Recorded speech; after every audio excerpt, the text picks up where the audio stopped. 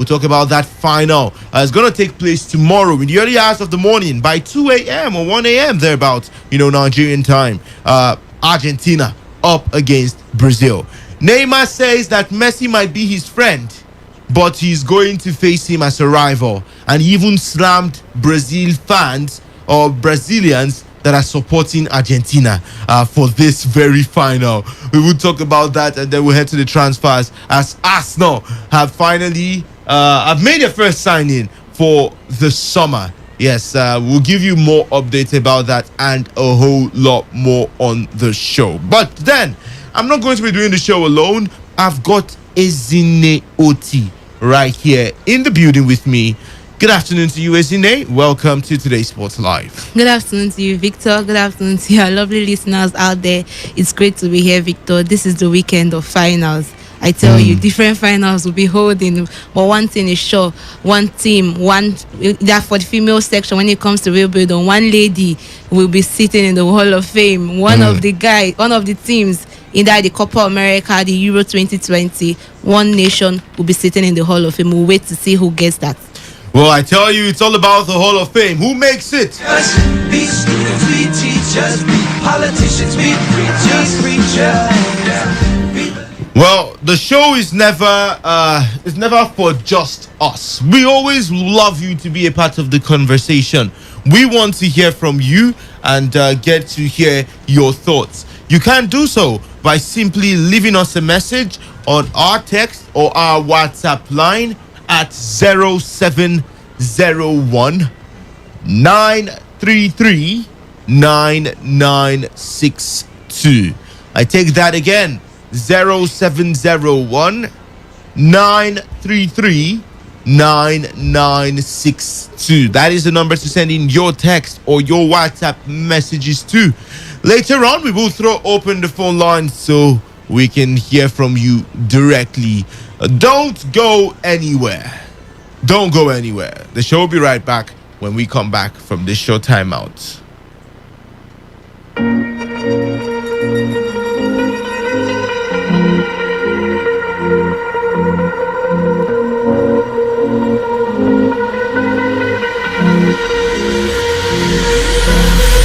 Falling too fast to prepare for this. Tripping in the world could be dangerous. Everybody circling as vultures. Negative, nepotist. Everybody waiting for the fall of man. Everybody praying for the end of times. Everybody hoping they could be the one. I was born to run, I was born for this. Whip, whip, run me like a racehorse. Pull me like a ripcord. Break me down and build me up. I wanna be the slip, slip. Word upon your lip, lip. Better that you rip, rip. Break me down and build me up. Whatever it takes.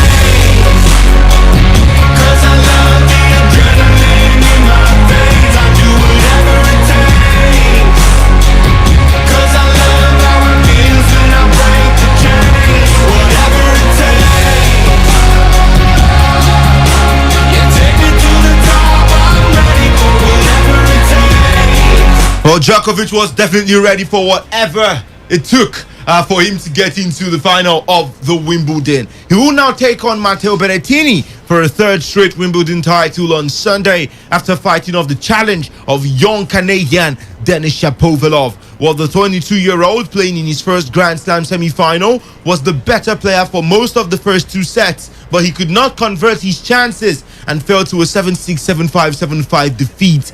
Djokovic has yet to hit top gear this fortnight, but he has only dropped one set during his first match of the tournament against British teenager Jack Draper. He is now one win away from equaling Roger Federer and Rafael Nadal's record of 20 Slam titles and completing 3/4 of a calendar Grand Slam.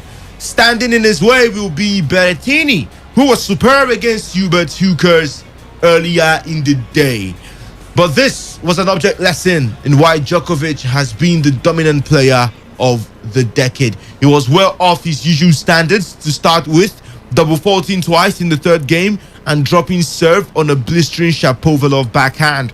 The 10 seeds one-hander is one of the game's great crowd-pleasing shots, and it has worked brilliantly this tournament, especially in his third round victory over Sir Andy Murray. Ezine, Djokovic. Let's start with Denis Shapovalov. I saw that game and I felt like luck wasn't just on the side of Shapovalov because he played better tennis, but somehow Djokovic found a way to win. You look at the how close it was. There was not a set that was so that Djokovic won so convincingly. 7-6, 7-5, 7-5. It took him the distance all three sets, but he was unable to win. What does this man have to do to become better and maybe win a Grand Slam finally? Okay, for Talking about Denis Shapovalov. Yeah, that game I didn't follow it to the end yesterday, but it was all you could say. Denis Shapovalov, he was brilliant, yes, but against a Novak, even when you are set ahead, you won't want to crown yourself victorious because he knows how to put in those pressure. That is one thing with Novak. When he plays with you until the game is over, you are not a winner when you face Novak Djokovic, and that was what Denis Shapovalov went through yesterday. You could even see him; he cried after the game. He knew that he was just some inches away from the final, inches from making history. He played one of his best games so far I have seen him done. Even Novak confessed that he took him to the fight. It wasn't an easy one for Novak, but Denis Shapovalov, he showed that he has something to prove. Maybe in the next Grand Slam he could get something better. But as long as you have this Novak still playing at this high level in the Grand Slam category, it's not going to be easy for the next James. You could look at that even against Tsitsipas in the French Open. Tsitsipas still took him to the very fight, but Djokovic, whenever you feel it's over for him, that is when he comes up. I feel the difference between him and the news gem is the way he puts in those pressure. When Djokovic puts in no pressure on the younger generations, they are not able to hold on to it. That's the difference he has come to do, and that is what experience gives you in this game. As it goes by, your confidence gets to improve. You know that at every set it counts. It is not over until it's over. That is one thing for Novak. Even when he's trailing behind, he knows that it is not over. When he comes back, you see a different kind of Novak, and that was what helped him yesterday. And for him, it looks very clear now. Just one game away from equaling that Grand Slam record. There are a lot of things. Novak is one player that every young player might not really want to meet at this point, because when you meet him before the finals, you are never guaranteed of a place in the final spot. If not for just like Matteo Berrettini, if he had met Novak, it might be a different case for him. He wouldn't have gotten to this final. So every young gem, I know that they won't want to face that. If you could remember then, I can't remember, maybe it was Tsitsipas or Zverev then that told him they need to rest. You need to let us win something. If not for that other unfortunate incident that happened during the US Open that Dominic Thiem won, it wouldn't have been easy for him because Novak would have gotten to the final still, and it would have been a different case. For Denis Shapovalov, he had a great game yesterday. He should leave with his head eyes up. It's against a Novak he lost. He didn't lose to a lesser side, so he has to be happy about that, knowing that in his next fight he might give something better. It's a good thing he's playing with this man at his peak of his career, because he's still winning Grand Slams. Tomorrow, just one shot. If it all goes favor for him, he's going to win it. So it's not a bad one for him, but still it will be a rub on his shoulders, knowing that he was just close, some inches away to victory, but it couldn't happen for him. Well, Shapovalov was playing freely in his maiden Slam semi-final and won 15 points in a row on serve until he came to serve for it at 5-4. He recovered well from love 30, but at 30-30 he missed a forehand with the court gaping, and Djokovic broke back. It was a huge moment and was replicated time and time again across the remainder of the 2 hours and 44 minutes they spent on center court. So many golden chances for Shapovalov, but just like I said, it feels like luck wasn't just on his side. Well, the top seed had now found a higher level, and there were some brilliant exchanges, but Shapovalov's resistance ran out in the 11th game before Djokovic booked his spot in a 30th Slam final. One more time, isn't there? Now we look forward to tomorrow. Novak Djokovic versus Matteo Berrettini. Do you think there's going to be any competition in any way, or you believe that Djokovic, despite him not being extremely convincing in this tournament yet, would be able to just see off Berrettini? It won't be an easy ride for him, Victor. You know, when it comes to the men tennis play, they take themselves to the highest length. It doesn't end that easily. It's not a 30 minutes game. It's not a 1 hour game. They take themselves to the length. It won't be easy for Novak Djokovic when he faces Matteo Berrettini. Let's not forget, Victor, he had a good run in the grass court this year, winning the Queen's Cup, then coming to Wimbledon. He has been doing great for himself. You could even see taking out Robert Hookers that took out Roger Federer. That stopped him. It's been a good ride for Matteo Berrettini. I talked about him some days back that he's had a good grass court season. We shouldn't write him off, knowing fully well, and I feel he's very motivated, knowing that he's the first Canadian, Italian, to get to the finals of a Grand Slam after how many years?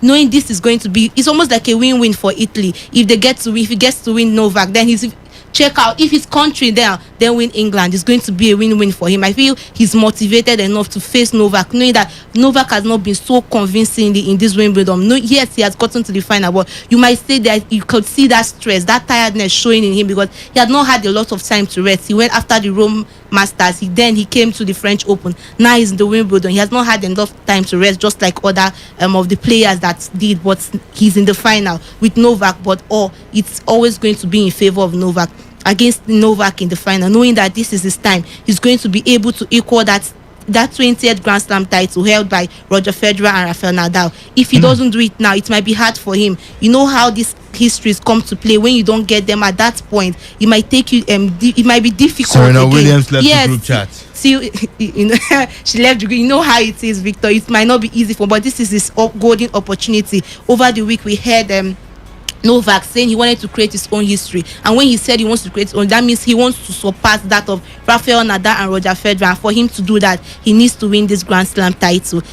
I feel it's all clear for him, but it won't be easy against Matteo Berrettini. He has been fantastic since. He has not had any win. He has not won any Grand Slam. But if you look at the way he has progressed in grass court this year, you want to give him you might want to stake your money a little on him. But Novak, no, he knows how to put pressure on these young gems. He knows how to push them to the finish. If it was against Rafael Nadal, I would say yes, it won't be easy. But yes, Rafael Nadal is not even so great on grass court. But Novak, fantastic when it comes to grass court play, has won a lot of titles, 5 Wimbledon titles. If he wins it tomorrow, it's going to be a 6th title now for him. So I feel it's it's clear for him. It's vintage Novak. It's clear for him to win it, but I feel it might not go that easily. It might be as tough as it was for him with Tsitsipas in the French Open, that he took it to the 4th or the 5th set before he could get that win. But I know it won't end like the normal way the female tennis finals end. It might just be an hour or 30 or 45 minutes and all road is clear for the winner. But it's a good one for Matteo Berrettini. I feel this will motivate him to do better. All right, well, will Berrettini rise to the occasion of his very first Grand Slam final, or would it be Novak Djokovic doing what Novak Djokovic knows how to do best? Let's talk about the women's play. Both players are going to be on court in just 38 minutes thereabout, and Ashley Barty will lean on the tough lessons that Wimbledon has taught her over the years when she tackles Karolina Pliskova on center court in the women's final. Well, a decade has slipped by since a 15-year-old Barty won the girls' singles title, and now she and Pliskova will do battle for the Venus Rosewater dish. Well, Saturday's final is a clash of the player with the most aces on the women's tour this year. That is Barty with 255, and the tournament leader for that metric, that is Pliskova with 54. Well, Pliskova would likely be a tough nut to crack, having won 57 over 61 service games for a 93% strike rate, with a Czech the only player in the draw above 90% in that crucial component. Both players will be making their debut in a Wimbledon women's singles final, the first time that has happened at the All England Club since 1977, when Virginia Wade beat Betty Stove. And Ezine, back to you again. We've got the world number 1, Ashley Barty. You know, there's a big possibility of she becoming just the 4th player in the Open era to win both the girls and women's singles title at Wimbledon, should she get the job done. I mean, she's going to be following the likes of Ann Jones, Martina Higgins, and also Amelie Mauresmo. Do you believe that she might just do that? Or you think the Czech woman, Karolina Pliskova, stands a better chance of lifting the title? Before the Wimbledon started, I tipped Ashley Barty to go further in this competition. I expected her to get to the final, even win it, and she has been doing that. She has had a good run in the Wimbledon, the grass court tournament this season, going all out. Now she's in the finals, taking out French Open champion Barbara Krejcikova, even took out former champion Angelina Kerber. It had been a smooth ride for Barty. She had shown that that mean winning, being a top seed, world number one, it's no mean feat. She had to prove that. Unlike other tournaments, we see the top seed leaving so quite early, but she had stood her ground to this point, to the final. It hasn't been all easy. You could remember during the French Open, she even retired because she had the hip injury, and she went to rest, and now she's in the Wimbledon. She has been fantastic. She has gotten to the final now against a Karolina Pliskova. For me, I feel Karolina Pliskova are those females that you expect them to do well. She's part of those females that are supposed to have gotten a Grand Slam over the years, but she has not been able to. She has not been convincing. We could remember recently in the Italian Open, yes.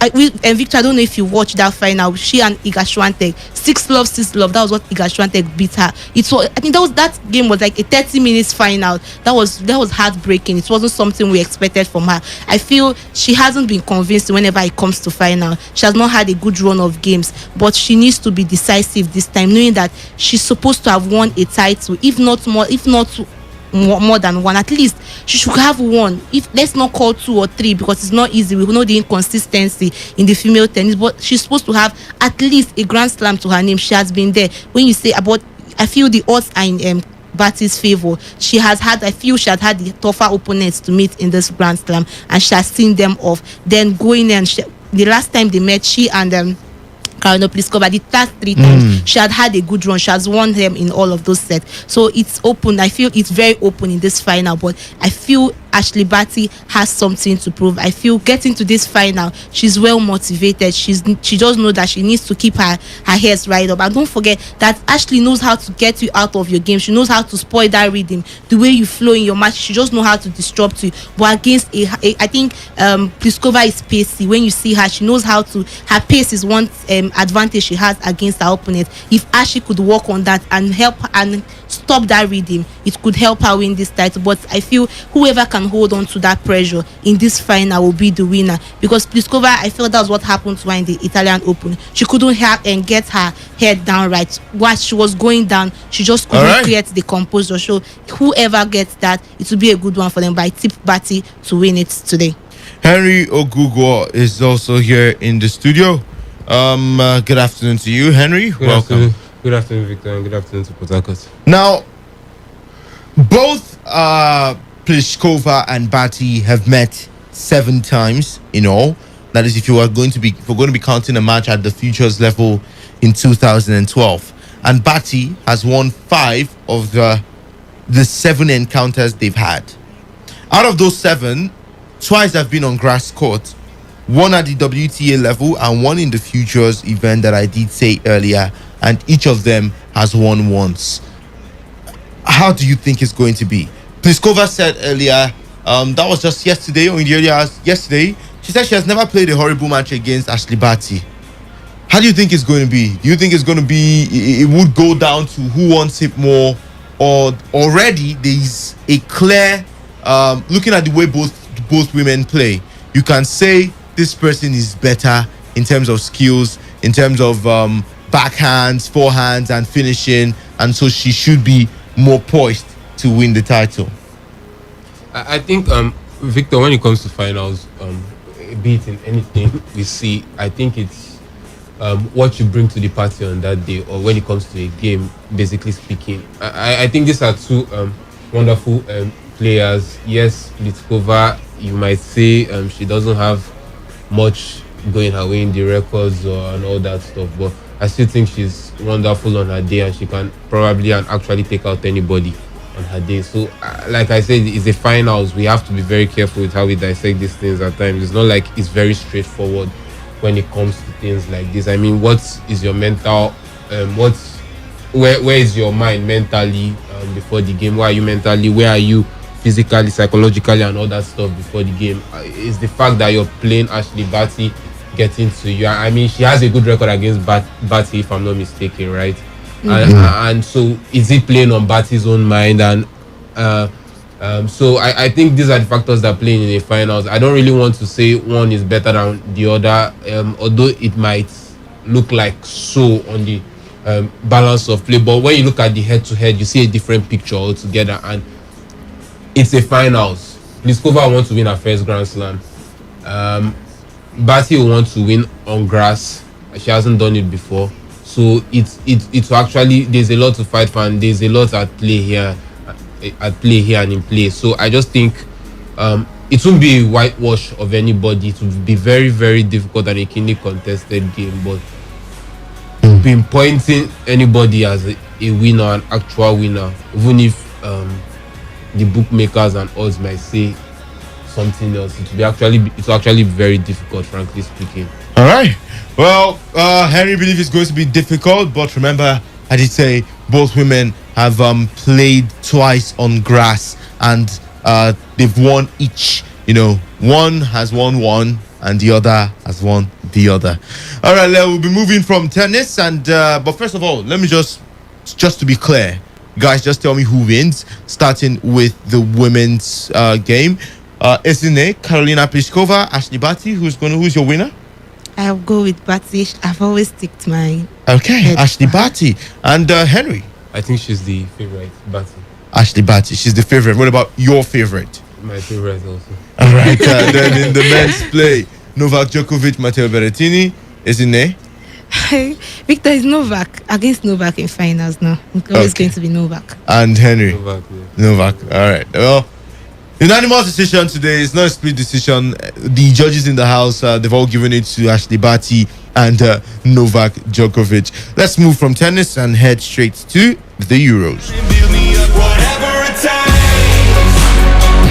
'Cause I love the adrenaline in my veins. I do whatever it takes. 'Cause I love how it feels when I break the chains. Whatever it takes. Yeah, take me to the top. I'm ready for whatever it takes. 'Cause I love the adrenaline in my veins. I do what it takes. Gotta be being typical.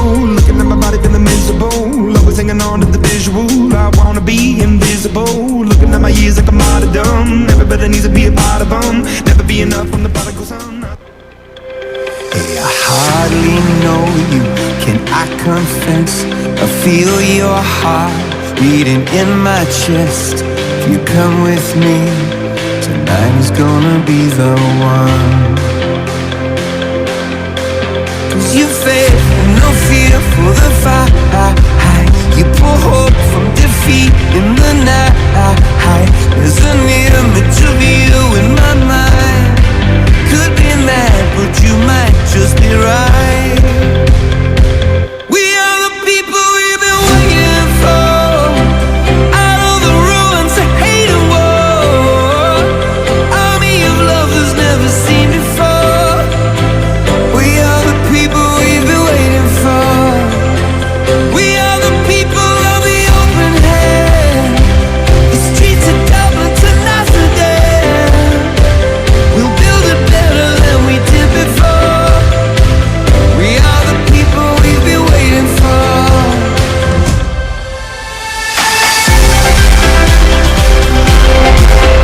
Well, definitely the final we've been waiting for. Italy up against England. And we're going to be doing a detailed analysis of both teams, starting with the Italians and the manager, Roberto Mancini.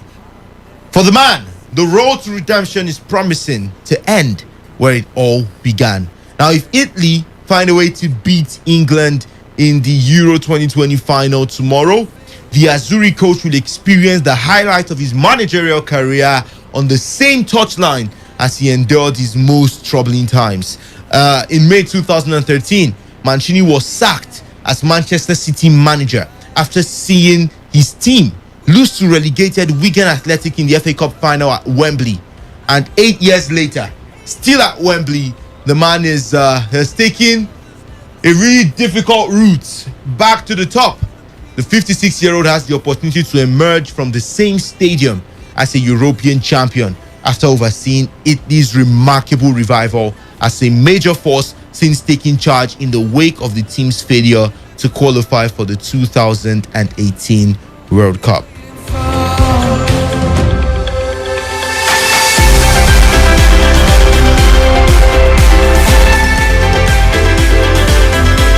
But then the question today is, has Mancini really transformed Italy since succeeding Gian Piero Ventura 3 years ago?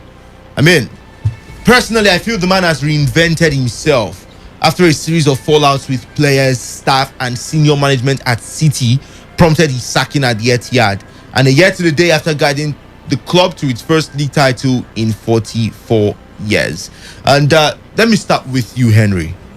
At a point in time, several sources said that Mancini was very challenging. He was very difficult. In fact, a particular source labeled Mancini as a chameleon. You know, that during his 4-year spell at Manchester City, he would charm the media and the supporters with his public persona, his demeanor. But behind the scene, he was something else. You know, at a point in time, Carlos Tevez said he hates the manager. And there were so many issues with the backroom staff. Do you think Roberto Mancini has reinvented himself to becoming this new Mancini we're seeing? Or you believe that such problems might still be in the Italian dressing room? I think, Victor, when things like that pop up, or accusations like that pop up against a manager or a coach, I think it's just one place. Mancini was at Inter, and we never heard of stories like that. He has been in several places after that, even Gala, and stories like that never popped up. I think it's a issue of dealing with egos, players seeing things in a different way or in a different light, different individuals seeing things differently as to how the coach is, or depending on people's character and all that stuff. And basically, for this Italian team, I don't see if it's true or the accusations are supposedly accurate. I don't think or see it happening in this Italian side, because first of all, we're seeing a very cohesive unit. We're seeing a unit that is like they are one. There's a sort of brotherhood and brotherliness and that family atmosphere about the whole Italian team, and it's a reinvented Italian team. I mean, seeing Italy play the way they are playing, I mean, right from being a little boy, or even seeing things in the past, even before I came into this world about the Italian side, they have never really been known for their fantastic style of play. Yes, they've always had the technical players, but they've never been really known for their fantastic style of play. But we're seeing that now, and we're seeing a rejuvenated and a very good Italian side. Do I see the problems popping up? No. I mean, if they do win the Euros, they've tasted success and they'll want more. And why would you want to jeopardize your road or your way to success by causing disharmony and disunity in a dressing room or in the camp? So I don't think we'll see such happen. I think things, even if there are issues, they'll let it slide and move on, try and find common ground and move on. I think basically with human beings, look, it's very difficult for two people to coexist. Even husband and wife, or even siblings. It's actually difficult for even siblings to coexist. It's all about finding common ground and a common goal together. And I think if they can do that, then they will avoid such disunity and such issues in the team. All right, and Esine, winning at Wembley 8 years after the Wigan loss, do you think it would finally square the circle for Roberto Mancini after seeing his reputation tarnished by his departure from Manchester City? It will do much more than that for Roberto Mancini. He has shown that he could do better when it comes to coaching a national side. You know, one of the problems some coaches have, they are very good when they coach the club side, but when it comes to national teams, they falter at that point. But Roberto Mancini has come to prove something different. You might say he had not had a very good ride when it comes to the club competitions. In the teams he has overseen, but he has shown a different thing when it comes to the Italian side. You see a blend of the old and the young playing in a unit. It's a beauty to behold when you watch the Italian side play. Their defense, their midfield, their forward line, all perfect. I may not put it, but I feel they are perfect. They know how to connect themselves. He has proven that going to Italian side, choosing different players from different clubs. Unlike some managers, they might go for all the bigger names, but he went there searching for the pure talent, and he got them. We could see them in the Euros. They have been making waves. Not at least, if not for anybody, for Chiesa, he has been fantastic for that team. You could see that. I feel he has everything to win, but it won't be easy in Wembley. England has not lost at Wembley. How would that be easy for them? That would stand a different. That would be like a blockade for them, because it won't be easy. I'm playing at Wembley. I feel England at home. They're at home. It's not even I feel England at home. They will surely have more fans. And you know, when you have the higher fans, it's almost like 12 against 11. But Roberto Mancini has everything going right for him. His team, he has been able to create that calm in them. They know how to manage it. That's the experience that comes with this side. But I feel one thing he needs to know, that in this game he should mind how he does the substitution. That almost cost him this spot in the finals. At the semi-finals, yes, against the semi-finals, he did that substitutions too early when he felt they've already won, and it almost hurt him. So this time he has to do it better. But the Italian side, they've been fantastic. I feel Roberto Mancini has given us a different class of a manager. You talk about the teams, the country that has performed perfectly, that have performed higher in this competition. I want to give it to the Italian side, the company, because the countries they've met, they are stronger opponents compared to that of England. They took out Belgium, that took out Portugal. They took out many countries that you expect them to struggle against, scoring goals for fun, except when they later conceded against Austria. That was the first time they conceded, but they've been fantastic this season, and all credit goes to the manager and the team spirit of that Italian side. Now let's take a time travel to when Italy failed to qualify for the World Cup for the very first time in 60 years. You know, it was a big humiliation for the football fans and to the entire to the entire nation of Italy. Now, Henry, 3 years on, this man has overseen an impressive renaissance. He has changed the style and direction of the Azzurri, and now we see them play with a breathless brand of entertaining, high-energy football. Who would you attribute this transformation to? Roberto Mancini or the players currently available for the man? I think it's a bit of both, but I think Mancini gets most of the credit. I mean, Italy's Ventura you could neither place them here or there, and with Ventura he had issues with certain players and he just favored certain players over the others. I remember the 2018 World Cup qualifiers, the playoffs against Sweden. They were searching for a goal and he was bringing on De Rossi when you had an Insigne and the other players, keeping my mind now, on the bench. So it was actually even the players on the pitch were livid and shocked at what was happening. But now with Mancini, we're seeing a different Italian side. I mean, he said one of his biggest regrets was never kicking a ball at Italian 90. And he has done a lot to make sure that every player in his team, number one, gets to kick a ball at these Euros. That is number one, cohesiveness and cohesion, making the players feel they are needed and they are important. Then number two, the style and approach.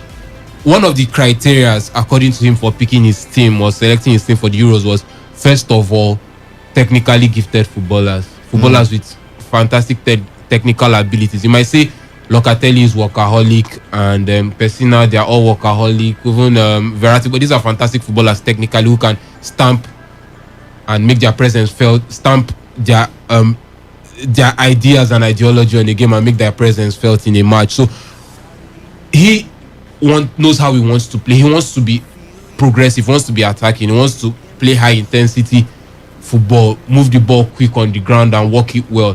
What do you need? You need technical players. So he has an idea, he has an ideology, and he now has the players to help him carry that out. So I think it's a bit of both. The manager knows what he wants and he's getting the right set of players to give him that. All right. Well, the manager knows the players, but he needed them at the end of the day. That's according to Henry. Mancini, he ended City's 35-year wait for a title when he won the FA Cup in 2011. Italy have gone 15 years without a silverware. Would he be able to end it? We want to get to hear your thoughts. You can leave a message on our text or our WhatsApp line. It is 0701 933 9962. I take it again, 0701 933 9962. How instrumental has Roberto Mancini been in the transformation of the Azzurri? He had unsuccessful spells in charge of Galatasaray and Zenit St. Petersburg, either side of a fruitless 2-year spell. Then back at Inter Milan, it felt like his career was drifting away in the wilderness, but Euro 2020 has made him a coaching star again. If he eventually decides to leave the Italian squad, Henry, still sticking with you, do you see a number of big teams returning or coming for Mancini? At a point in time, there were rumors that he actually put his daughter in a school in England, London to be particular, so as he could be close to her, just in case. I mean, as a method of telling the English football clubs that I'm available if you want to employ me. I don't think he's going to leave the Italian job now, irrespective of whatever happens. I think he'll still take them to the World Cup. But if peradventure he does leave, I do think that yes, a lot of some of the bigger sides will be looking at him, especially in the Serie A. You could have, if there's any you're unsatisfied or you're not satisfied with your manager's performance during the season, but I don't think anything is going to happen now. I don't think he's going to leave the Italian side. I mean, the managerial merry-go-round in club football is literally over. Every club has a manager now set for next season. So I mean, if you're a club and you don't have a manager for next season, then what? You're not serious. So I don't think anything is going to happen for now. But if, like I said, irrespective of whatever happens, this Euro finals, if they lose or win, and they go to Qatar 2022 and they have another good performance, then I think Mancini will be one of the managers some of the big clubs will start looking at as, okay, if we need to change something, then he could be the guy we need, or he could give us what we want. So definitely yes, I think they are looking at him, but I just think with a little pinch of salt, they're just being observant now at the moment and seeing what happens or what transpires. Okay, well, let's move on to other matters. We are the people of the open hand. Still involving the Euro 2020, UEFA President Alexander Seferin says that Euro 2020 has been unfair for fans and a challenge for teams because of the vast differences in distances they have had to travel during the tournament. Now, England is going to be playing Italy in tomorrow's final at Wembley after a championship that has been played in cities in 11 countries. Countries like Switzerland had to travel the farthest, 15,485 kilometers. That was the journey, the distance that Switzerland traveled in total, while Scotland only traveled the shortest at 1,108 kilometers. Seferin told BBC Sport, "I would not support it anymore. In a way, it is not correct that some teams have to travel more than 10,000 kilometers while others have to only travel 1,000 kilometers. It is not fair to fans who had to be in Rome one day and in Baku over the next few, which is a 4.5-hour flight. We had to travel a lot into countries with different jurisdictions, different currencies, countries in the European Union and non-EU, so it was not easy. It was a format that was decided before I came into post, and I respect it. It is an interesting idea, but it is hard to implement, and I don't think we will ever do it again." Well, matches have been held in London, Glasgow, Amsterdam, Copenhagen, St. Petersburg, Seville, Munich, Baku, Rome, Bucharest, and Budapest. Belgium, knocked out in the quarterfinals, traveled the second farthest at 10,245 kilometers. The format was called a joke by Wales defender Chris Gunter after his side were beaten in the last 16 by Denmark in Amsterdam, having travelled a total of 9,156 kilometers. They played their first 2 group games in Baku, Azerbaijan, before heading to Rome for their final group game. Now, finalists England and Italy both played their 3 group games at home in London and also Rome.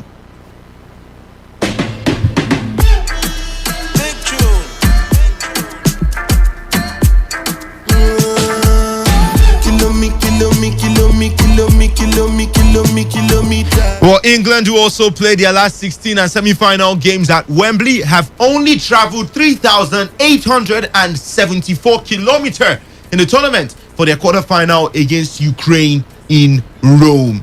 Italy, who played their last 16 game at Wembley before going to Munich for their quarter-final win over Belgium and returning to London for the semi-final and final, have now travelled 4,714 kilometers.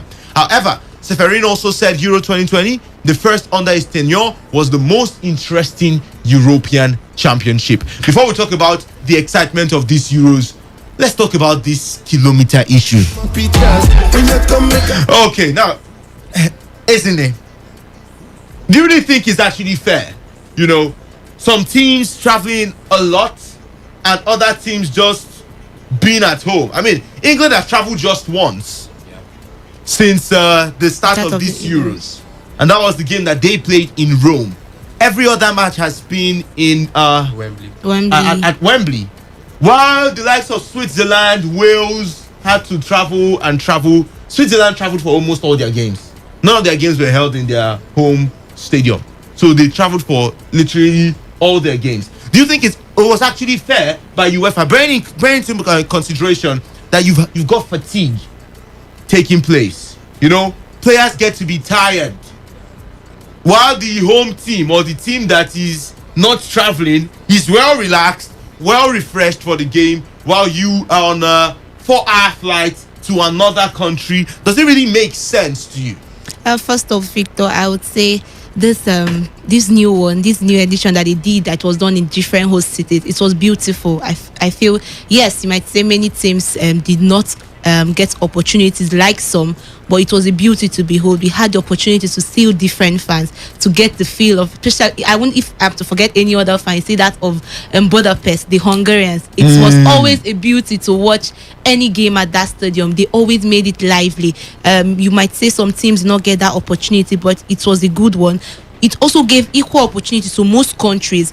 The fans, most of the fans might not have been able to travel, but they were able to see this team play. It might not be your country, but you were able at least to watch one of those games. Imagine if it was hosted in one country with this COVID and the different travel restriction. Many of the fans won't have the opportunity to see a game at the Euro 2020. But moving away from that, it was not, for me, I felt it was not fair, especially when it comes to England. England had a lot of home games apart from their quarterfinals that they won Germany. They've been playing at Wembley. They've always had the home support, unlike other countries that came for the Euros. Yes, it shows fatigue when you want to travel for these games. You need to have time, you need to train, you need to rest, but some countries do not have an adequate time just like other ones.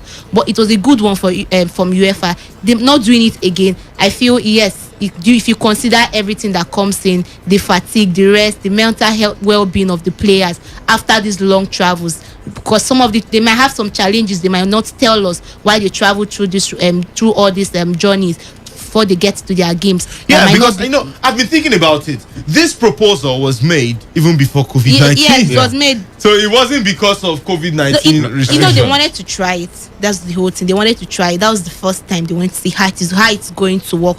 But we could see you could see that it was a beauty to behold, watching them go to different countries. So you don't think it was unfair? It's not. It has already been done. That was I would say.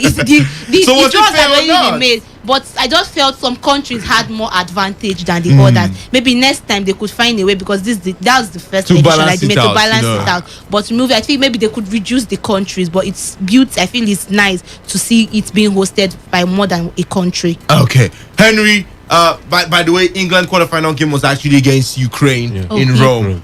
Henry, do you think at the end of the day we're going to be seeing some countries cry bloody murder? The likes of Wales, they played their first game in Baku, Azerbaijan. Their first 2 group games in Baku, Azerbaijan. Then they traveled to Rome for their final group game, and I'm trying to remember where they played their round of 16 fixture. I think it was in I think was it still Rome or Budapest? No. They traveled for their round of 16. I'm game. trying to remember. We'll get that one against Denmark, right? Yes. Yeah. But you look at that team and you look at the way they traveled. 9,156 kilometers they did travel. I don't walk that many kilometers. Well, they definitely wakad many kilometers. But then, at the end of the day, do you think some teams would, at the end of these Euros, start saying, okay, it was unfair, we didn't play this, we spent, you've just been in your home, we were traveling, we got tired, or you think no one has a case because they already knew this before the start of the tournament? I mean, everybody does have a case. I think this like we said, administrators do certain things without factoring in or putting in place what the players feel or think, because players traveling a lot takes a big toll on their body. It takes a lot out of them. Imagine sitting in a plane for 4 hours, you come out, you're jet lagged and all that stuff, then you have to go through immigration. And some of the countries were non-EU, like Azerbaijan is a non-EU country, so you have to go through immigration. It's not like your Schengen passport can see you through or get you through.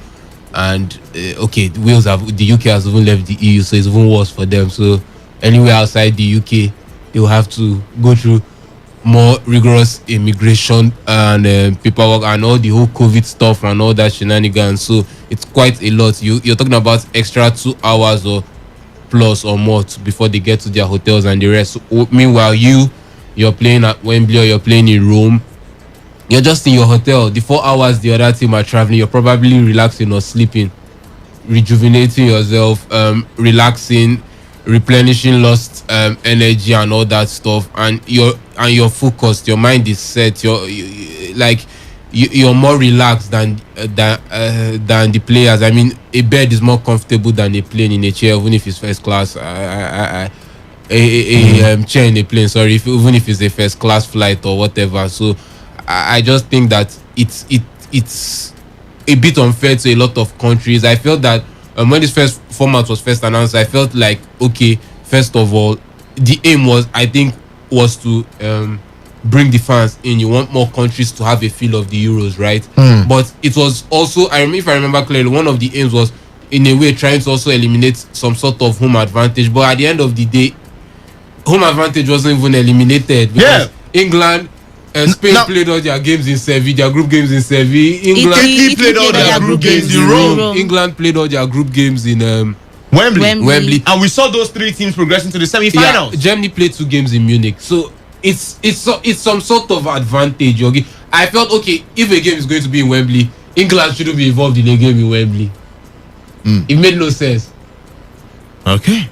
A group, you could give the Portugal group now, they'll play in Wembley and have them packed. That was try and reduce distance between travel distance between venues for teams, because that's one of the main reasons of hosting the World Cup in one country or the Euros in one country like it was done before. So I just think it's a lot. It takes a lot of toll on the body of the players traveling and moving. I mean, we see players retire from international football earlier or once they are 30 because they say their body cannot carry them again. The traveling and all that stuff, it's a lot. It takes a lot. So I think it's unfair in certain cases, and so we will see people complain and say that, oh, I was fatigued before the game against Denmark. I was so tired against Spain. We had traveled 15,000 kilometers and we now had a red card. We're already tired and all that stuff. We will hear stories. Definitely things will pop up, and I just think that it wasn't the idea was nice, it was beautiful, but not properly executed. But not properly executed. Okay, well, the 2 teams that or 2 of the teams that played all of their group games in their home city are now through to the final. England played all 3 group matches in London and Italy played all 3 group matches in Rome. England also played their last 16 and semi-final at Wembley, while Italy played their last 16 game at Wembley. They went to Munich for their quarter-final and then returned back to Wembley for their semi-final win. So they've traveled like 3 times, first to London, then to Germany, then back to London. All right, well, that's that. Seferin also said that Euro 2020, the first under his tenure, was the most interesting European championship. Well, he says it has been a special Euros for sure. The 53-year-old Slovenian added, I remember it as the beginning of normality and the return of fans. I have never seen a dramatic Euros like this one, with great matches and surprising results. Our health protocols are extremely tough and everyone is tested, even those who have been vaccinated. I was tested 76 times. The teams are highly professional and they all respect the bubble system. Also, in the stadiums, we're very strict, and when I see politicians saying people were infected at the matches without any proof, it disappoints me a bit. Some say 2,000 Scottish fans were infected, but the Scottish fans who went to the match against England at Wembley were tested. There were also 20,000 who came to London without tickets. You are not tested in the park, but to accuse all football of spreading the virus is irresponsible, in my opinion. Okay, and Seferin, the UEFA president, saying this has been one of the most exciting Euros he has ever witnessed. Now, guys, I want you to quickly start going through your brain archive, all the Euros you've watched, all the Euros you've been opportune since you knew football and you started following football, and then you would rate this one comparing with the other Euros that you've actually seen. The Euro 2016, where Portugal won, Euro 2012, 2008, just keep thinking. 2004, the Euros that Greece won was 2004. Yeah. 2004. Euro 2000 as well. Just keep thinking, and then we'll get to you shortly. But then, remember, you can be a part of the conversation by leaving us a message on our text or our WhatsApp line. The number is 0701 933 9962. We'll be going to the phone line shortly, just after the guys give us their take on the excitement of this particular Euros. Where does it rank among the previous Euros that you've seen? The president of UEFA, Alexander Seferin, says this has been one of the best Euros that he has actually witnessed. Says, I've never seen a dramatic Euros like this one, with great matches and surprising results. Do you think he's just been a politician and, hyping his tenure? It's in my tenure that we saw exciting games. In my tenure that Denmark did this. They went to the semi-final. Just as, or you think he's actually telling the truth? Let me start with you, Henry. I mean, the Euros has been exciting, no doubt. If I go back to all the Euros I've watched, my first Euro was actually Euro 2004, and thinking back, I think the Euros has always been the Euros, frankly speaking. You want to say, okay, Denmark, you could say Denmark was some bit of light this Euros, and seeing it they played the way they did. I mean, Denmark, they didn't they lost their first 2 games, and the first team to lose their first 2 games but qualify for the knockout stages. But it was also a 24-team tournament, and irrespective, if it wasn't a 24-team, they would have still crossed their group because they finished second, no doubt. But we've also seen some interesting things happen. I mean, 2008, Turkey was everybody's favorite team in the Euros. 2004, the whole Greece scenario and the whole shenanigans of Greece and everything comes to play. 2012, not really much happened. 2016, a team only won 1 match in 90 minutes, but ended up being the final. One of the players almost turned to a coach. Ronaldo almost turned to a coach that final. Almost, he became a coach. The only exciting part of that Euros, was Ronaldo when he was coaching. That was the only thing I enjoyed in that Euro 2016. I think that Euros was actually drama. We were complaining that the whole 2014 tournament was, why would we see Northern Ireland in the Euros and stuff like that? So I don't know, like I said, the Euros has always been the Euros. You can't, because I've seen certain games like this. Although you could say we've seen more goals, yes. Sweden, Slovakia, I expected it to be what am I watching Sweden and Slovakia for? We saw goals, we saw some exciting piece of play, some exciting football. Ukraine, Sweden, the same thing. So I think in a way, this Euros has been fantastic, but will I want to rank it above all the other Euros in the past I've watched? Not really. I think the major excitement has just been having different grounds, not it being in only one country or one team hosting alone and all that stuff. You're seeing different you're seeing input of different cultures and all that stuff, and it's actually been exciting on that front. Style of play and football has actually been exciting. We've seen some fantastic things happen, but will you say, has there really been any shockers? Okay, yes, you can say Switzerland and all that stuff, but I just think it has been a Euros like literally every other Euros, frankly speaking, in terms of results and performances. I would say one or two upsets or shocking performances, but barring that, it's just been like any other Euros. All right, how about you, isn't there? Just like he said, just like Henry said, it's been like every other Euros, but one thing that stood out is this new invention of playing it at different stadiums. It's been exciting watching different play, plus the story, the incidents that comes up. Whoever, for me, when we talked about the group stage, we never thought of Denmark getting to the semi-finals. No one gave them a say. Yes, you say every Euros you get to see one underdog just comes up and gets to the finals, but they couldn't make it. And most times when you make predictions during these Euros, it didn't really work. You see the smaller teams just bring up some surprises. I feel this Euro showed us that many countries now are taking football seriously. They are improving. You can't write off any of the country just because you know that and following from antecedent, they've not been doing so well. You could see this Czech Republic, they gave us very good goals. They kept going on. I felt at some point they could even get to the semis, but they couldn't do that. Then the incident that happened during the group games, that of Denmark after Christian Eriksen's slump on the pitch, then you got to see a new star spring up. Damsgaard, getting that Michael Damsgaard going further. It's been interesting, just like every other Euros. But I feel this new thing they brought up, it spices up the Euros a whole lot. You get to see different feel of. For we that watch it, it's been interesting. I will never forget the Hungary part. The Hungarian fans, it's going to always stick to my heart, knowing how loved football can be as a game. Okay, so none of them gave any clear answers on which is, if this has been their most exciting Euros, but then we hope to get answers from you. Let's go to the phone lines. We started the show from tennis with Novak Djokovic progressing to the finals of the Wimbledon. He would face Matteo Berrettini tomorrow, and already we've got Karolina Pliskova up against Ashley Barty. We also talked about Roberto Mancini, the man who has been in charge of the transformation of the Azuris from being fired by Manchester City after losing the FA Cup final to Wigan Athletic at Wembley. He's now with Italy in the final of the Euros. Do you believe that Mancini is the man responsible for the transformation of the Azzurri? Then we also talked about the Euros, the travel distances, some teams having to travel a lot, some other teams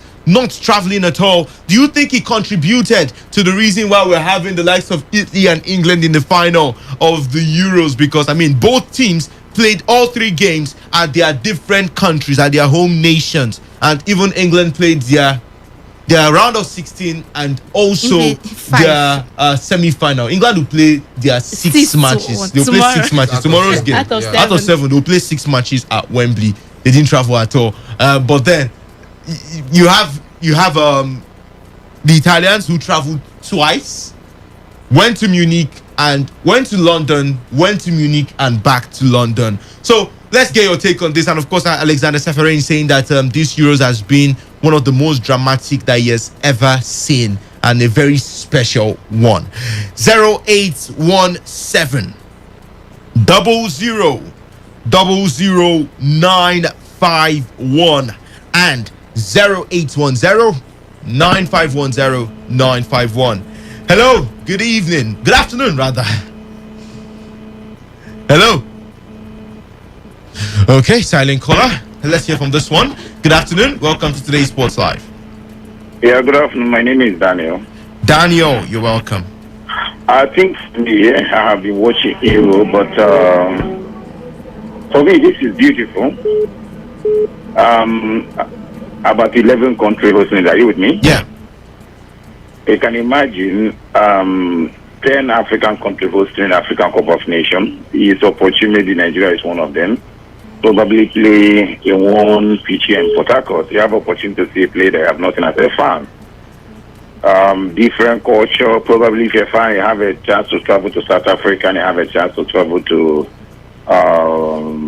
Romania. You know, it's just a fun of traveling. You need to see different culture. It's not just one thing or one system. Probably only Nigeria is something. When you come to Nigeria from the beginning to the end, it's just that culture, you know. But this one, you have opportunity to see different individual, different culture, different perception, and you know, he added in your life as a woman. Then, in terms of traveling distance, I don't think that is the reason why England and Italy is in the final. You see, let me tell you, these guys fly first class. If they fly economy, you may be saying, okay, yes, so, you know, you squeeze your leg, you don't have that chance of... but there's jet lag. There's jet lag. Look, let me tell you, the seat is like a bed. You want to lie down, you lie down. Your leg is... I mean, you don't face yourself. When you say traveling, the only thing that somebody is just piloting you are just there. If you want to sleep, you sleep. Catch us when you landed in airport, it treat you like a first class citizen. Beautiful ladies, handsome guys, and they don't even go this process of all this immigration that some of us go. You find it is a first class. The motor to the hotel is there. You go to anything you want. They treat you like a god. So you think it's not an excuse at all? There is no excuse. In fact, saying fatigue for me is even an excuse. Because they give you that kind of treatment. You may score 10 goals. Thank you so much for your contribution. Let's hear from the caller. Hello, good afternoon. Good afternoon, guys. What's your name? I'm Apostle of Love from Adam. Apostle of Love. Go on, please. Thank you. Let me begin from Martini. He has done a very good, fantastic work for Italian team. And the only problem they will have is playing at Wembley. I've said it before. England have not lost a match for a decade. The last team that beat England in that place was Denmark, which England also did. They should prepare very well. Then talking about the travels, I think that is the beauty of Euro. Apart from, I think other EU nations have rare settling them. So players complaining, that is the beauty. Every and I think there is a little, should I say, paper, because it looks as if Italy and England are the major hosts of this tournament. They might have discussed it. You know, apart from COVID-19 problem, that is due involving these smaller nations in Europe and those of them that are not, you know, to be part of what they are doing. Like every nation, the Hungarian fans, I enjoy them also. So that is the beauty. That's why the UEFA put it that way.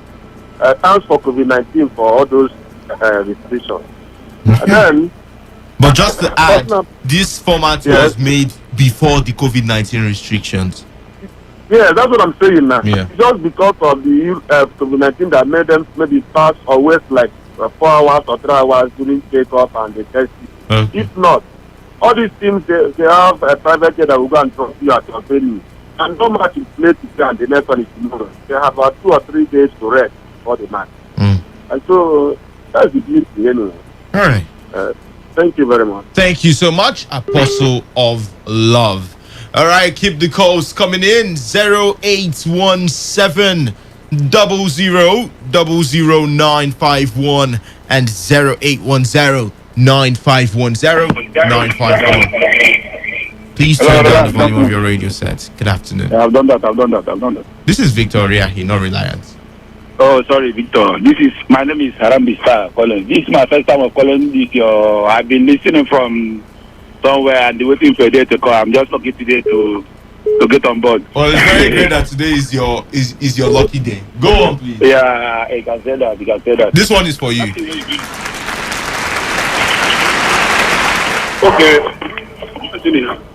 Go on. Yeah, I think about the. I think I want to say England will win, but it's not going to be easy. They might have a leverage based on their playing at Wembley. So I think the Italian team, they are more tactical. If they are more compact, compared to the England team. Yeah, I think they have a compact defense that might be difficult for the England players, the likes of Sterling and Jordan Sancho to break in. Then talk about the travel, the logistics. I mean the travel. I don't think I don't think there should be any complaint. Where I think there should be complaint is in the area of maybe they should have like maybe to be if England is playing, they will play as in if you are at home, you play away. Then if you are playing away, if you play home today, the next match you play away. Like to you shouldn't be England playing at home and playing at home and playing at home. Yeah. Yeah, they should have just made like well, you play at home the first match, second match you can play away, just to rotate the venue. All right. But I don't think that should be. I don't think because you can. Yeah, their logistics. They can't compare it to Nigeria like anybody traveling from Nigeria to Libya. No one is doing that comparison. Okay, so I think it's just they have everything they need there. So no room for complaints. Thank you so much. Let's hear from the scholar. Oh, so sorry we lost that call. All right, let's take some messages. Chimobi says, I can't forget Iceland fans' thunderclap in the last Euro. I will never forget that night, that day, that is Iceland, how they celebrated with that thunderclap. I tell you, beautiful. Even in the World Cup as well. Hello, good afternoon. Hello, good afternoon, my dear. What's your name? Grandpa. Pardon? Grandpa. Grandpa, you're welcome. Thank you. Sorry, I want to find out from you people if there's anything to be done or what to be the result of the complaint of the Denmark goalkeeper that somebody pointed a lecture to his eyes before the penalty was kicked. Well, UEFA has taken it up and is currently being reviewed by their Code of Ethics Board. Yeah, but so that cannot cancel the match. No, definitely not going to cancel the match. To be fair, he saved the penalty at the end of the day. So, but the ban was put aside. He can't cancel the match. The worst he can do is they will penalize England. What is needed now? The need is to let match not to win or lose. So the match now have seen that this Euro, England is favored in everything. That means they prepared for them to give them this cup. There is no competition for the number of years they have not won any Euro Cup. That is what I'm thinking. So, by the way, we take it that is their own. Denmark and England are brothers and sisters. No problem. Okay. Thank you so much for your contribution. And this message says, hello guys, I think Barty and Djokovic would win the Wimbledon. I'm a Nadal fan through and through, but I doff my hat for Novak. He's an unbelievable athlete. The man is the personification of the word tough. He hurt me a lot of times beating Rafa, but I have nothing but respect for him. Then he says, Bros, leave Seferin and his PR. I enjoyed Euro 2000 and 2008 more than this 2020. As for the trophy, it's not coming any home, rather it is heading to Rome. That is Dozier from LLA1. And Gary in Rukwaku says, good day guys, the penalty given to England against Denmark was robbed. We're not talking about that, but then it says cheating started right from the onset. England was always found of falling for free kicks, particularly Kane. Referee was against Denmark all through the match. Take for example, the match between Italy and Spain. No extra time was given. 6 minutes extra time was given to England by making sure they won. Final match should be taken to different venue. Italy will carry the day. Okay, Gary. Well, the final match would not be taken to a different venue. It's going to be played at Wembley. All right. And this one says, good day, guys. Underestimating Italy is at your own peril. This Italian team is so composed. One fighting spirit from the players on the bench to those on the pitch down to the coaching crew.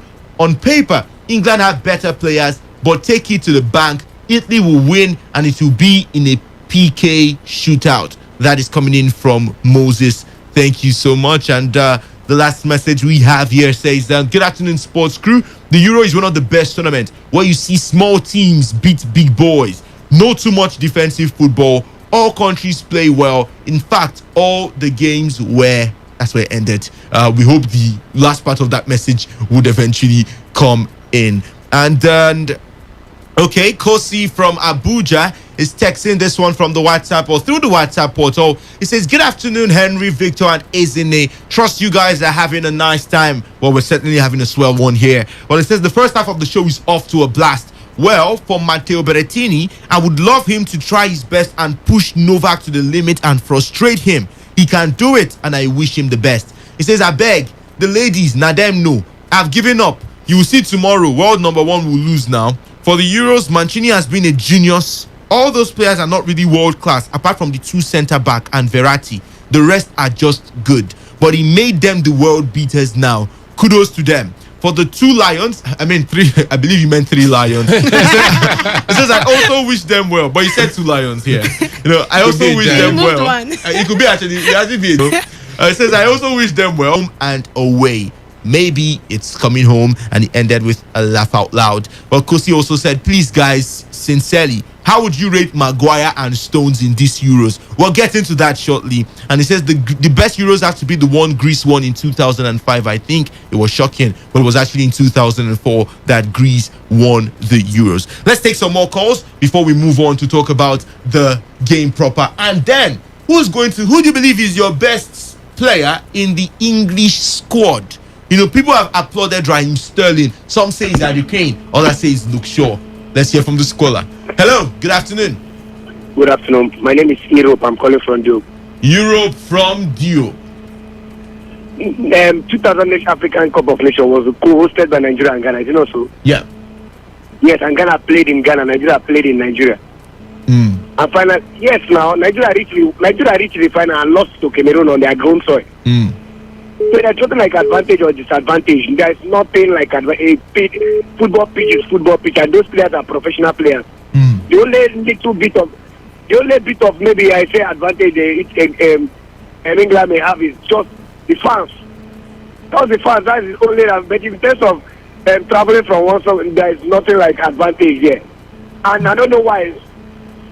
People hate me. For me, I don't want England to win the Nations Cup, but the fact remains that England are the most organized team in this Nations Cup. From their defense to the midfield, their attack, they are well coordinated. They played more. Other teams are very good, like Italy are very good. But England, defensively, they are solid. Defensively, they are very, very good. From all their defenders, we don't see any weak points in their defense. Okay. For me, I don't want them to win it but England will win the Nations Cup. Thank you. All right, thank you so much for your contribution. Hello, good afternoon. Hello. Yes, good afternoon, Victor. Good afternoon. What's your name? My name is Matthew. I'm calling from Iwofe. Matthew from Iwofe, Port Harcourt. Welcome. Yeah, quickly, I still want to talk about the traveling issue, the distance some nations have been traveling to Europe. I think he also has, to a distance, he has a part and a role to play in fatigue and not allowing some nations to perform the way they should. Because if you want to look at England playing almost their matches at Wembley, he also gives them advantage and all that. Okay. But talking about the final properly, I don't know which way it will go to, but I think the toughest opponent England has really faced in this Euro has to be Germany. And that Germany we see was not one of the best Germany that we know of recent years. And so I will not really give credit to their defense and all that, but I think their match against Italy will really prove if they were really made for this Europe or not. Then quickly talking about tennis, I don't know if I would say I've really lost interest in men's tennis and all that, because going to a tournament and you will know the outcome of the tournament before it begins. That's not really competition anyway about the men's tennis. But when once Nadal was not in that Wimbledon, I know it will go just one way, and that will be Novak Djokovic. In that competition, The men are really not stepping up there. But when you watch women, you know it's unpredictable. You don't know who can come out tomorrow. And so it makes fun that you watch something and you will not know the outcome of what you're watching. So men's tennis is like watching a Bundesliga, where you know it's only Bayern Munich that will be there to carry the day. Thank you very much. Thank you so much. Let's hear from this caller. Hello, good afternoon. Good afternoon. What's your name? I'm Comrade Bumad Agogo. Please turn down the volume of your radio set. Actually, you know, if you look at the two teams, you will know that in the defense, they are equal to me. Okay. In the midfield, and England has edge, a little edge over them. Then in the attack, I will put it they are equal. Because, you know, Scherzer has space, Sterling has space, then Ugarte maybe has strength as Kane. Then when you talk of Insigne has space also. Saka or Sancho, both of them have pace. But what I will say that is that the England defense, they are very good defense and very experienced defense that can observe pressure, can hold on to pressure, can make you know that yes, whatever way you come, they can handle it because of their experience. But to my own, I've watched the England watched them, you know, they have not played a very good team. Even the German self is not good in this tournament.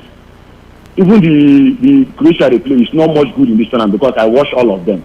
But the England has gone through a very hard team. They played, you know, the Denmark, the Belgium. The Belgium who are very good. The Spanish who are very good. So if you look at the two, I will say that, you know, this is the time. Tomorrow match will give England their best test in this competition. All right. Thank you so much for your contribution. Let's move to Raheem Sterling.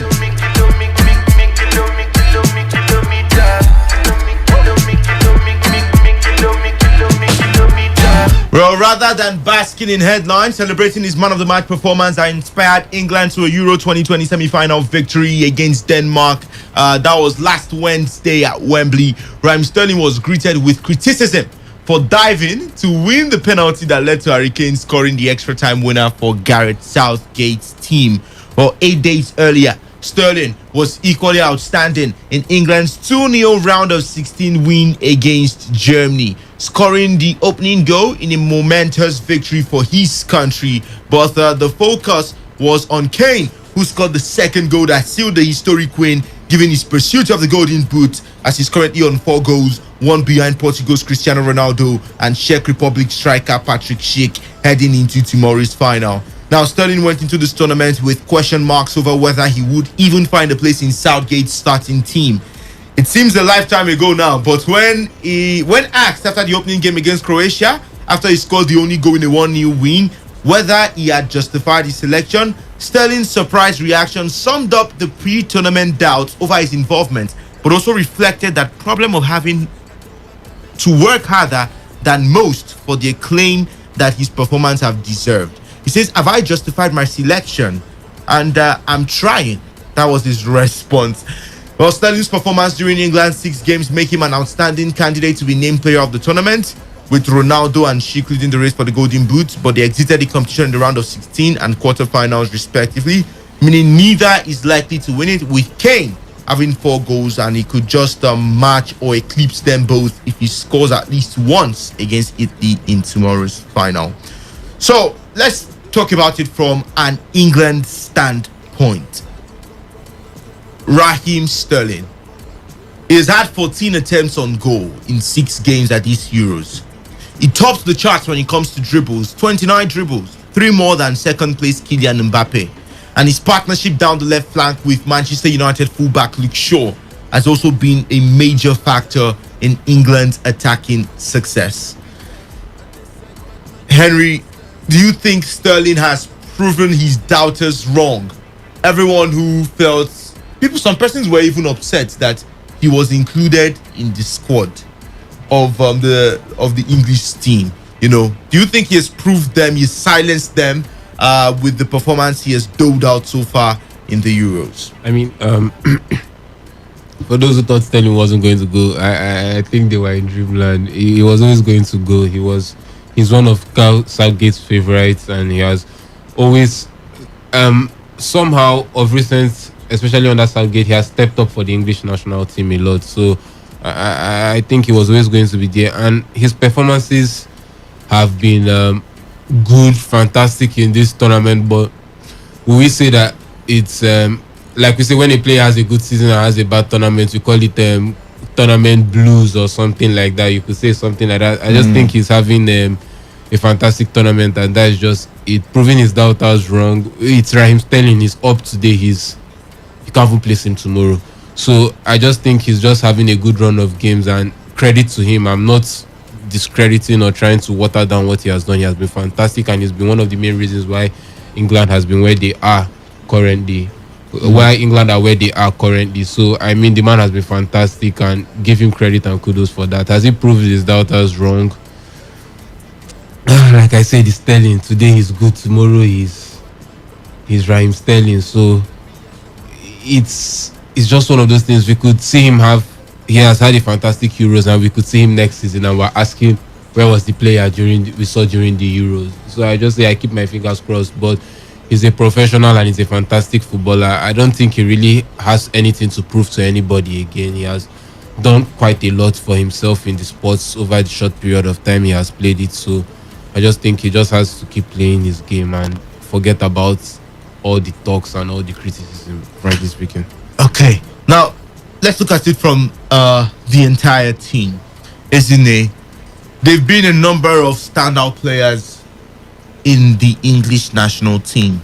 You know, I did talk about Luke Shaw, who's been he's been very instrumental at that left back position. You know, just supplying the assists at a particular time in a game. He got 2 assists. You know, Against Ukraine, yeah. Against Ukraine, 2 assists the man was able to get.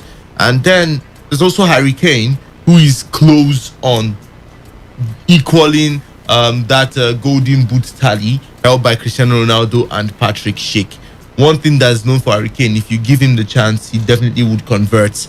And which other player would I mention? Jack Grealish was applauded at a point in time. Calvin Phillips as yeah. well. Bukayo Saka, the manager of the team, Gareth Southgate, especially applauded Bukayo Saka, especially in their last game, for how quick, how witty he was. Who would you rate as the best player in the English national team so far in this tournament? Going into the tournament, I want to give it to Sterling.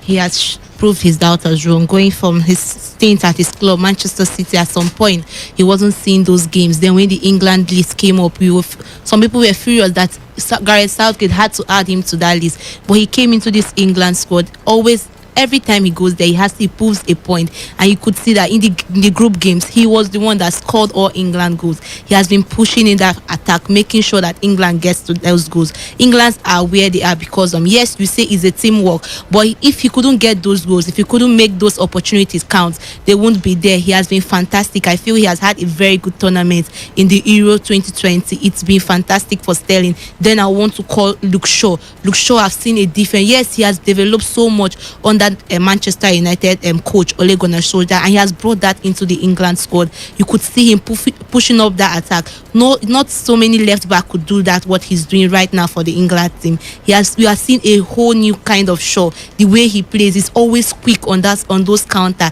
relentless. Very fantastic for him. And I want to also give credit again to Calvin Phillips. I feel he has been a very good defensive midfielder for England, not just being defensive. Somehow he comes into the attack. He's always ready to help the England side. The England boy, I feel the guy Southgate has done so much with this England side. Victor, remember when this list was first released, there were lots of criticism. At some point, it was 4 right back, and we were all shouting before Trent Alexander-Arnold got injured, and then we moved on to the competition proper. But they've had this. I think he has rewritten the story. Semi-final jinx broken.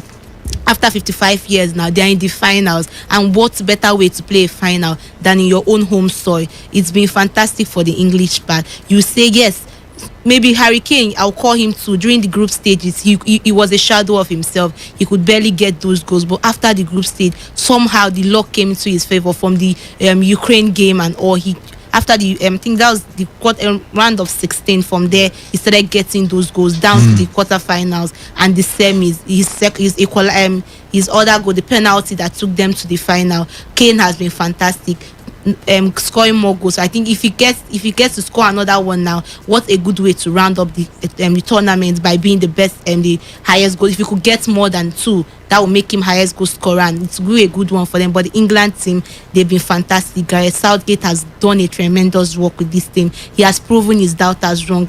When this thing, even Henry didn't give him a chance. I could remember then Henry said that Southgate spirit. It's what he has a one. He's not so sure about them, but they've proven all of us wrong. Yes, they might not have had the best kind of play. They might not have given you those stellar games you want to see, those goals, and or they might not have banging number of goals you might expect from the high speed, their pacey players that they have, but they've been able to get to the final. It's no mean feat, and all applause. I want to give all credit first to Gareth Southgate and then to the players for keeping to the line of action, to whatever the coach told them to do. They've done that, and they did that perfectly. Now in the final, I would great to see if it's coming home or if it's going to Rome. Okay, is it coming home? Is it going to Rome? There's a message here, or there are some more messages that I would love to take just before we move on. Tonya says, before the current Euro, have England and other teams been flying in first class?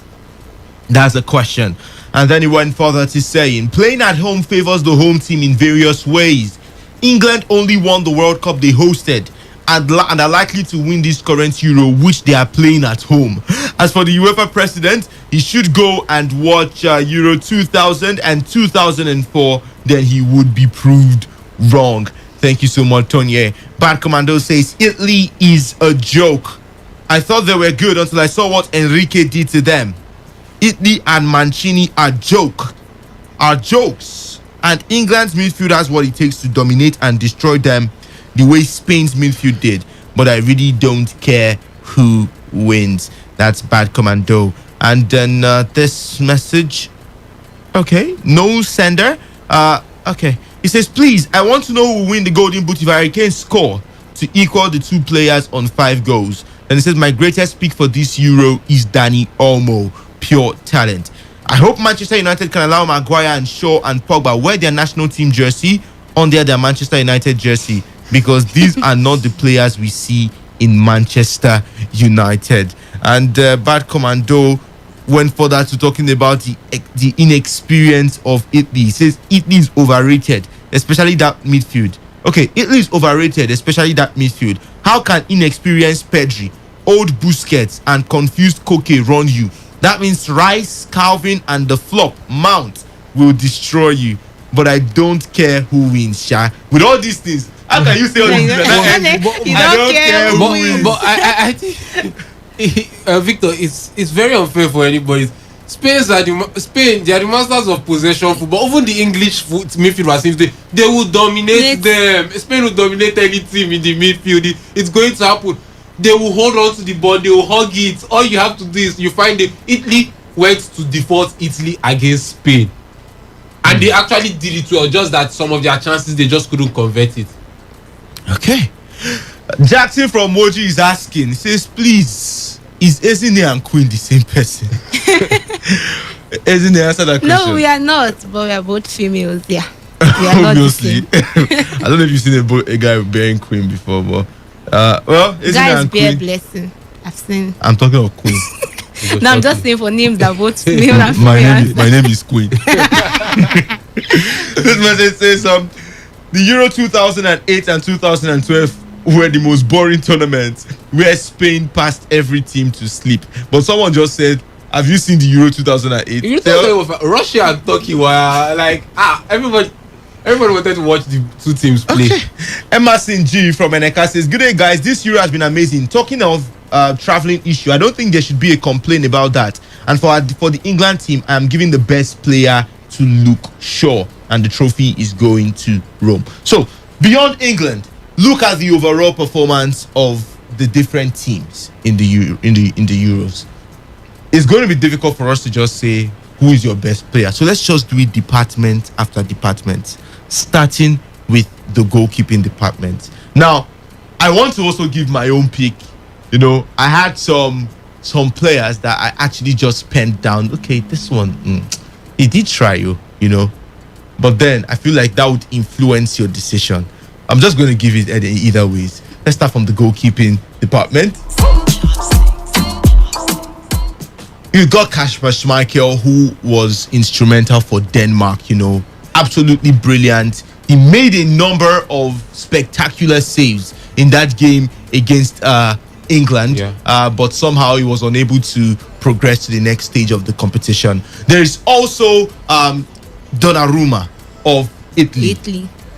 Fantastic man. He is considered just twice. Yes. In this tournament, and one of the picks No, for 3 times actually. No, it's twice. The game against Spain. Okay, Against Austria and against Belgium. Belgium's got Lukaku penalty. Oh, okay. Okay, So yes. that's 3 times. That's 3 times. I forgot the Belgium game. Then there's also Jordan Pickford. We've got to name Jordan Pickford. England are in the final of the Euros. I think you forgot Personally- one other person. Okay. Jan Sommer of Switzerland. That keeper was fantastic. Okay, so let's start with that. Who is your pick for the goalkeeper of the tournament? Now, leave aside the clean sheet. You know, the goalkeeper that you were like, wow, my God. You know, not just the clean sheet. He kept 5 clean sheets. I mean, the defenders can help with that one. The goalkeepers who stepped up made those brilliant saves. Let's start with you, Queen. Isn't it? Somebody just confused me because he said Sophia are the same. At first, I will give it to Kasper Schmeichel of Denmark. Denmark getting down to the semi-finals, he was also instrumental. He could see his leadership qualities even come into play after that Eriksen thing. He was always the one leading this team, pushing them ahead. He kept his country up to that. If not, even the penalty against Harry Kane, it was saved. It was the rebound that I felt the defenders just felt that goal was going to get it. If not, it wouldn't have even stayed. It would have been the hero of that game. But after Kasper Schmeichel, I'll give it to Jan Sommer of Switzerland. I felt that goalkeeper was fantastic. He kept that team going. You could even the different penalties. He outplayed himself. For me, I felt he did so well. Then I won't want to give it to Pickford yet.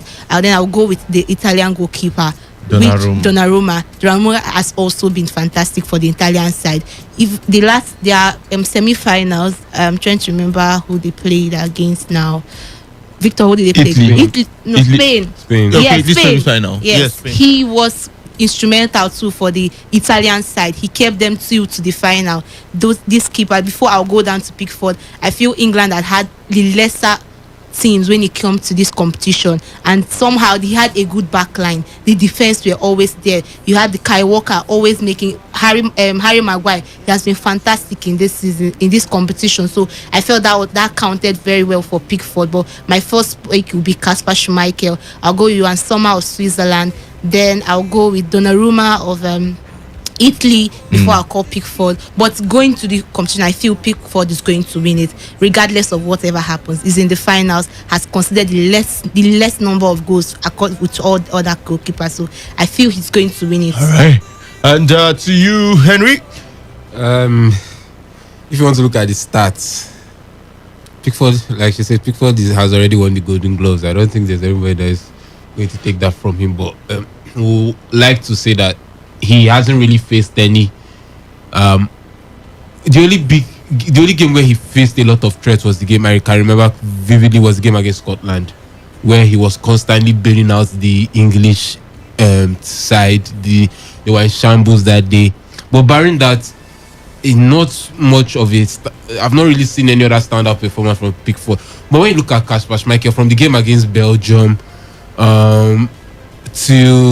you can go on and on. Even against Wales, at the beginning of the game, Wales were harrying the Danish side and they were going at them, and Schmeichel actually bailed them out like 3 good times with some smart saves, and all the way down to the semi-finals, he saved the penalty and all that stuff. So I mean, the man was immense, and for the Danish side, and you could look at Jan Sommer silently doing it throughout the group stages. I think he has been one of those underrated goalkeepers over the years. He's a goalkeeper I've actually had in high regards, even right from his time in Basel, and now he's in Gladbach. He's one of those goalkeepers that they are good, but they don't get the recognition they deserve.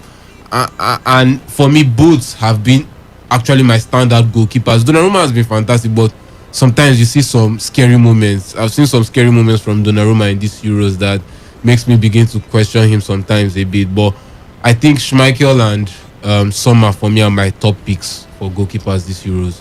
Okay, now if we go to the defense, I mean, I have a ton of players, but before we just do that, you know, before the Euros, there were some players that a lot of persons didn't know. We might have known them because of it's our job to even watch some of these leagues that, I mean, the other day, I'll confess, I don't watch the Eredivisie.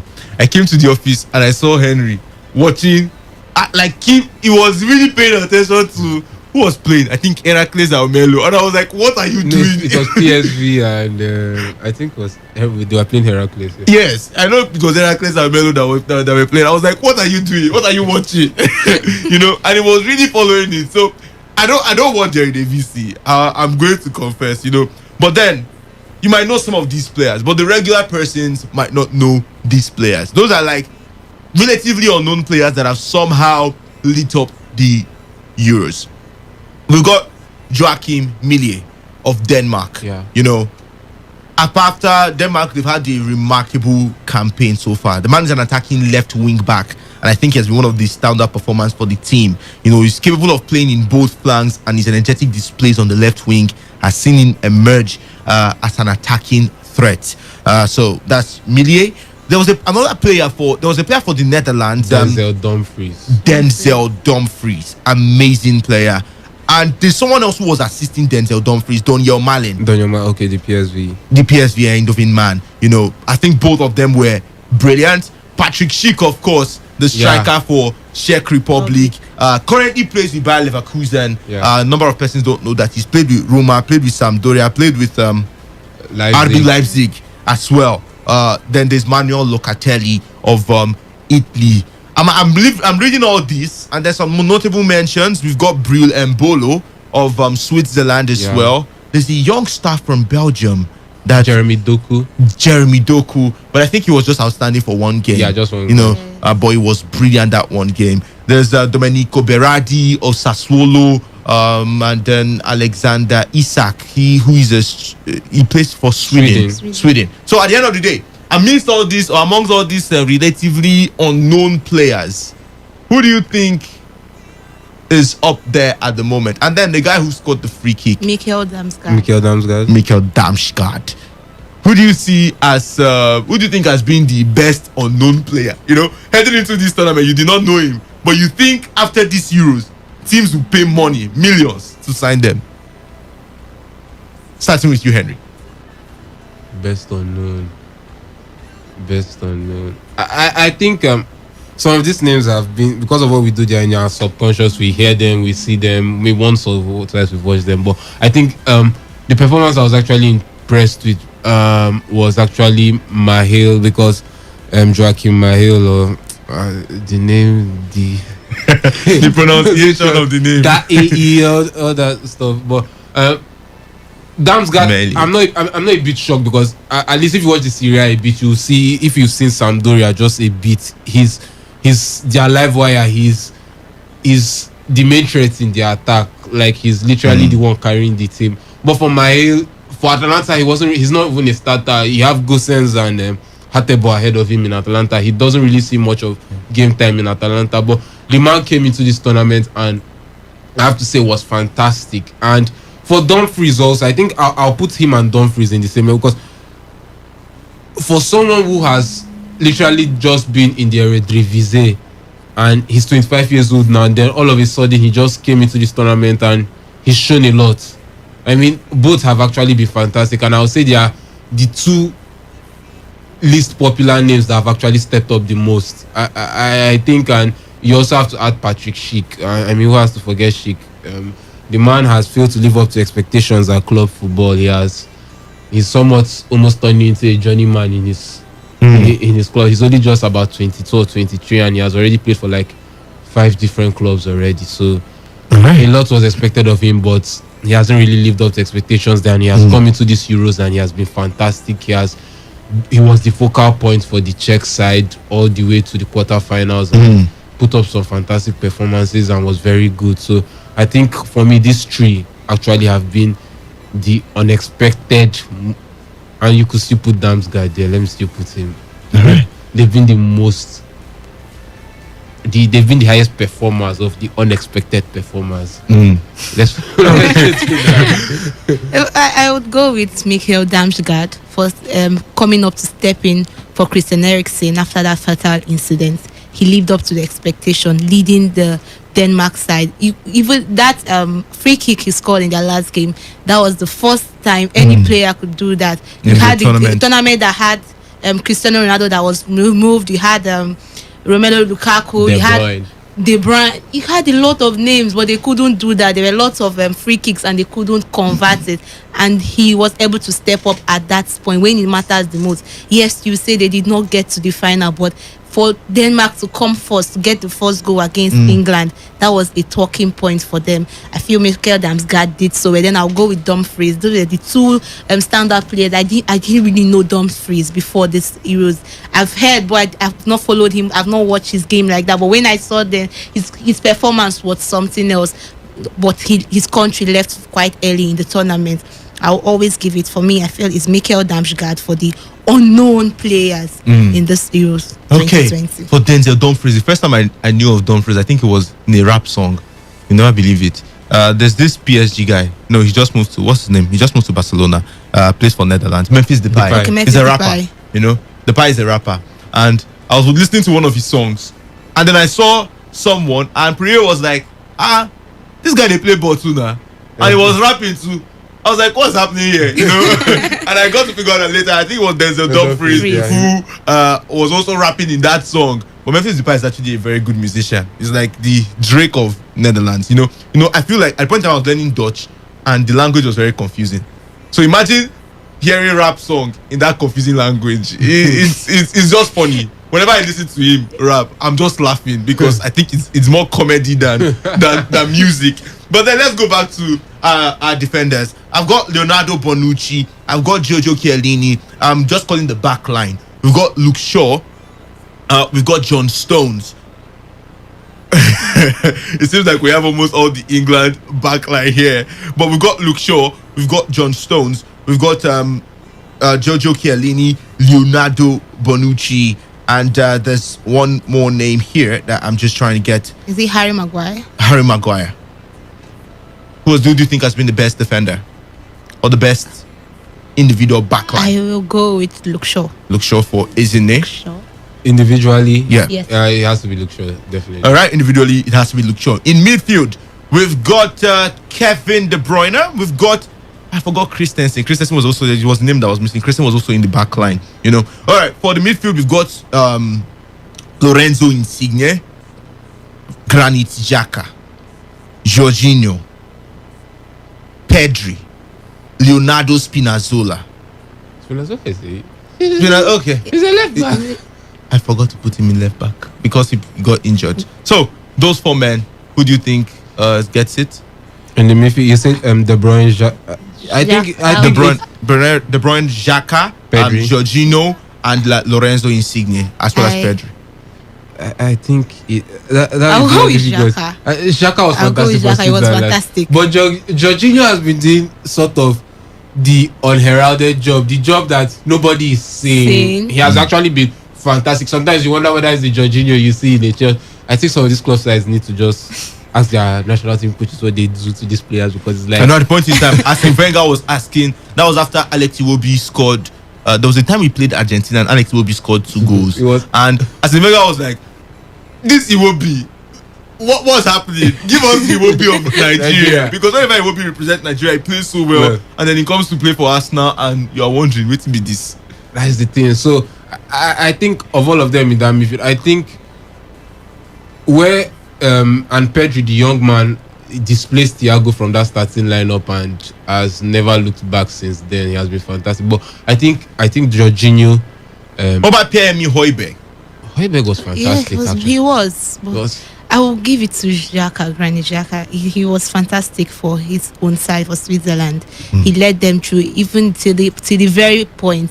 he was almost injured, but he still kept playing. Different assist and all, but I will give it to him. I feel he had a very great tournament. All right. I feel where Xhaka just falls short for me is because of he got kicked out in the quarterfinals, Yes, and that's Jorginho is just in the it. finals.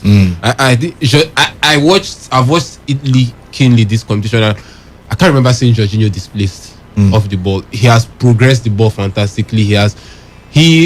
Especially with his cohorts in that midfield, they've been fantastic, and he has been actually that standout name that we haven't been singing or talking much about. So I think for me, Jorginho gets it in that midfield definitely. Well, Jorginho has covered is second when you look at the statistics on who has covered the most distance so far this Euros. Pedri is number one with 76.14 kilometer, and Jorginho comes second with 72.31 kilometer. For distance covered in possession, he's got 27.07 kilometer. That's for the man Jorginho. But Victor, you could make a case for Pedri. He's just 18. And he came and he's made his presence felt in the Spanish national side, in the Spanish midfield. And they are good players. I mean, Saul didn't go to the Euros because somebody like him was there.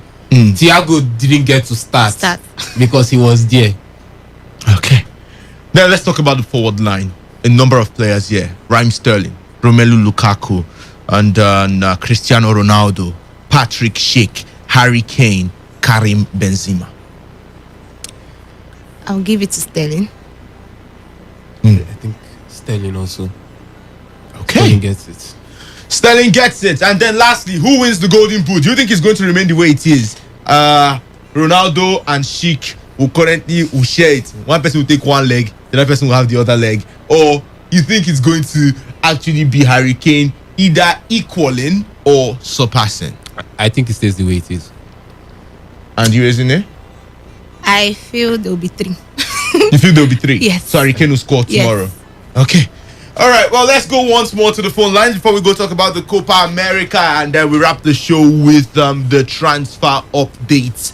0810 9510 951. Take it again, 0810 9510 951, or you can reach us on the other number. It is 0817 00 00951. The women's final is ongoing right there in Wimbledon, and Ashley Barty took the first set, won. Currently leading the first set, or rather, she won the first set. She's in the second set right now, and it is 3-1, right? Yes. So 3-1 in favor of Barty. This could be done and dusted if Karolina Pliskova does not get back into the game. Let's hear from this caller. Good afternoon. What's your name and where are you calling from? Afternoon, Victor, Ezine and Harry, Apostle of Love, Mother. Welcome back. It will be football injustice for anybody to discredit England for the work done. England conceded only 1 goal in this tournament so far. It's a good work. And you remember, the only match they played away was the match they scored the highest number of goals. So, assessment is in the past. I think England has done something well in this tournament. Like I said before, the only disfavor people is going to counter the England as well. And again, Jorginho, in Chelsea, like Victor, in Chelsea or club side, you have 3 or 4 players in the same position. Like in Chelsea, you may not see his good work. It takes a good coach, a practical coach, to know what Jorginho does in that midfield. Okay. And when you have a player like Kante playing together with him, Jorginho, you cannot see him. Kante dominates him because of the ratio of the. Hello, Apostle of Love. Hello. Oh, so sorry we lost that call, but keep the calls coming in. 0810 9510 951 and 0817 000951. I didn't ask the guys about their prediction for the game because we're going to also do that tomorrow. So I'll leave their predictions for who wins the match for tomorrow when we will be here in the first part of the show. Still taking some messages. Jackson from Port Harcourt says, if Ezine and Queen are not the same person, please, where is Queen? Queen is coming. Okay, I don't understand now. This Queen. Well, Queen is coming in the second half of the show, so just keep listening. From 4 p.m., you should be hearing Queen's voice. Hello, good afternoon. Hello? Good afternoon. What's your name? Hello? Good afternoon. Can you hear us? No, hello? I didn't hear the question, but that's just by the way. Well, please call us back. I don't really know what we can do here. So, Justin went for that to say, okay, if so, please, Sambi, as he signed for Arsenal. Who's Sambi? It says also who England play. I beg, when he goes back to Everton, he will concede goals. But if you look at it very close, I think it's the defense of England. I believe you're talking about Jordan Pickford. All right. And this message says that please, Sports Gang, it's not a normal free kick. Allow me to tell you, it's called the Danish Dynamite. All right, that's talking about Mikkel Damsgaard's free kick. Let's go back to the phone lines. Sorry, no call. This one says, good afternoon, everyone, and Victor in the studio. No matter what Italy will play, England will carry the day. If it goes the other way around, I'll personally ask questions why EPL is the best league in the world, because of their great followers all over the world. Kenneth Davidson Stewart from Opobo Town. Okay, Apostle of Love from Abba says, good afternoon, Victor, Esine, and Harry. I beg to disagree with one of the callers. How can you each attribute England's performance to home advantage? Have you forgotten that it was in Rome that they defeated Ukraine 4-0? Sentiment apart, a team that has conceded only a goal, please let's give England some credit. Thank you so much, Apostle of Love. And Ekene Ezra Opala says Italy shouldn't talk about playing at Wembley. They enjoyed home game during their group games. They should just beat England for that questionable penalty against Denmark at the semis. All right, and this one says, hello guys, it's Kosi here again. For me, the best goalkeeper without any doubt is Jan Sommer. For the defense, it has to be Shaw. In the midfield, it has to be Jorginho, and the attack will be Patrick Schick. The revelation of the tournament has to be Dani Olmo, Pedri, and Federico Chiesa. Dumfries tried, though. Thank you so much. And Skifu Pero from Akpoku Echi says, good afternoon to you all. The best player in England? The best player in England goes to... Okay. Let me just take the message the way it is read, because I don't really get it. But it says the best player in England goes to Man United players.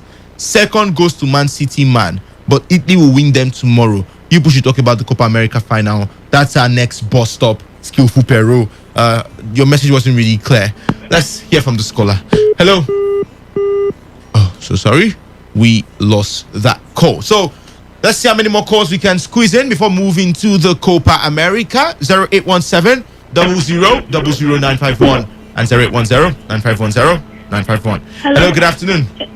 Hello, Victor. Good afternoon. Faith, you're welcome. Thank you. Good afternoon to your colleagues in the studio. Good afternoon, Faith. Thank you. Victor, please, I want to talk about Novak Djokovic. Go on. Playing the finals tomorrow.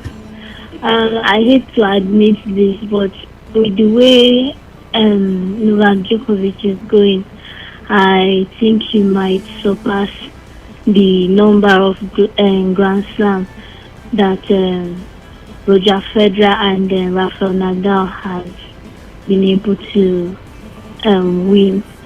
But it's kind of sad because I'm a Nadal fan, and I'm kind of wishing that, I don't know what's happening to Nadal because of his injury and all, but I also feel able, but this guy is really resilient and really constant and kind of dedicated, and really I shall wish him all the best. But if you ask me, I really hope that he will not win the Grand Slam tomorrow. Yes, and about England tomorrow, England and Italy tomorrow.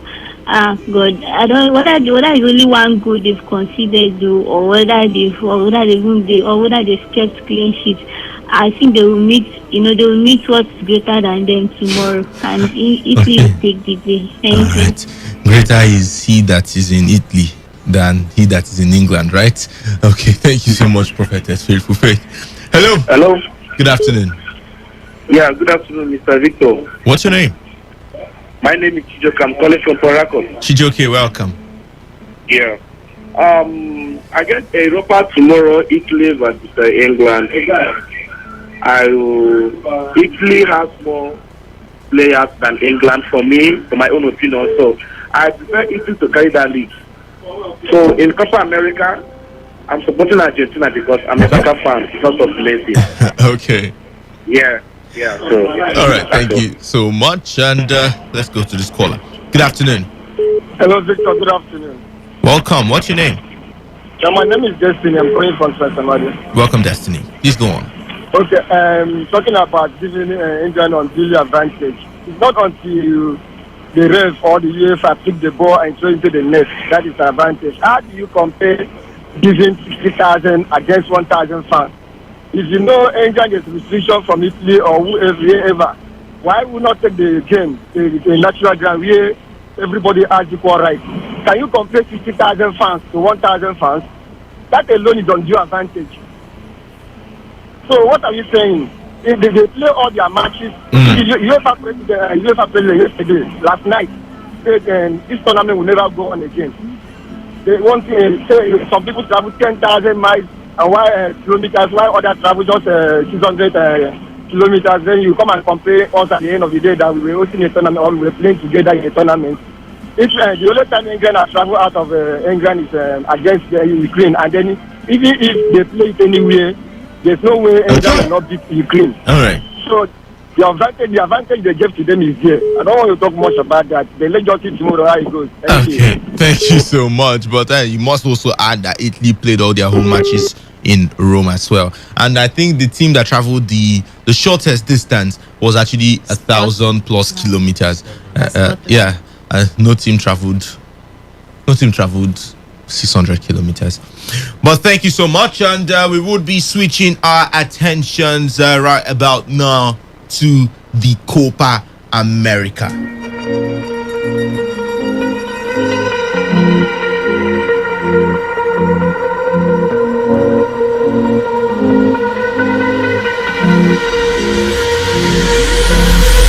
Falling too fast to prepare for this. Tripping in the world could be dangerous. Everybody circling as vultures. Negative, nepotist. Everybody waiting for the fall of man. Everybody praying for the end of times. Everybody hoping they could be the one. I was born to run, I was born for this. Whip, run me like a racehorse. Pull me like a ripcord. Break me down and build me up. I wanna be the slip. Word upon your lip. Better that you rip. Break me down and build me up. Whatever it takes.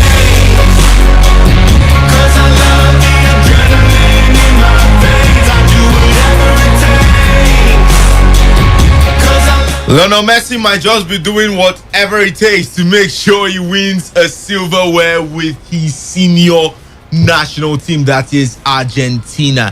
Well, it's going to be it's actually a very full weekend for FIFA president, Gianni Infantino.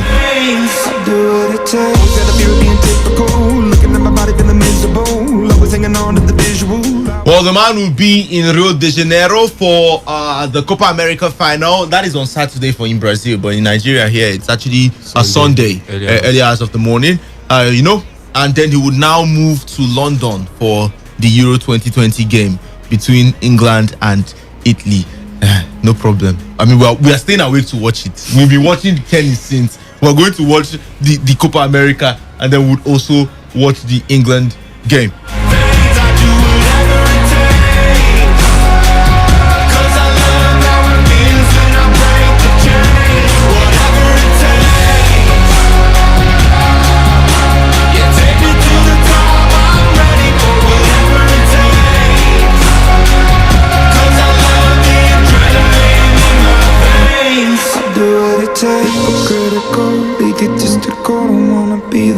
Well, it's been a really tough few weeks for both teams, but they've been able to see off different opponents and are now at this very point. Lionel Scaloni and his Argentina team hoping to win their first silverware in over 20 years for the national team. They've never won this trophy, the Copa America, while for the Brazilians, with Coach Tite, they'll be hoping to cement their legacy. They're known for winning this trophy. In fact, they call them people say football was made in Brazil, but actually it was made in England, right? Yeah. Okay. No, the English football it was originated rebranded in England. Like That's why I England say football is rebrand. coming. That's why I say football is coming home. So who now has football? The English created football, but football left them. Then they rebranded it again. Okay, but then both teams are facing off this. Not today. They're going to be facing off tomorrow morning, early hours of the morning, and we're going to be looking at the different departments for these two teams. Starting with the goalkeeping, looking at them one on one. You start with Brazil. Now, it's been a lot of changes. The coach seemed to be unsettled. Initially, Alisson is no longer the undisputed first choice. He's now seen as being on the same level as Ederson, with a certain player of Everton, of Palmeiras, also putting in a challenge. Tite has been rotating the strike. Ederson was given both knockout matches, taken by some as evident that he now has his nose in front, and it could be that. But then, the final was also promised to Alisson. So Ederson played the knockout games, but Alisson was promised to play in the final. But for Argentina, it's been Emiliano Martinez. The man was able to, I don't know if you saw the video of him getting into the head of is it Peru during the Colombia during the penalty shootout. He literally got into the heads of these players. He was trash talking the players just before, whenever they step up to take the penalty, he trash talks them. I know where you're going to put the ball. Look at you, you're my boy, And somehow, when I saw the interpretation of what he was saying, I was just laughing because he saved 3 of those penalties. Yeah. And he said, look in my eyes. Why are you not looking at me? I know where I'm going to put the penalty. And he will save it at the end of the day. So Emiliano Martinez has been the man. So looking at that, Martinez up against Alisson or Ederson.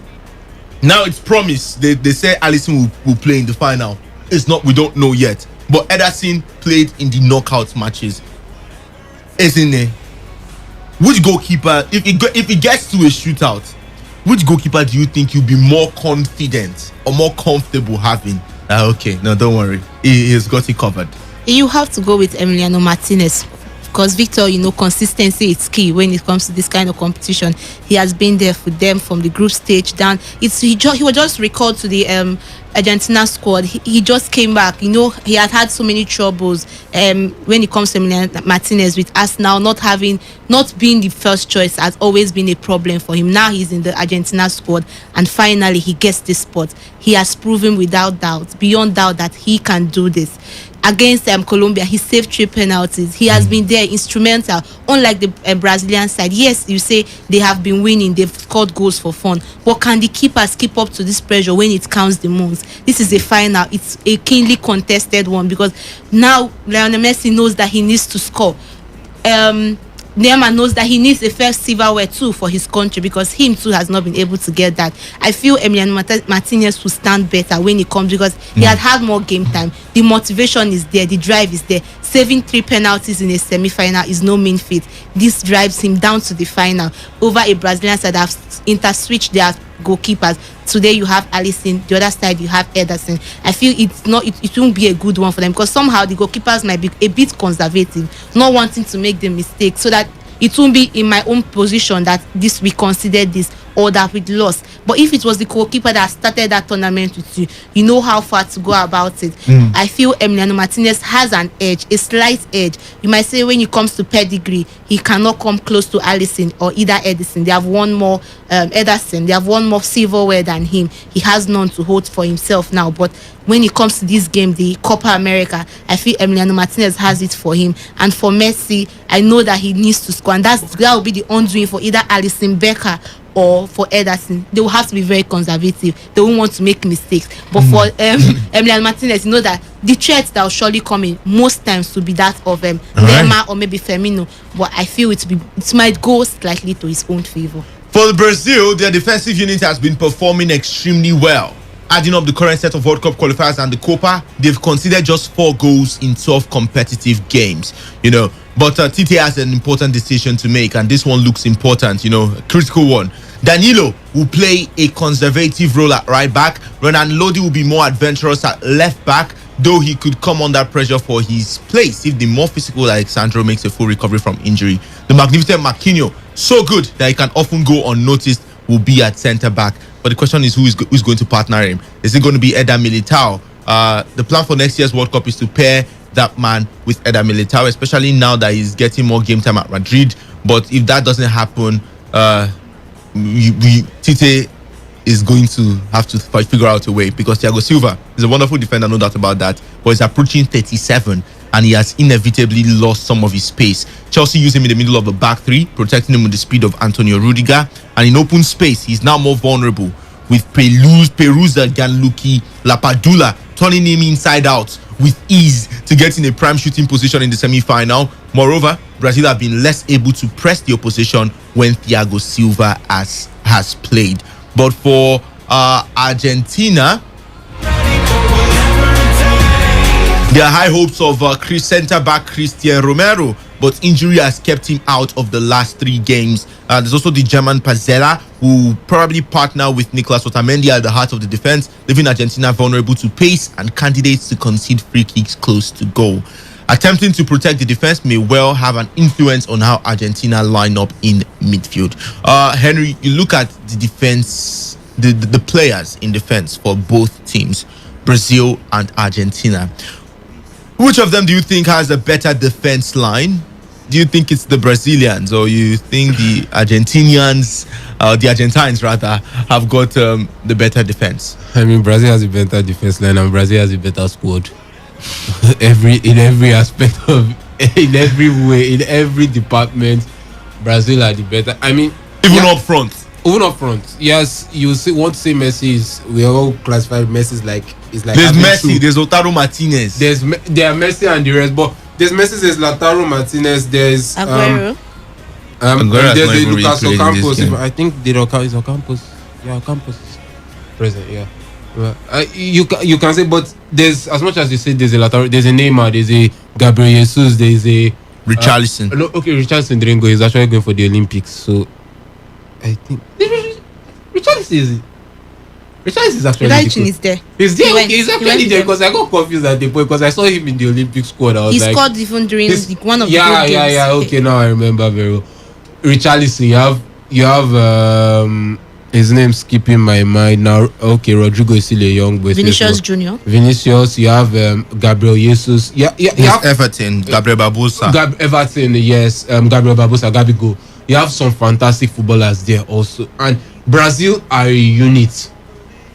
Yes, Neymar risks it, but they are not overly dependent on Neymar. Neymar doesn't turn up or he doesn't play, no problem. We move on, we play. That is Brazil for you. But with the Argentine side, we're seeing Messi drag them through to this stage. But barring that is not the question. The question is if the Brazilian defense is actually better than the Argentine defense, if I'm not mistaken, right? And I say totally and with all manner of confidence that yes, they are, and I believe they are, because they've been so tight. They've been fantastic. I mean, Militao, his partnership with Marquinhos, there's something there. It looks very good. It looks quite enticing and promising. But for Argentina, we see some little mistakes that necessarily shouldn't happen. Some loss or lapse of concentration. I mean, since Romero actually got injured, it hasn't actually looked so good at the back for Argentina. I mean, the man has carried his form from Atalanta into the Argentine side, and he's out. He's been out for a while now, and it looks like the defense is a bit shaky. And if you're looking at it name for name, although names don't play football, Argentina's backline, name for name, don't really hold so much. There's not much clout around the Argentine backline, and since I can remember watching football, Argentina has never really had a good backline. It's always been about the midfield and the attack. It's like seeing a good Argentine team and seeing them endowed at the back. It's like seeing a good Nigerian team with good defenders. It doesn't look right. So I just think that at the back, Brazil have it, and I even in all departments, for me personally, Brazil has it. But I don't think it's what to play the game early hours of tomorrow morning. I think it's who wants it more, the determination and grit of both sides. That will be a major factor. All right, I believe it's who wants it more. So I'm not going to go further in the squad analysis, for Argentina and Brazil anymore, because the guys believe that isn't it? You follow Henry, with this? Who That wants, Brazil have the better squad. yes, in all In all ramifications, they ramifications, have the in every better sport compartment. when it comes to that. In They every have. department. So it just feel it's who wants it more, but it's a final. So I always say finals are different. Someone could just get the first goal and pack the bus, and it ends that way. All But right. I feel the Brazilian side, they have an edge, but they shouldn't get it into their head, because I feel it's playing out. Even you could see Neymar saying that they are favorites, always bragging about it. I hope it doesn't get to their head and they lose it at that final. But for every Messi fan out there, I know they are hoping, they are looking up to this one, because this is like one of the last, or no, I might not call it the last, but within the last opportunities he has to get a silverware for his national side. And what way to do it if not now? But can he do it? Wait to see. Well, the Neymar Messi rivalry, I don't know how to put it. It's a friendship that is going to be a rivalry today. Everybody circling his vultures, negative, nepotist. The only time Brazil have failed to win in this competition is when Neymar was rested for the 1-0 draw with Ecuador. There's a lot of talk of Neymar dependence. Tite may have cause to remind his side that last November they beat Venezuela and won away to Uruguay without their number 10, who of course had to sit out of the 2019 Copa after picking up an injury, as this is an important stage on the way to 2022 World Cup in Qatar, which looks like being the defining moment of Neymar's international career. It's hard to believe that by then he's going to be nearly 31, the age of Pelé retirement from international football. There's still question marks about Neymar's maturity under pressure. As Brazil fought to come from behind in the group phase against Colombia, he was showing those familiar signs of the frustrations that can sometimes have a negative effect on his performance. At full throttle though, he is irresistible, and Argentina lack a marking midfielder as good as Colombia's Wilmar Barrio. But if there is plenty at stake for Neymar, there is much more for Messi, who turned 34 during the tournament and is running out of chances. He has been in magnificent form. This is the moment in his career where Argentina seems to matter to him more than Barcelona. He appears fully integrated into the team in both the footballing and human sense, and has been involved in 11 goals. In fact, all the goals Argentina have scored in this competition, the man has been involved. He scored 4, he has set up 5, and he has given the pass for the assist for the other 2. What happens in the Maracana is going to have a huge effect on barroom disputes all over the planet. Rip it up and take Argentina to the trophy, and the argument that he's the greatest of all time gains some more ammunition. Guys, who do you think needs it more? A Neymar or a Messi? He's a Messi. Neymar has many years to play. He has a lot of years to By play. the 2022 World Cup is going to be 31. And he could still play another World Cup. He could still. It depends. It depends on how, we know Brazilians they don't tend to keep their bodies well. Even Yes. South Americans, whether it's their diet or their lifestyle, it's a combination of both though. But for Messi, I mean, it's do or die now, because I don't think this Argentine team, looking at the World Cup, you're seeing France, you're seeing Belgium, you're seeing a Portuguese side that looks so good, you're seeing an English side that, okay, it looks like Southgate knows what he's doing. Then Italy and Spain are now popping up. It looks like they're getting it right now. Then you now look at it that it's this Copa America or nothing, because the game against Colombia, did you see Messi's foot? Messi was bleeding on his ankle. He was battered. Colombia had 6 yellow cards and all were for fouls of Messi. Like, everybody was on Messi. They were kicking him, and he was playing. He was even trash talking. I mean, I always knew Messi to be a gentleman. So I was so surprised when I saw him trash talking Yerimina. And it was like, dance, come on, dance. I was like, hey, what has Martinez done to Messi? It's bad gang, bad influence. This is what Omale was saying. So you could see that he was still playing through the pain and everything, and doing things we don't attribute to Messi. And you could see that he needs this. He wants to win this. I mean, as much as it's Argentina, you want to give yourself hope. You want to believe you can win the World Cup. Like when Nigerians, we believe Nigeria can win the World Cup, but deep down we know AFCON is our biggest chance of a silverware at international at anything international.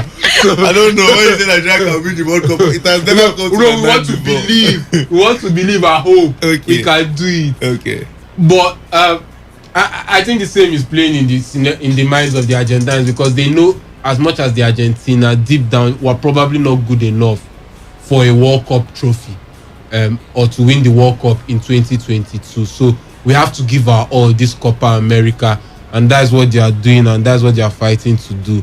So Messi, his performances have mirrored that mindset, that mentality in the Argentine side. I mean, we've seen them struggle and just grind out games by the skin of the tooth, or by this grab games by the scruff of the neck and just do the needful and win. I mean, the game against Paraguay in the group stages, this game against Colombia, you can go on and on. All right. They've just managed and just drawn themselves across the line, and I think it shows or mirrors the mentality in the Argentine side currently. Let's talk about some prediction. The last time that Argentina lost came 2 years ago.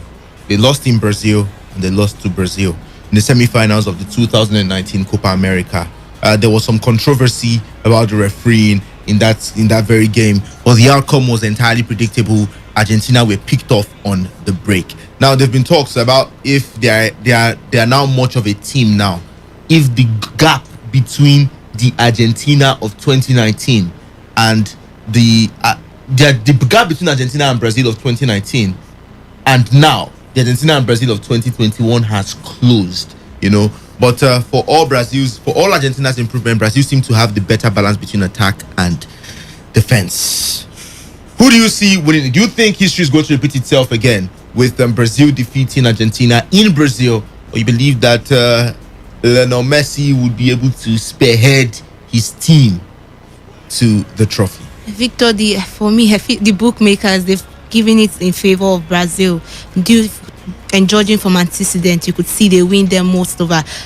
Argentina has not won any major tournament since 28 years. That's been so long. Messi has had over 10 competitions with the Argentine side, and still yet he hasn't won any medal. I feel it's now or never for them.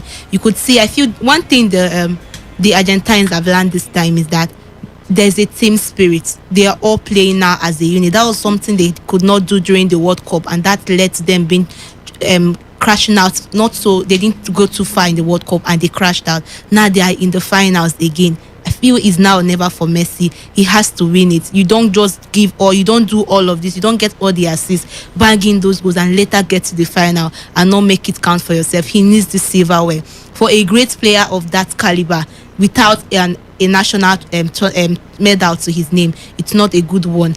For me, the bookmakers judging from antecedents, you want to give it to Brazil. I feel Brazil has it all for them.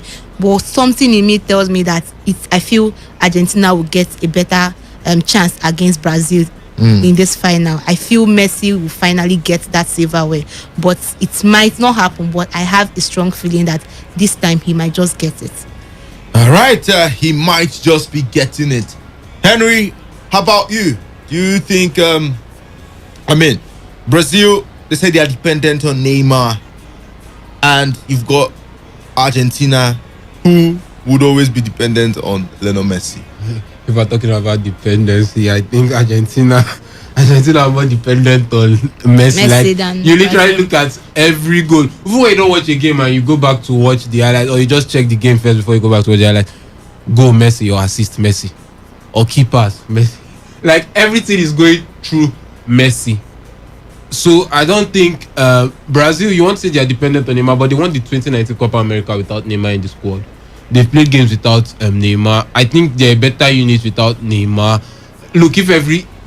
You think they're a better unit without Neymar? I think they're still a good unit without Neymar. Sorry for I was about to call for you. I feel they are still a good unit, and I see they are still a good unit without Neymar. They still play some good football, but like we said, it's a finals. We don't want to judge, we don't really know how these things tend to, how the shock results or the least favorite side gets to win it, but it happens at times. But I don't see it happening this time. I think Brazil is going to get this one. I think Brazil has this one in the bag. I expect them to win. I'm not saying to be easy. It will actually be a fight. It will be a battle, but I think Brazil gets it for me. All right, Henry says Brazil gets it for him. In the third place game, at the end of this morning, Colombia defeated Peru 3-2. Yoshima Yotun opened the scoring for the Peruvians in the 46th minute. Yes, 1 minute of additional time. And Juan Cuadrado, just 4 minutes after the restart, was able to put the ball at the back of the net to level it for Colombia. And then Luis Diaz equalized, extended Colombia's lead in the 66th minute. And then in the 82nd minute, Gianluca Lapadula, I love that name, he was able to equalize for Peru, making it 2-2. And when he felt like he was going to head into extra time and perhaps penalties, Luis Diaz scored the winning goal in the 90 plus 4 minutes. Yes, to guarantee that Colombia would be leaving the 2021 Copa America as third place winners. So the game comes up by 2 a.m. Nigerian time. Around 1 a.m. Nigerian time, Argentina up against Brazil. Who do you see winning it? Do you think it's going to be the Argentines or would it be the Brazilians? The number to send in your text or your WhatsApp messages to is 0701 933 9962. Take it again, 0701 933 9962. In the Wimbledon final, Karolina Pliskova has been able to take the second set, and right now we're into the third set of that game. Ashley Barty up against Karolina Pliskova. Both women sharing one set apiece, so it's this set or nothing. Who wins it is definitely going to be the winner of the Wimbledon for this year. But just before we go to the phone lines, let's bring you some transfers, as Arsenal have signed Benfica left back Nuno Tavares in a deal worth about £8 million. Well, the 21-year-old who played against Arsenal in the Europa League last season is the Gunners' first signing of the summer. He made 25 first-team appearances for the Lisbon club and has also been capped for Portugal under 21s. Arsenal manager Mikel Arteta said he's a young player with great promise who has developed very well. Nuno's arrival will give the squad early strength and options in defense, particularly with his energy on the left side of the pitch. Henry, Nuno Tavares to Arsenal. Do you think it's the deal that Arsenal needs? I think it's a necessity, although people might ask why, because Arsenal have other areas they need to strengthen. But I think he's a left back, and I think they need cover for Kieran Tierney. We saw several times last season that when Tierney was out, Arsenal struggled to fill that gap, that hole. And signing Tavares, he gives them that option. He's a young lad. I won't expect him to just hit the ground running immediately. There'll be certain gaps and lapses. That's why he's the backup, and he'll be patient enough and wait his turn and just develop and hone his skills. That's what he's there for now, and to be back up to Tierney. So I think it's a good one. All right, and to you, is in there earlier in the week we saw Diego Simeone signing a contract extension with Atletico Madrid. The man led them to the La Liga title last season, but then over 10 years at the club. Do you think Simeone still has something to offer the Atleti side? Yes, he has found a way to make Atletico Madrid his own home. I think he's one of the oldest managers now in the La Liga that has stayed that long with a club. So it's a good one. What's better way to reward him for winning you the La Liga than giving him a contract extension? And he doesn't want to leave. It's not like other good offers that not come, but he feels he has a point to prove. I feel Diego Simeone is going in now for the Champions League. That is what is remaining. Going for 2 Champions League finals and not winning any, but was able to get the La Liga away from Barcelona and Real Madrid, who would give them that chance. Not thanks to signing that man Luis Suarez from Barcelona. It's a good one for Atletico Madrid. It's a good one for Diego Simeone. I feel he has a bunch of players that understand his tactics, that understand the way his footballing pattern is. So why leave and start again when you know you could build on what you have? That's what just happened. For me, it's a good one for the club. Keeping him again, he has proven without doubt that he's a winner in a league that has the strong giants, Barcelona and Real Madrid. You can't take that. You can't do that. It's no mean feat. So it's a good one. He continues, and we'll see if he can take them further in the Champions League this time, because that is what is remaining for the Atletico Madrid side. All right, that's what is remaining for the Atletico Madrid side. Diego Simeone signing a contract extension, seeing him remain with Atletico Madrid for 2 years. Do you think it's a good one, or you think it's time for the man to go? He's been there long enough, and all right. Well, let's take some messages before we go back to the phone lines. Bad Commando is coming for you, Henry. It says, Henry, are you sure you watched the Copa America? Neymar has literally dragged Brazil from the quarterfinals to here. Names don't play ball. Rodrigo de Paul beats all Brazil defenders, but I bet many guys don't know that name. Brazil is not that good. The Paul is a midfielder, actually. Okay. And Ike from HA says, Esine, is this Argentina's first final? Brazil will give 3 goals to 1. And then he went further to saying, Messi did not win it when he was young. Is it now he's using walking stick?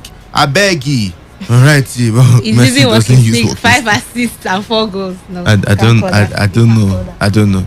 Just stay up. Just stay awake. If you don't stay awake, just go and watch highlights. You know, the Copa America YouTube channel. Just watch some of the highlights of the game. Even Neymar has been brilliant. There was a particular game that he made an assist that, you know, when you say the assist is better than the goal. semi-final. Yeah, semi-final. He beat 3 players, dribbled 3 players, gave the pass, and I was like, wow, prime Neymar. All right, well, Comrade Patrick from LLA predicts Argentina 2, Brazil 1. Thank you so much. And this one said, my name is Jeremiah from Uniport. How I wish Argentina could win the Copa America. It will set a record for Messi. Please, guys, which TV channel will pick it? I don't know of any TV channel that you know of that will pick it. I do watch it online. Yes, you have to follow it online, or you wait for the highlights. Those are the 2 options. On WhatsApp, this one says, good evening, guys. My name is Richard. Ronaldo didn't win anything. Same thing will happen to Messi. Thank you very much. All right. And Skillful Pero from Akpoko HA says, good evening to you all. Coming to this game. Right, it says, for the best goalkeeper, it should go to Denmark goalkeeper, while the best defender goes to Bonucci. Best midfielder should be Pogba. Lukaku should be the best striker. And he went further to saying, coming to this game, Brazil have a better squad than Argentina, but Messi will prove himself tonight. It will end 3 goals to 1 in favor of Argentina. And Emerson from Eneka says, for the goalkeeper, I am giving it to Sommer of Switzerland. I mean, watching what he did in the game between Switzerland and Spain, one should give credit to him. And for the Golden Boot, I think it's going to Kane after tomorrow's game. Thank you so much. And okay, this one says, hello guys, it's Kosi here again. For me, the best goalkeeper without any doubt, I think I've taken that, by the way, is Sommer. Yeah, we have taken that very message. Thank you so much for all your messages, but you can keep them coming in. 0701 933 9962. Let's touch some transfer gossip before we go to the phone lines, as Manchester United lead Chelsea and neighbours Man City in a race to sign England striker Harry Kane, with Tottenham asking for £100 million plus 2 of the Red Devils first team players. This is according to Football Insider. You know, there are some transfer gossip that you say and you just want to stone the person. But then, do you think it's ever going to happen? Harry Kane, 100 million and 2 players. Not going to happen. I won't agree to that. I won't. Is Harry Kane worth 100 million pounds? No, they've already paid 100 million pounds. Manchester City, they have done. But is Harry Kane worth 100 million? With the current transfer market scenarios, yes. He's 27 years old. Yeah, I'll happily pay 100 million pounds for Harry Kane. Even more, 120, 150. I'll happily pay it. So if they add 2 first team, not as the first 2 players. No, but we need to know the 2 first team players you are talking about. Daniel James is the first team player. One Mata is the first team player. Yes. So you can give them. You can give Juan Mata and Daniel James to call and then pay 100 million. So Juan Mata, Daniel James plus 100 million for just Harry Kane. Harry Kane. So people get to Harry Kane. No, I'm just imagining Harry Kane. Then you have a Shaw crossing the ball from the left. Then you have a Sancho from the right, feeding him also. You can add Rashford too. And Bruno that always banging those assists for him. So I'll probably take Harry Kane. You can say Harry Kane scored 40 league goals and United are champions. Okay. Well, Man City have made contact with France forward Antoine Griezmann about a potential move from Barcelona. Griezmann in England. Would that happen?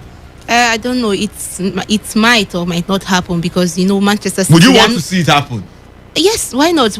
You want to watch Griezmann play in the EPL. He's a good player. Yes, you might say sometimes he doesn't get those decisions right, but he's a good player, a fantastic one. But Manchester City, they are not sure about Harry Kane move going through, so they are going in for other options. You could even earlier during the week, their coach came in and said if they don't get a replacement for Sergio Aguero, they could go on like that. They might just let it be. So they are just checking for other options. If it doesn't work out for Harry Kane, why not go for Antoine Griezmann? If it works, fine. If it doesn't work, we move on.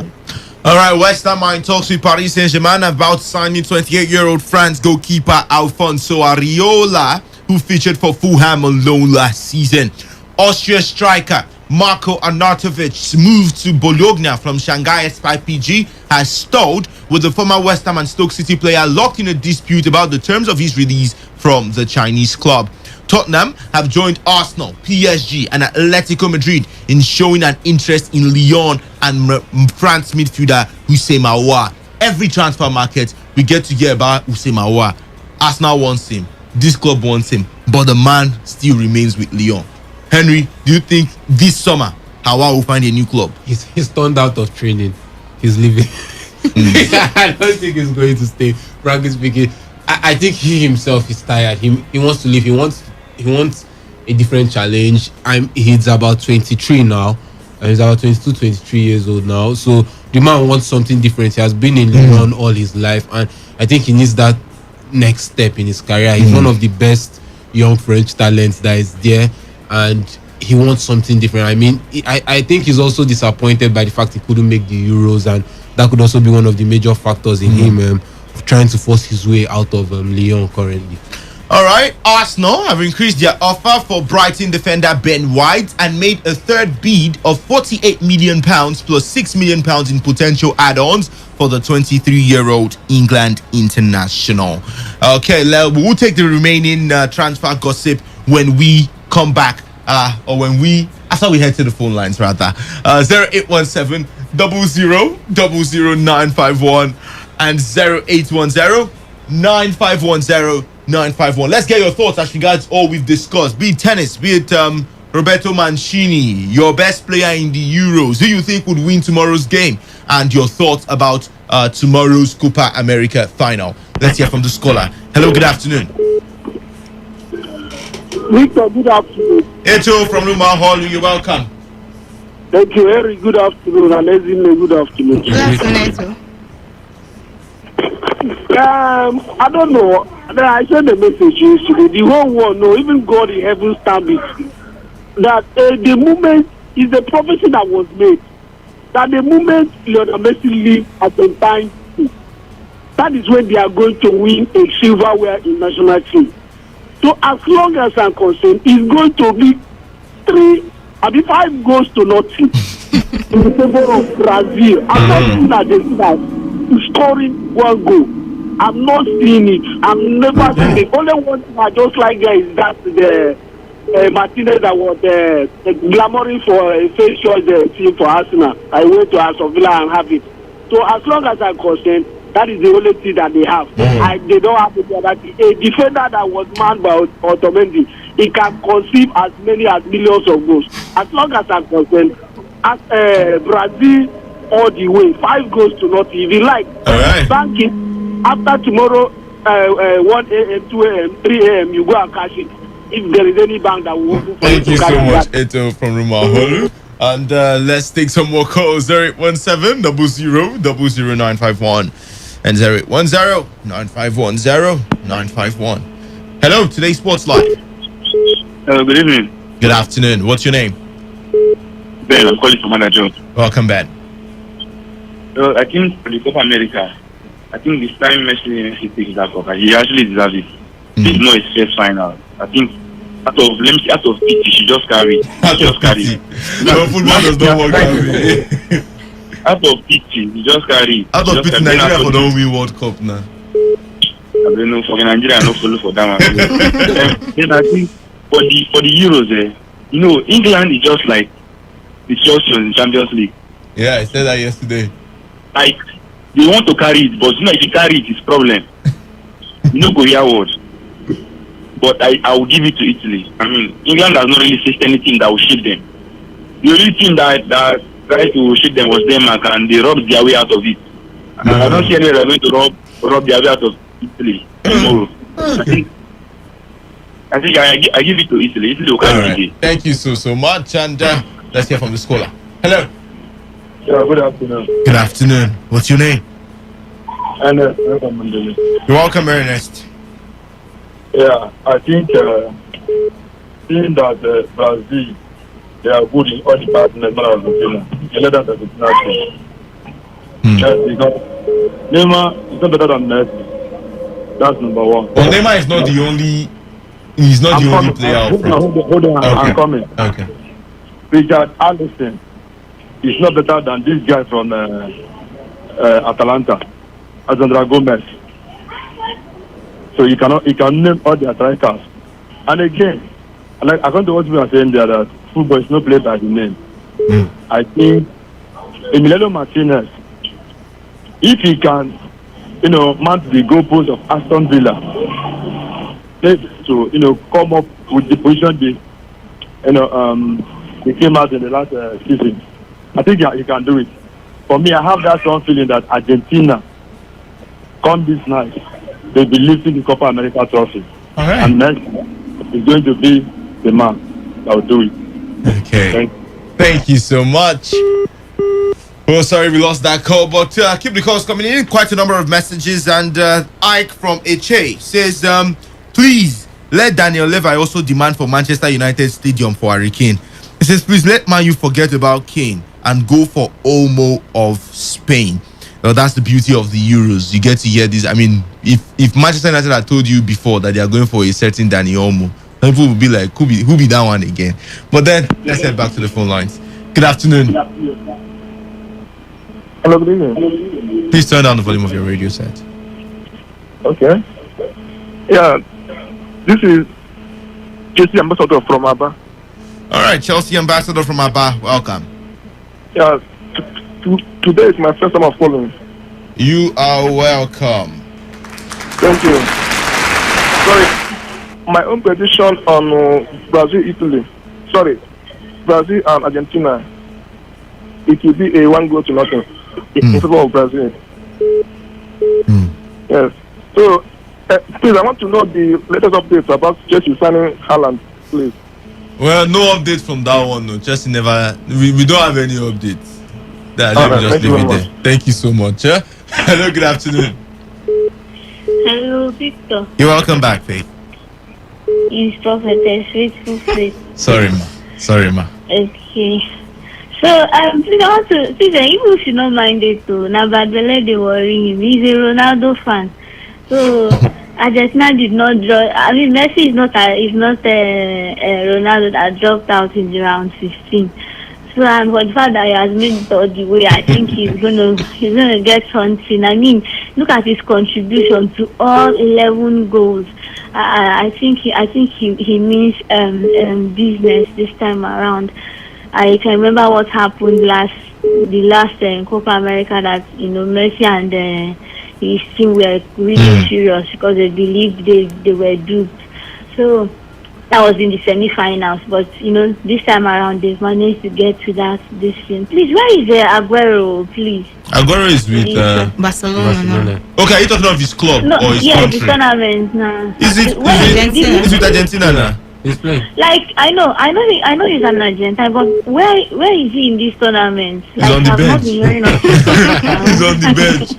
Why is that? Benching him. Like, okay, no problem. But I just hope. But what? I hope they will give him a chance this finals. I would really love to see him play, but I'm expecting Argentina to win tomorrow. Thank you so much. Thank you so much. Hello. Yeah, good afternoon. Good afternoon. This sounds like either Chukwu or Ebuka. My name is Chukwu Ebuka. Chukwu Ebuka. Welcome. Yeah, my name is Chukwu Ebuka. Good afternoon, guys. Good afternoon. Good afternoon. Yes, please. I came to announce that I want Messi to not win anything this night. the man has been so good. At least with and I'm not sure about it because I love Messi, but I just want to have something to fight him with. I want to talk about Messi and be like, oh, he did not win anything with Argentina. He's been too good, so we just need something to hold him and say, he did not do this one. Can you imagine? This night he should not win, please. He should not win. And then and another thing I want to point out is I love the story of Emiliano Martinez. I follow the Premier League. The Premier League is what I mostly follow. And to be honest with you, I know Martinez before that game against Liverpool, the one they played, the community shield game against him. I think he was the one in goal that day. Yeah. That was the first day I actually got to watch him and seeing the way his career has skyrocketed from there to Aston Villa to now, playing in the Copa America final with Argentina as the number one goalkeeper. I mean, that's a good story. I love that kind of story.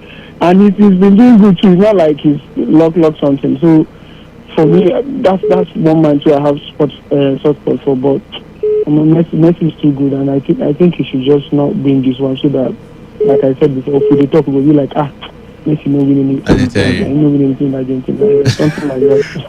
All right. Thank you so much, Chukwuebuka. Hello, good afternoon. Hello, good afternoon. Please turn down your listening device. Yeah, thank you so much. What's your name? My name is Obonna. Obonna, you're welcome. Thank you very much. Please, for the Copa America final coming up tomorrow, I want to make my own contribution there. Go on. Everybody is giving the match to Brazil. I can see Argentina carrying the day because for me, this may be Messi's last chance. And this is a golden opportunity he will never miss. If he misses this one, it is going to be, he has missed it all. This is a golden opportunity for him to win a cup for Argentina. So I give it to Messi. I give it to Argentina tomorrow. All right. Yeah. Thank you so much. And let's take some messages on WhatsApp. Okay, this is a long one, Kosi. It says, hi guys, it's Kosi again. Well, for me, Samba boys will get it without any shadow of doubt. Whoever watched the semi-finals matches for the both teams will know the reason I think Brazil will win. And guys, know it that Neymar Jr. hasn't won this trophy too. And even if Messi is 40, Argentina would invite him. But for Neymar, he has a lot of threats in his possession. Vinicius, Rodrigo, and Richarlison. So he might not be relevant when the next tournament starts. Anyone who thinks Messi is not a trash talker should have a rethink, because I've always known there is another person behind the camera for some of these players. Please guys, the reason Argentina hasn't won anything is simply the statement Higuain made before the final match of the 2014 World Cup. It sums up why some of them don't play for him. I wish him well.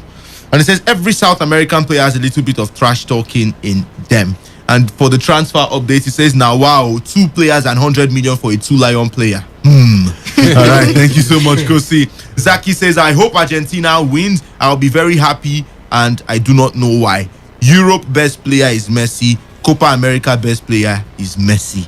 All right, thank you so much, Zaki. This one says, please, any transfer update for Manchester United. We told you. They say bring 2 players, bring 100 million pounds and collect Harry Kane. But that's just a rumor, nothing concrete yet. On the text message line, Madison from Thai says, if Messi fails today, his name in Argentina is not apt for record purposes.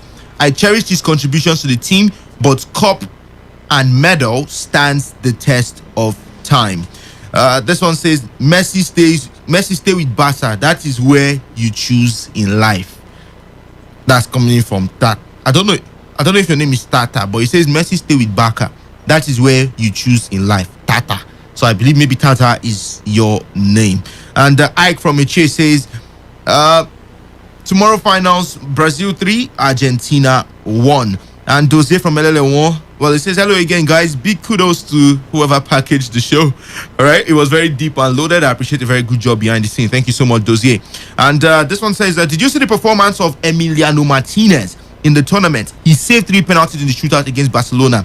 If the game enters penalty, Brazil should forget. And then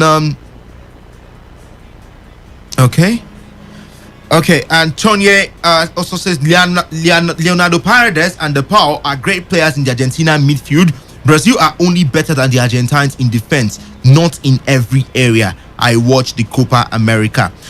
Good day, sports gang. I'm promised texting from Choba. I don't know why people are complaining about England playing in the Wembley Stadium. However, Italy played some of their games at home. Hungary and Germany as well. The Spanish team played all their matches in Spain, which we see them struggle to even get 3 points at home. Is it not this English team that demolished the Ukraine on away match? So Italy should stop complaining, or are they afraid of playing the English team? Let's get it straight. Italy never complained. The complaint never came from Italy. It was just a topic of discussion on the show. Not that Italy came out to complain about it. And this one says, for the best goalkeeper in Euros, it is Unai Simon. The best midfielder is Pedri, and the best defender is Bonucci. For the Copa America, Messi 3, Brazil 0. Good evening, guys. I'm Emmanuel from Rumibo. Brazil would win tonight 2-1. And so much messages coming in. The person who asked for Manchester United transfer update says, what about the Jadon Sancho deal? I don't think there'll be any more details about that deal until the Euros is done and dusted, because Sancho has got to be there to sign and all. So until the Euros, I believe the deal would not be 100% completed. But then Sancho is going to be a Manchester United player next season. That's what matters most. Let's take some few more calls before we leave the studio. 0817 000951 and 0810 9510951. Hello. Yeah, good afternoon. Good afternoon. What's your name? Moses. I'm calling from Port. I was just about to say Moses. You've not called since Liverpool. You're a Man City man. You've not called since Champions League final. You the man that you like, go back. Okay, you the mourn on a Champions League loss, have you? Yeah. Welcome, Moses. And is there any transfer update against Manchester City bringing Harry Kane? Because I don't Jesus want to keep Jesus. I don't see anything to that guy. Well, Harry Kane is also wanted by Man City according to reports. Okay. And they want to bring Antoine Griezmann too. Fine. Yeah, they should do a swap deal. I don't even want Griezmann. I want Mbappe. Give Sterling and PSG. They're bringing Mbappe. See, you go give Sterling. You go give Ike Gundogan. You go give which other player with 200 million pounds for Mbappe. Yeah, I think it will be a good deal. Man City should do it themselves. Barcelona will tell you. Thank you so much, Moses from Port Harcourt. But then, anybody that wants Mbappe, you will pay through your nose. Hello, good afternoon. Hello. Yes, good afternoon. This is Hiro. Welcome. Yes. Talking about the Copa America tonight. Messi is going to win it because Argentina is going to take the game to penalty shooter. Then Argentina will go through while Brazil. Okay, thank you so much. Hello. Yeah, good evening, Victor. Yeah, Albert. You're welcome. Please turn down the volume of your listening device, Albert. Hello. Hello. Yeah, we can hear you now.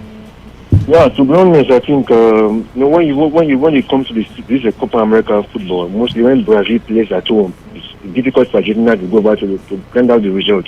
And it has been a very long time ago they won this Copa America title. If you go and check the Argentina side, long time ago. So this problem they have, this starts from Messi. You understand? So it has been a long time ago.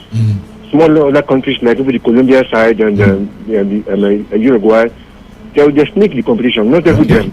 When they have nice players and not when Brazil is playing at home. And there's one thing in these two teams, this Brazil and Argentina team. Once they're looking for the head-to-head statistics, not someone that wants to win the trophy. That is what they are looking for. Because there's only that time when they were balanced on the same statistics.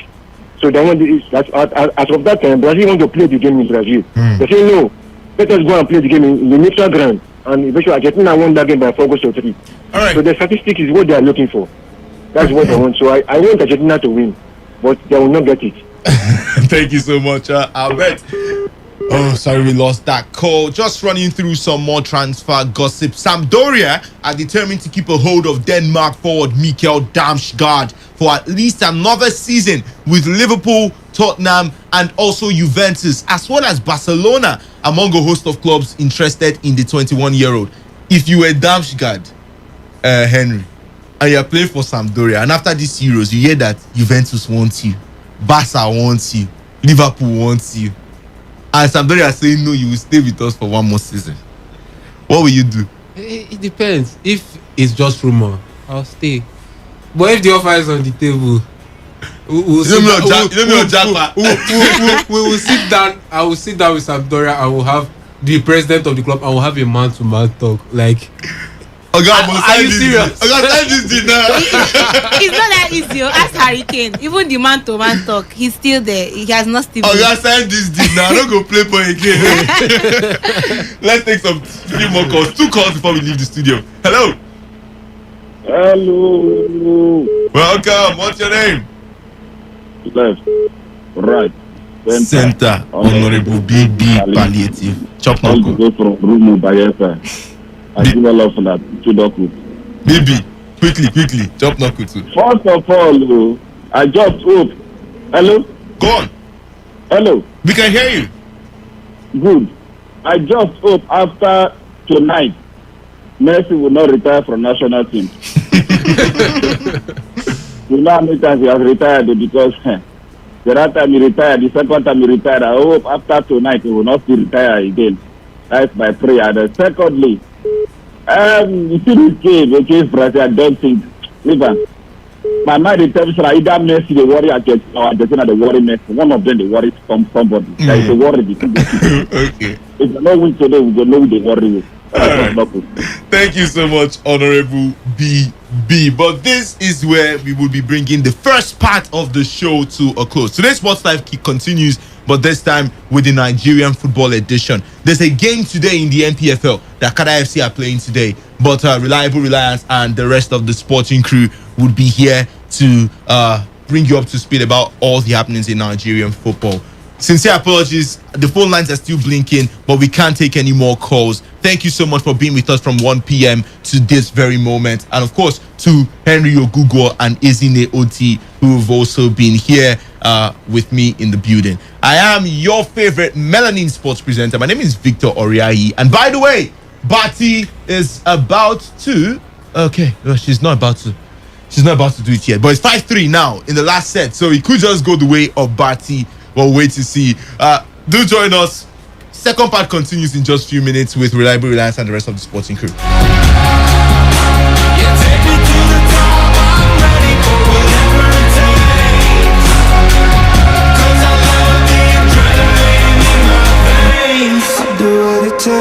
Critical, egotistical, don't wanna be the parenthetical, hypothetical, working hard is something that I'm proud of, out of the box, an epoxy to the world and the vision we've lost. I'm an apostrophe, I'm just a symbol to remind you that there's more to see. I'm just a product of the system of catastrophe, and yet a masterpiece, and yet I'm half diseased. And when I am deceased, at least I go down to the grave and die happily, and leave the body of my soul to be a part of me. I'll do what it takes, whatever it takes.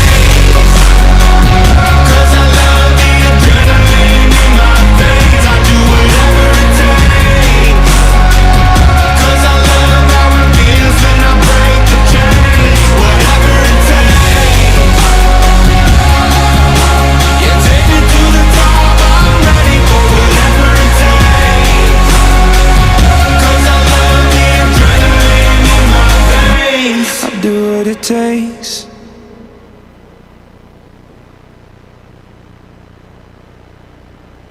Radio has never been this good. Today, 95.1 FM, Port Harcourt.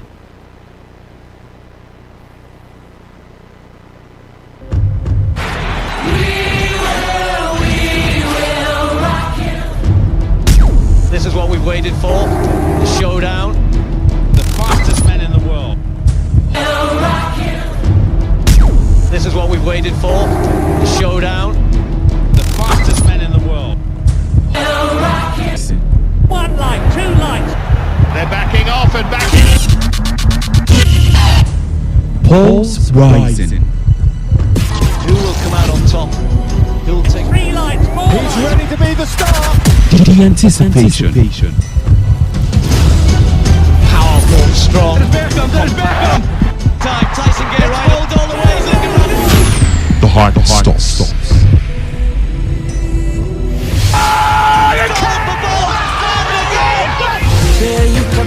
Catch the sports game on Sports Attack Mondays through Fridays, 7:30 a.m. and Today's Sport Live, 3 to 4 p.m. and also on the weekends, 1 to 6 p.m. Only on your premium sports radio. Today, 95.1 FM. I wanna take you away.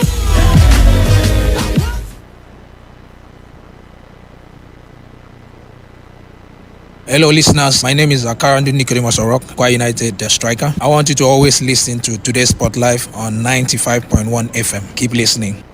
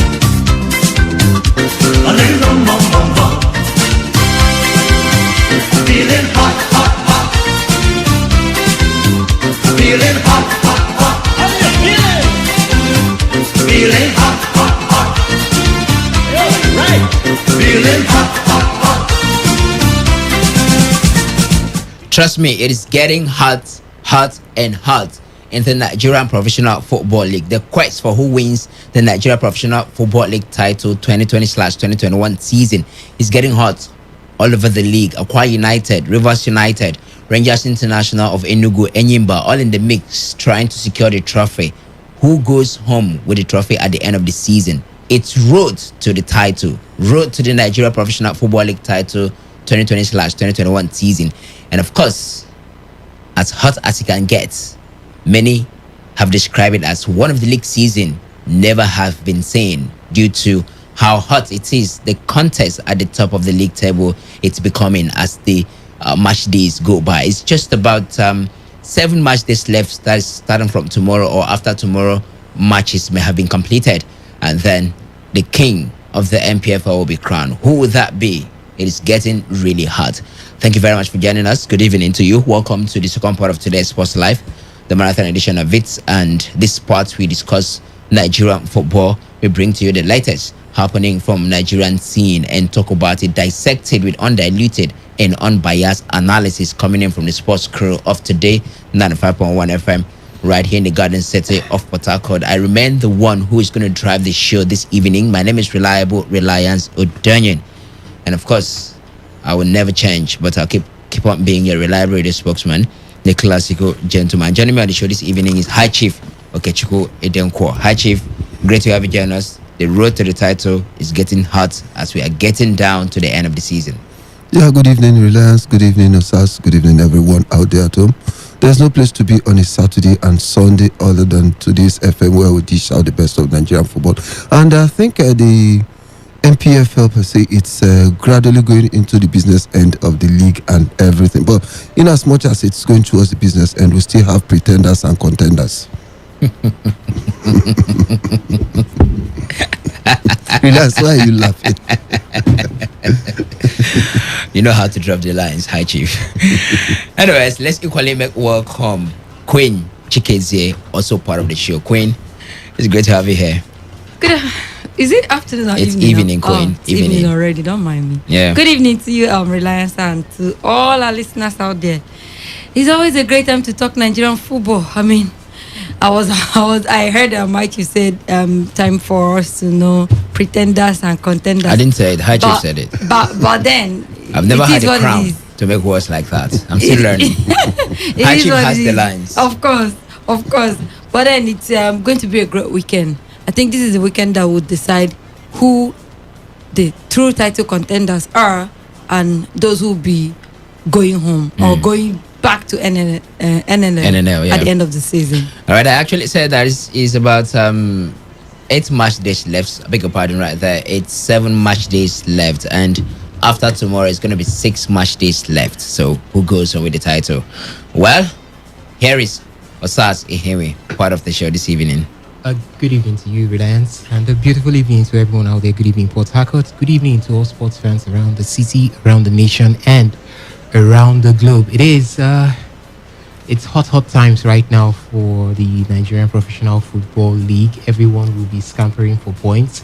I think it's time now for us to, I guess from now on we'll be seeing lots of home upsets, because away teams will be as hungry as a lion who hasn't eaten for quite some weeks for those points, because everyone needs to gather to actually finish in any position they desire. For so many clubs already, you know where you'll be ending, and for those who are maybe gunning for the title for the very first time, it's kudos, and kudos it is. All right, what I can tell you for sure is that all 20 clubs in the MPFL have always been gunning for the title. I don't know about the very first time. Anyways, breaking news. In tennis, Wimbledon, Ashley Barty has been crowned the Wimbledon Queen for the year 2021, defeating Karolina Pliskova in the final. I'm going to confirm how it ended for you in just a couple of minutes. So there we have it. Ashley Barty being crowned the Queen of London, if you like, but Queen of Wimbledon, but not Queen of Today FM Sports Crew, because we have Queen right here seated just beside me to talk sport on the show this evening. So that's what we're going to be doing now. We'll be talking Nigerian football, we'll dissect the MPFL, and also look at trending stories concerning Nigerian football. The Super Eagles also on the menu.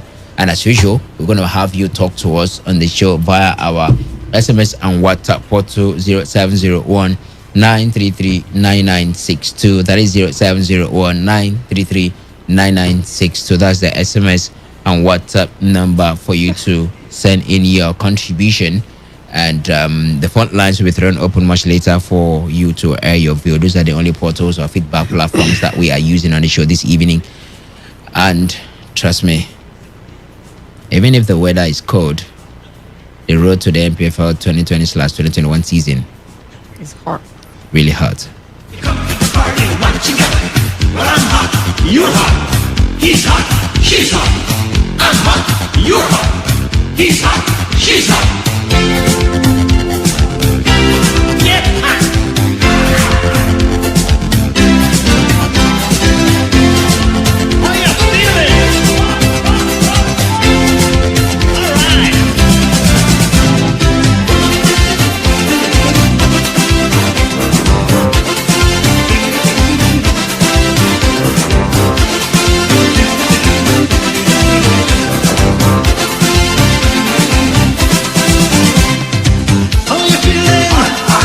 How you feeling? All right. How you feeling? How you feeling? How you feeling? How you feeling? People in the party. People in the party. People in the party. People in the party. How you feeling? Let me hear you.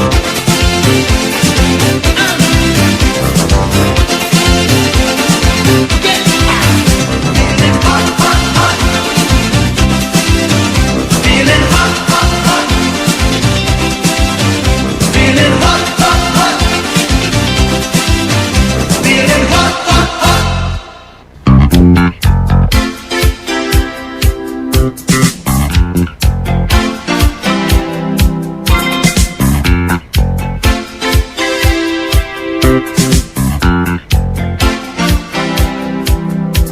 Ole, ole, ole, ole.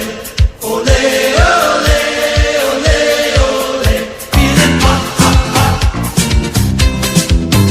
Feeling hot, hot, hot. Feeling hot, hot, hot. Feeling hot, hot, hot.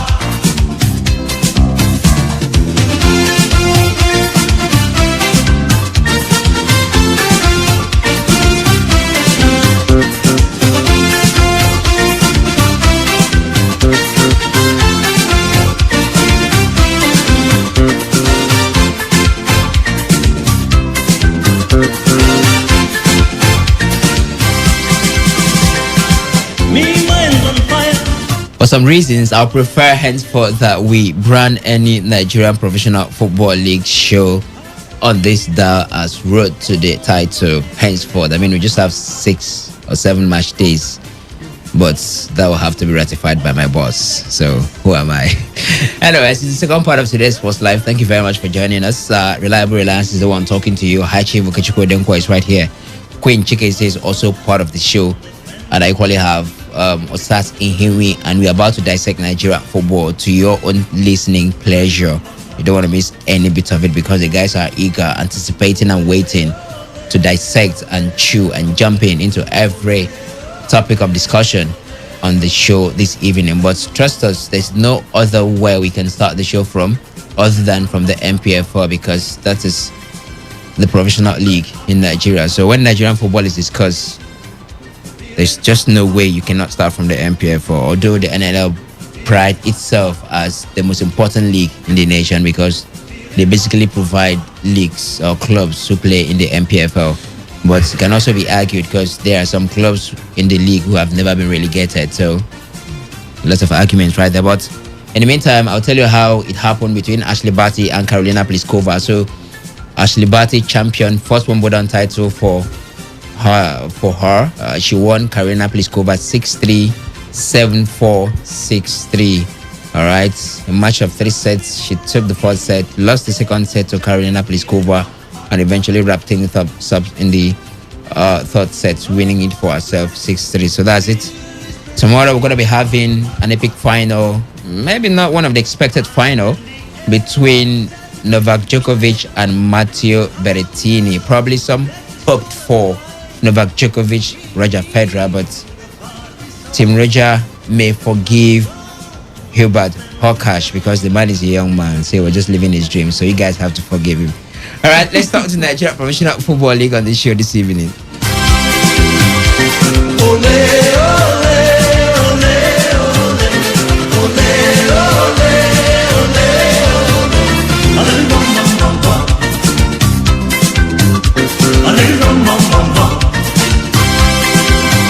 Feeling hot, hot, hot. Feeling hot, hot, hot. How you feeling? Feeling hot, hot, hot. There is no doubt that this season's Nigeria Professional Football League will be one to remember for a long time, as the competition is keenly contested both up and down the log, with just 5 points separating the first team on the log, Akwa United on 57 points, from sixth team Rivers United on 52 points. The battle for the most coveted prize in the country is far from finished, and it continues this weekend with some title contenders going head to head. Now, Nigeria's most successful club in Africa, Enyimba Football Club of Oba, will visit tabletoppers Akwa United, two-time IT Cup champions they are, at the Godswill Akpabio International Stadium in a game we expect to be the match of the week. With just 3 points separating both sides, Enyimba can shoot themselves to the summit of the log with a victory in New York. But will that happen?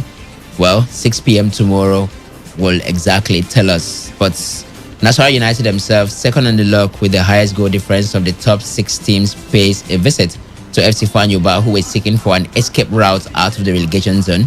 It's going to be a cracker in Newi, trust me. Canopilas will look to have their way when they visit relegation-threatened Sunshine Stars of Akure, while Kwara United, another team in the top 6, will hope they can relaunch a bid for their first ever domestic league title when they trade tackle with Imama Amapa Kabos Abia Warriors in Abia State. Wouldn't you love to see Canopilas ahead or going head-to-head with Abia Warriors? I'm sure you want to see that. Rivers United have a relatively easy fixture of the 6 teams, mathematically still in contention for the MPFA title, as they play host to Wicked Tourists of Bauchi here in Port Harcourt. It's going to be happening at the Dokia Amesimaka Stadium. How about Adamawa United? Well, they will need more than a miracle to beat the drop this season. I could recall some times ago when the coach and the hierarchy of the club being very optimistic that they're going to beat the drop, but something that stood out when they talked that time was that they said they need a special miracle, or they need special grace of God to do that. Now, one can easily advise that they start using the remaining MPFL 2020/2021 season to prepare for life in the lower league. They will travel to Makurdi to face Lobby Stars, a tough tie for the Adamawa side. How about Jigawa Golden Stars? Well, they have their MPFL fate in their hands when Plateau United comes visiting. Not exactly the kind of Plateau United we saw last season or seasons before, but who says they are not powerhouse in the MPFL? 2017, they won the league, didn't they? With Kennedy Beboye, now with Akwa United. We keep our fingers crossed, especially in this interesting weekend of the 2020/2021 MPFL season, as they will definitely going to be reshuffling both in the top and bottom half of the table. All match day 32 of the MPFL 2020/2021 season will be played on Sunday. That's tomorrow by 4 p.m. except the match between Dakada FC and Hotland FC, which will come up on Saturday at the Gospel Akpabio International Stadium by 4 p.m. Of course, the reason for that being that Akwa United will be using that same venue on Sunday to host Enyimba Football Club of Oba. So, comprehensive look at the fixtures will have Dakada FC take on Hotland FC on Saturday by 4 p.m. On Sunday, it's going to be Akwa United taking on Enyimba, arguably the match of the match day 32. Jigawa Golden Stars will take on Plateau United. MFM will take on Katsina United. Ifeanyuba will play host to Nasarawa United. Lobby Stars will have a day against Adamawa United, while Sunshine Stars, who are relegation threatened, will take on Kano Pillars. Rivers United, who believe that it's still possible to win the league. Iguma will always say it's a marathon and it's not over until it's over. Well, they will have a battle against Warri Wolves here in Port Harcourt. Yeah, Abia Warriors will take on Kwara United, and Rangers International of Enugu will play host to Wiki Tourists. So those are the fixtures to expect tomorrow in the Nigerian Professional Football League. We are going to try as much as we can to dissect each of them, because at this point, just like Queen and Osas and even High Chief themselves agreed, every match matters, every point matters. So yeah, going to look at all the matches to expect the match day 32 in the Nigeria Professional Football League, starting with Dakada against Heartland. The Nazi Millionaires had some couple of struggles beginning of the season, but have they been able to overcome their struggles, and they're looking likely to stay on the league or in the league season for next season. Time will tell. But Dakada FC to take on Heartland FC, Queen Chikezie. What do you make of that fixture? It's going down at the Nest of Champions today. It's already on. The match is on. It's already on. The match is on. And what should we expect from that fixture, Queen Chikezie? Dakada FC against Heartland FC. Well, the thing is, this is a battle between, should I say, two middle teams.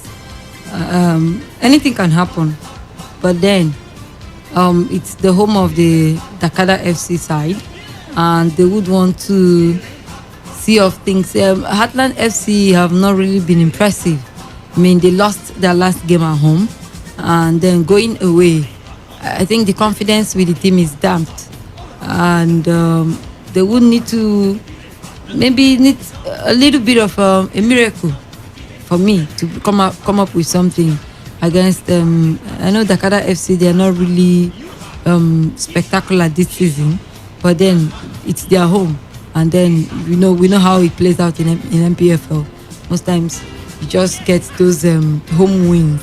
It's very difficult going away to get a home, and for Heartland, they're 12th on the log, and they've just managed 2 wins in their last 5 games. So you see, even though the Dakada FC side too have not really been impressive, so to say. I mean, trying to find their place on the log right now. All right, Dakada FC are 10th on the MPFL live table, having garnered 32 points. 44 points, I beg your pardon, from 32 matches. That's from the live table. So they are 1 place above or 2 places above Heartland as it stands, right, until all matches are completed tomorrow. So both of them currently on 32 matches. So they are just, anything can happen. It's an open game. But I doubt if Heartland FC, from what we have seen in their last games, I doubt if they can be able to take that one from Dakada FC. I see it going at a draw or Dakada FC getting a win from that one. All right, so it's going to be a draw or Dakada FC gets a win according to Queen Chikezie. By the way, that match is at the 25th minute and there is no goal to report. It's goalless at the Nest of Champions. Well, another match that might interest some of us, and of course, looking at the drop zone at the moment, we're actually starting off from there, is the match between Abia Warriors and Kwara United. Hachivu Kechuku. Now, Kwara United, or Abia Warriors rather, have been able to get 35 points from 31 matches. They are just 2 points above relegation zone.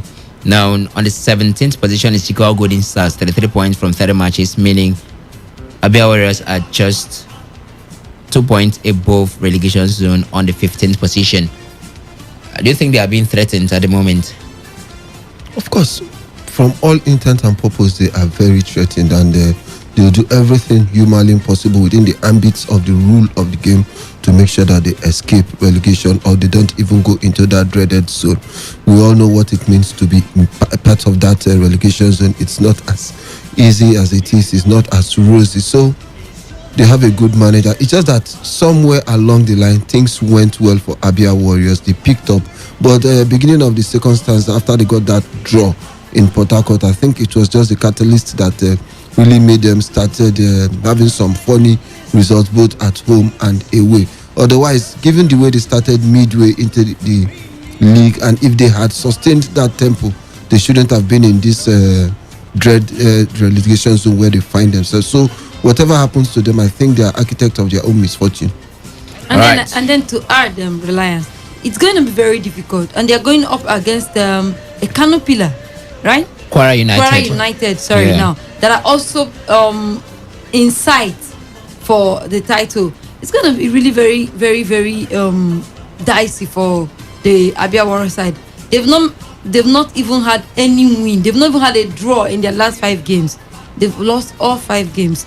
So I think it's time for them to step up their game. Because I mean, if they really want to escape relegation this season, they really have to turn things around. They really have to come out of their shell, show that resilience action, that energy we saw them with towards the middle of the season before the break, and then maybe get something out of this match. From here, we can go further and begin to see if they can actually stay up and not go down to the relegation zone.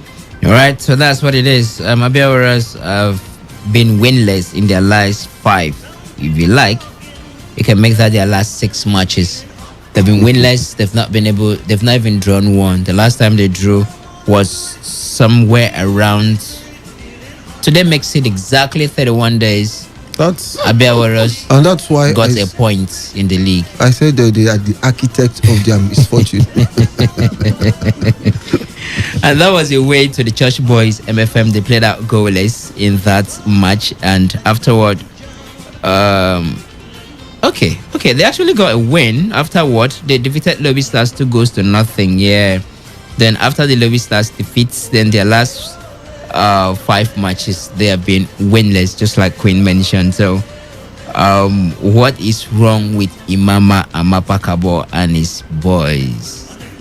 Asas, could you fathom? Would you know what exactly is wrong with Imama and his boys? I really can't tell, because I think at the beginning of the season he also had the same issue where he was given a 5-match ultimatum. Was it up to 5? I think it was 3 matches. Or 3-match ultimatum to see how to turn things around. And miraculously, things were turned around. So maybe I think we should drop back into the same to see if he could turn around things before the end of the season to see them escape from relegation.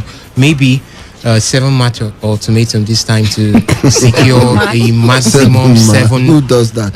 A maximum 21 points from the end of the season, because I know when these ultimatums come, Kennedy and his boys step up to the game and find a way Kennedy for Aqua United. As if given Imama and his boys. Sorry, okay. Imama and his boys step up to the game and see how to salvage those points, whether home or away. So I think maybe we should draw back to use the ultimatum, because for now I really can't tell. And the way it's going, if it continues at this tempo, they may be falling into relegation if someone is willing to escape from that fall. That's what I see. All right, so sometimes your destiny is not in your hands, but our destiny are in our hands, because right now we have to go to the commercial room to bring you some commercials. But stick around, right back after some moment.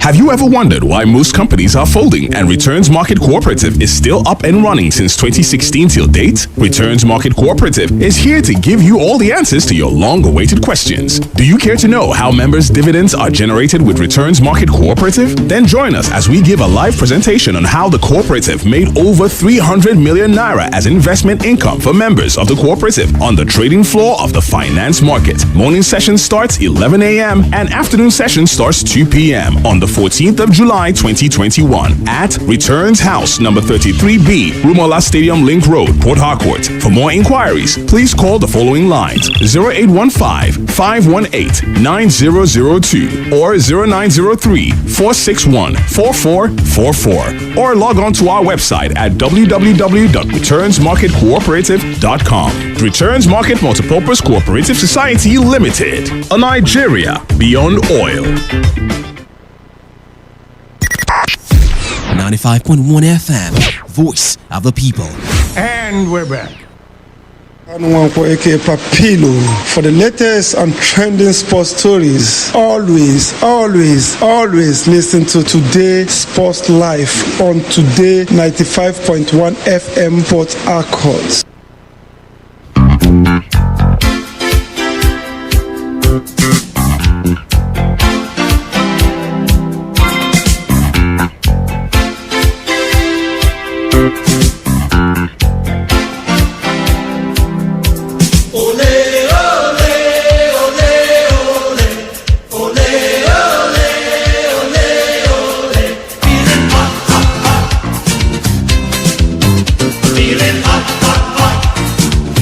I have reasons to believe that the hits that is being felt in the Nigeria Professional Football League at this point in time cannot even be equaled by what England are facing as this are scheduled to take on Italy tomorrow at Wembley in the final of the Euro 2020 Championship. You know why? Because they'll be playing at home. But in the NPFL, it's a league, it's a marathon. Everything comes to the fore.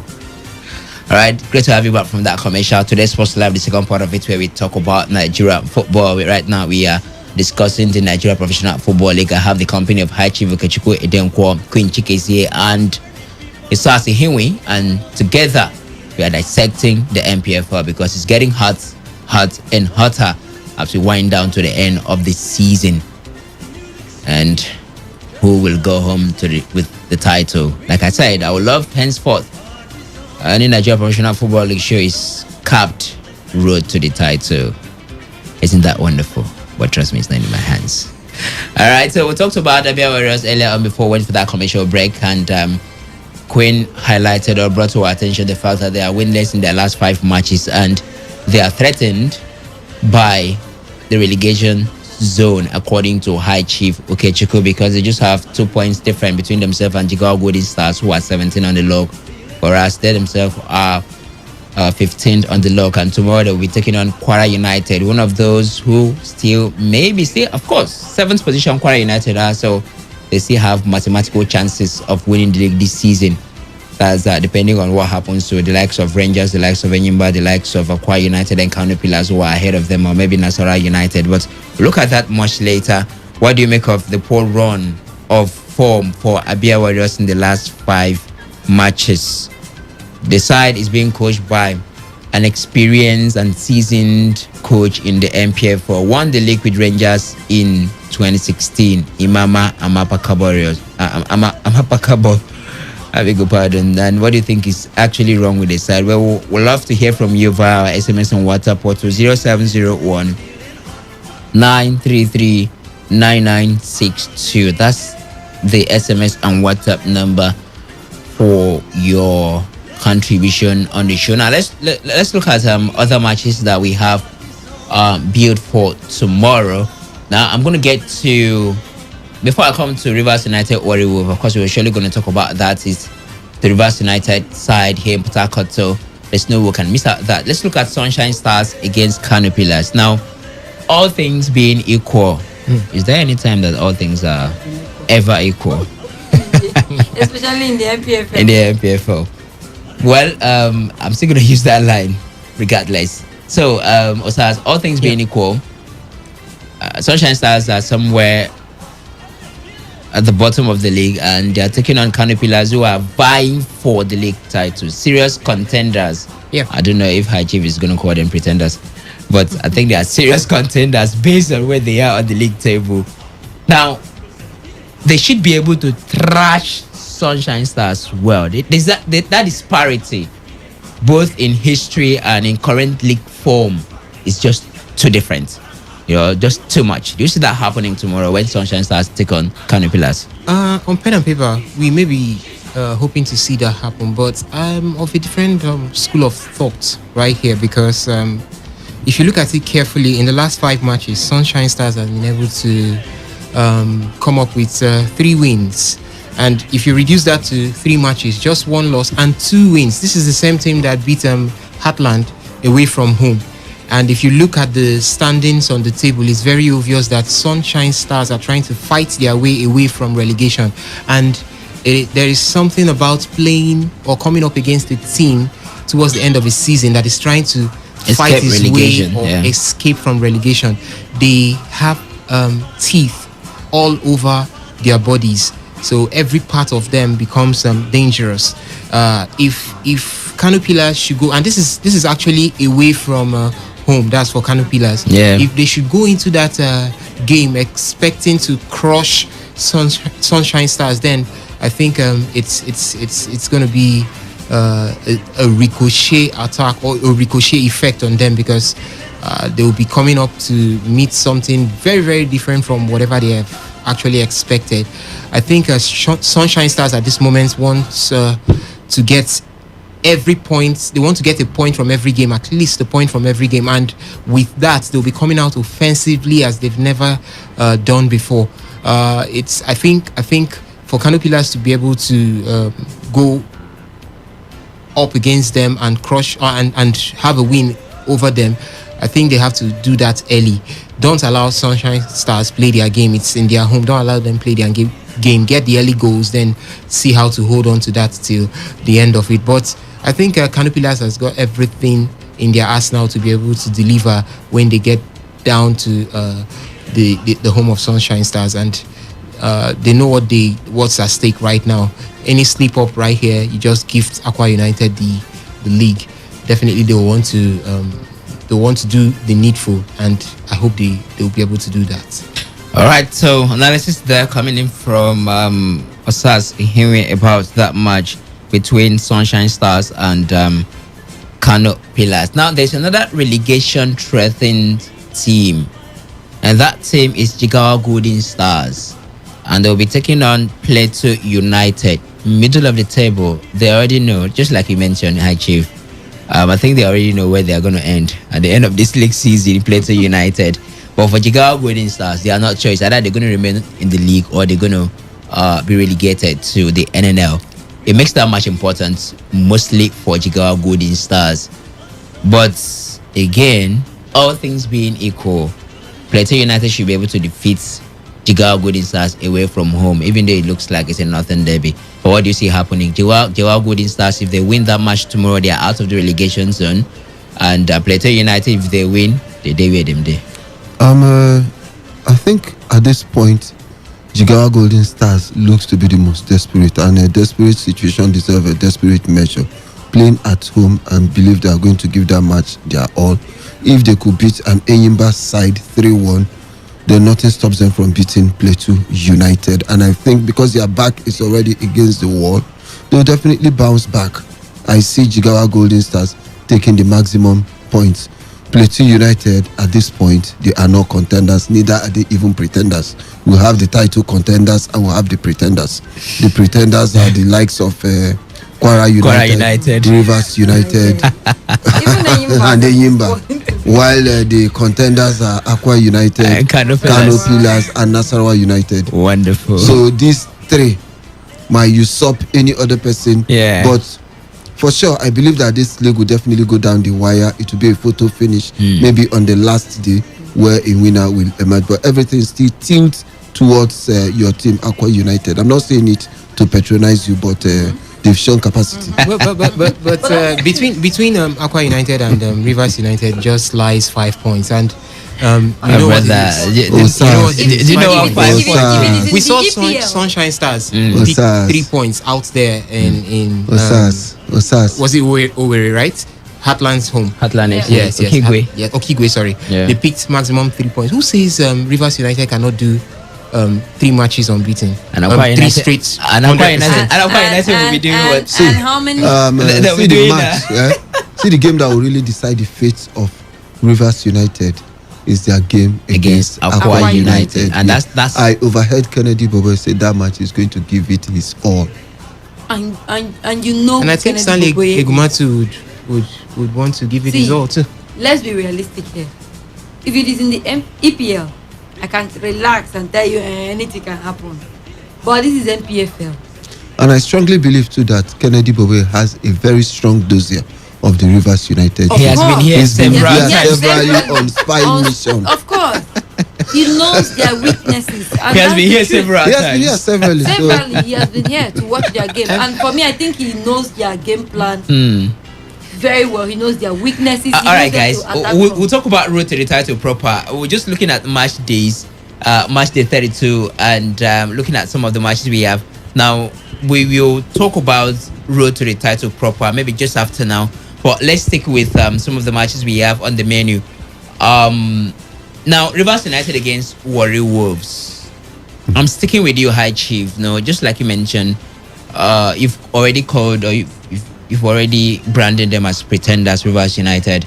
But they'll be at home tomorrow to welcome Warri Wolves, who are already in Port Harcourt. What do you see happening? Rivers United are undefeated at home this season. Yeah, they don't have that 100% record again where they were having many of the wins, courtesy of draws to Abia Warriors. Which of that team?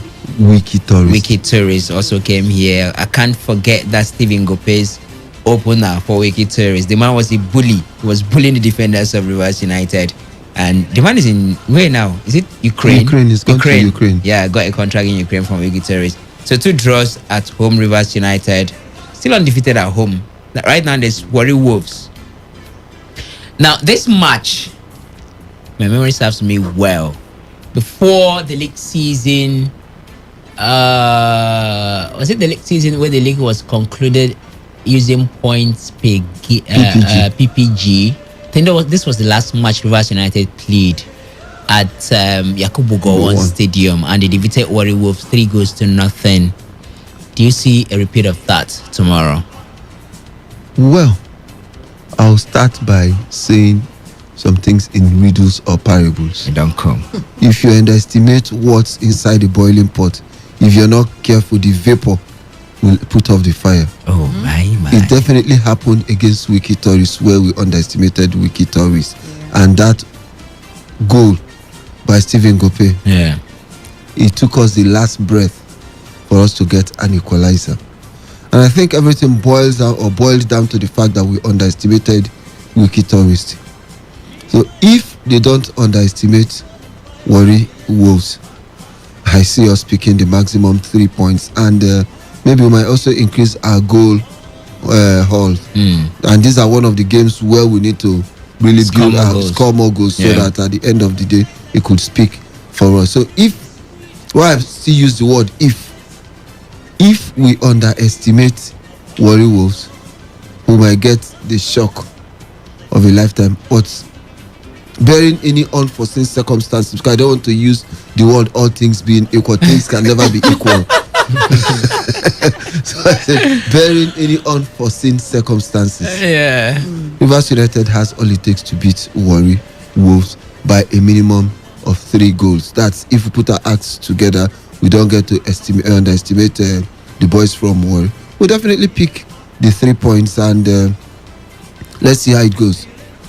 In the last match for Rivers United, Queen Chike said before you come in, they were able to score 3 goals, although they considered one, and that was against Plateau United with a seasoned manager in the MPFL in the person of Abdul Mike Haba. Your thoughts, Queen? Thought is that I don't think right now Rivers United would want to underestimate Warri Wolves. Bearing in mind that this same Warri Wolves that everybody was going to their home to pick points defeated them back at home. I think it will be a pointer for Rivers United. I think it will be something they want to have a revenge, to take back their pound of flesh from the Warri Wolves side, and they're going to give it their all. Right now, against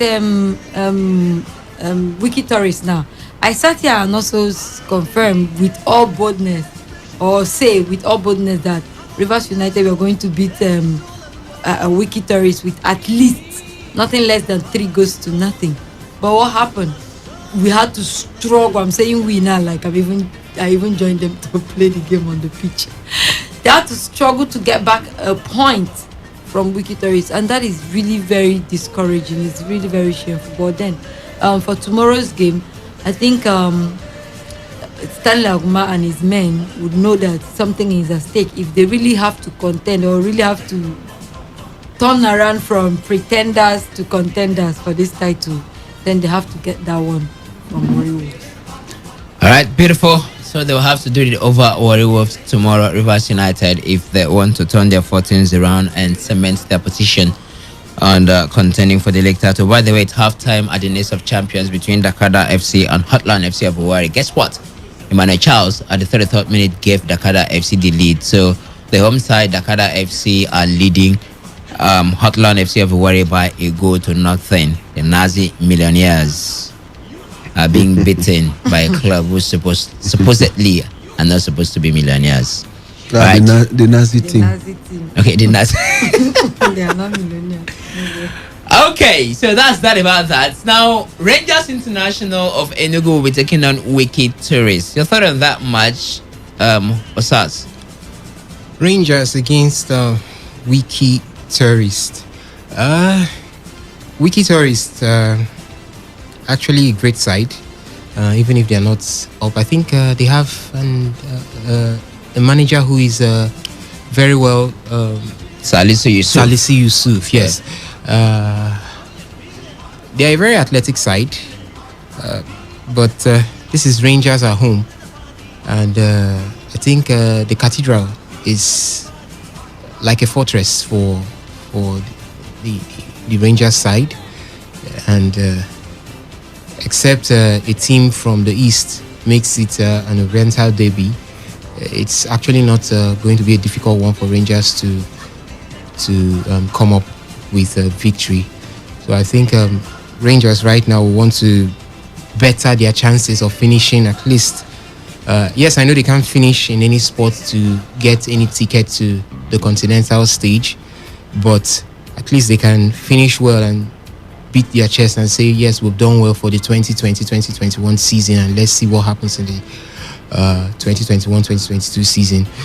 I think they know what they need. They know that finishing seventh will not be good enough for a team with such pedigree. They want to at least go closer to the top three finishers, and with that they need maximum points as this game comes through tomorrow. So I think for me, Rangers will be coming up with the victory. It is their home, it is their fortress, it is a ground they know, it is a ground that they know that the fans will want something to rejoice for, and definitely they will be giving it to them 150 folds. That is for me, Rangers with the win. Now, there's something about the Kada FC which I'm just thinking. Now, these guys were promoted to the league. There are 2 seasons now back to back in the league, if I'm not mistaken. They gained promotion to the league. In the 4th season, that season they gained promotion. They were like a surprise package of the league. They were getting matches. At some point, they were leading in terms of number of wins away from home. Now, the beginning of this season, teams went on shopping. What is it called now? Shopping spree at Dakada, buying off their players, their strikers. The coach of the side, Caleb, so former coach now, no longer with the side. They had a new coach. But the interesting thing is that Dakada FC are actually 9th of the NPFL. I mean, leading with the results now as it stands. They are 1 goal up against Heartland FC now. 9th on the log, ahead of the likes of Plateau United, the likes of Heartland of Warri, the likes of Abia Warriors. Abia Warriors. What is actually going well for? I mean, I don't know, but you could describe it as something going well for them, isn't it? Considering their situations and all it has been for the Kada FC side. So they are. Who says they can't finish top 5 at the end of the league after the whole shopping spree that teams went? Enyimba went there, Abia Warriors equally went there, got players and all that. It's actually going well for this team. I think in the MPFL, administrative structuring actually helps push teams to better performances. It's not about how much they rip your team apart by getting your players away. If there is proper management and proper administration, even players who come from maybe the second fiddle or the bench, those fringe players can also come up and step into the team and do the needful.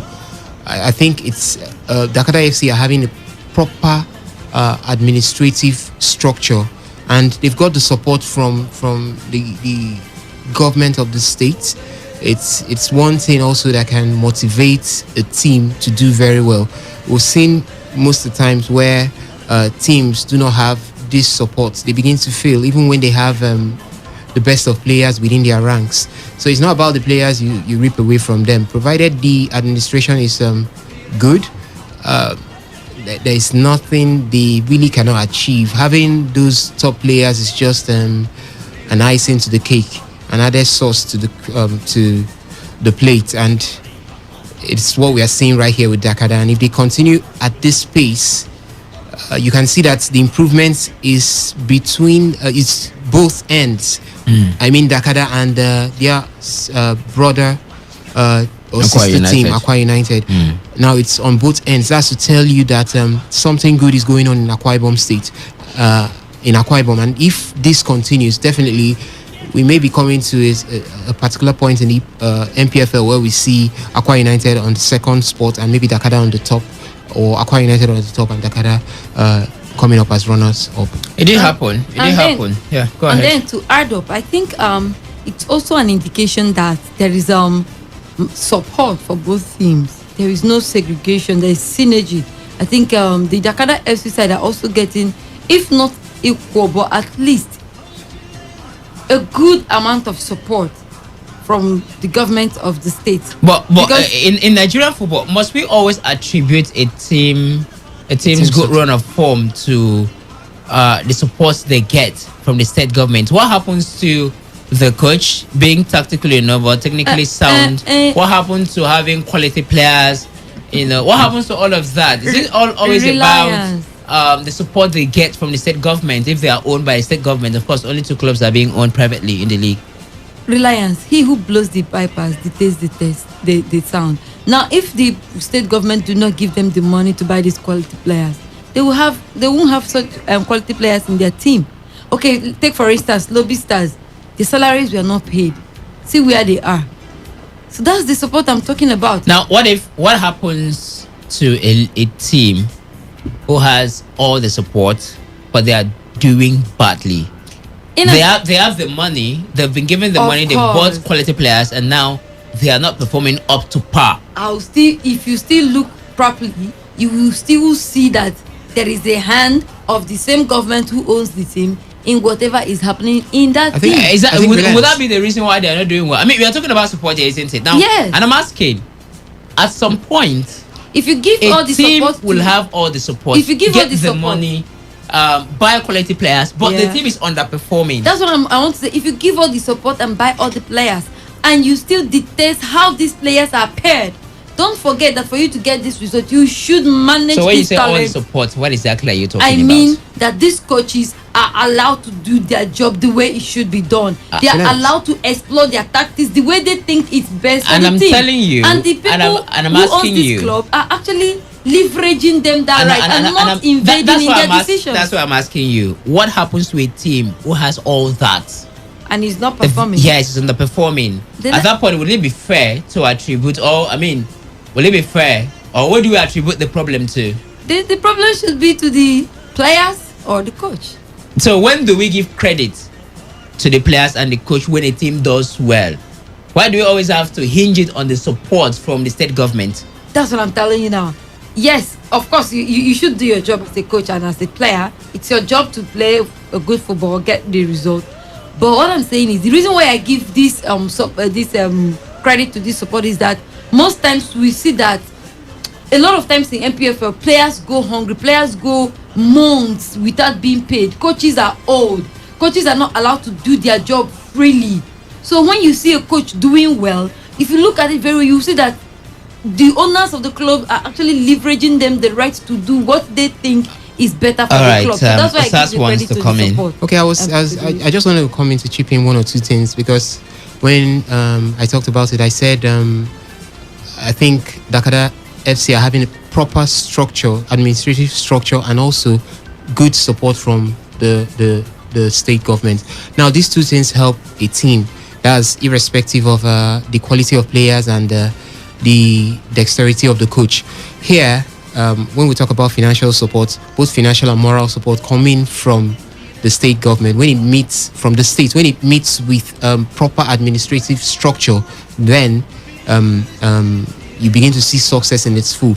Now, coming to answer your question, Reliance, where you talked about a team that must have gotten the financial support, I guess, from the state, and it's not performing well, then we owe that to maybe poor administrative structure. Because if the administrative structure is good, that structure should be able to put things in place to ensure that these players perform very well. Now, it is not the state government or the states that will give you a proper scheduling for your training. It's not the states that will give you how would I put it right now? It's not the state that will give you those added courses that you need to, or added information you need to get to add to your wealth of knowledge when it has to do with tactics to help you. Now, if you have proper administration and everybody is working, your scouts are working, your technical units is working properly, I hope we know that the coach doesn't work alone. He has a lot. You give him the best hands, and these things are working. Then definitely when you have the financial support from the states where salaries are being paid and everything is provided for them, then players can do their best. They can play to the best of their abilities and give you the best. So I feel if the financial support is there and there's no proper administrative structure, then they may not perform properly. But if these two work hand in hand, that's what we are seeing right now in Dakar. So when are we going to be accrediting or crediting good performance of a team to the coach and the players? I'm still looking for when. When they do. Now you're coming from a different angle, sir. Yes. Administrative structure. Yes. Yeah. A proper administrative structure. Yes. It boosts the performance of a team. Yes. Queen Chikese is coming from the angle of financial support from the state government. So when you have this in the MPFL, when you have precisely, in the MPFL, yes. When are we going to attribute the success, the good performances of a team to the manager okay. and the players? Okay, this is where it comes in now. Let me tell you when. Sorry, when something happens, the situation of lobby stars, we can attribute it to the coach and the players right now. They got a new coach, and since then they've got some transformation in the team. Regardless of the debt they are being owed and how things are with them, they've been able to put up some win. This is when we can accredit, say, okay, this coach is actually doing something spectacular, because despite the downs, despite the lack of support, he's still been able to manage to talk to the players, to boost their morale and bring in the energy that is needed to get results. Okay, for me, I think when administrative structuring has been done properly and there is financial proper support is there. Yeah. Now you have brought the team up to, you have laid the foundation, you have brought the team up to a level where psychologically they are stable. Then you can now look at their physical strength. That is where we can now look at what the players can give. You can now look at players beginning to turn up their physical strength, beginning to turn. Now you can see your strikers now becoming target men and becoming a thorn in the flesh of the defense of your opponents, because even if you come to a psychological balance, you also have other teams that are still at that point where they have psychological balance. Now it depends on the tactical prowess of your coach and the physical abilities of your players to surpass those But if teams. that happens, the team will be successful. They'll be performing, isn't it? Yes. And you guys are still going to accredit it to the state government? No. Now, when let's have a team. Let's have a team as a case study.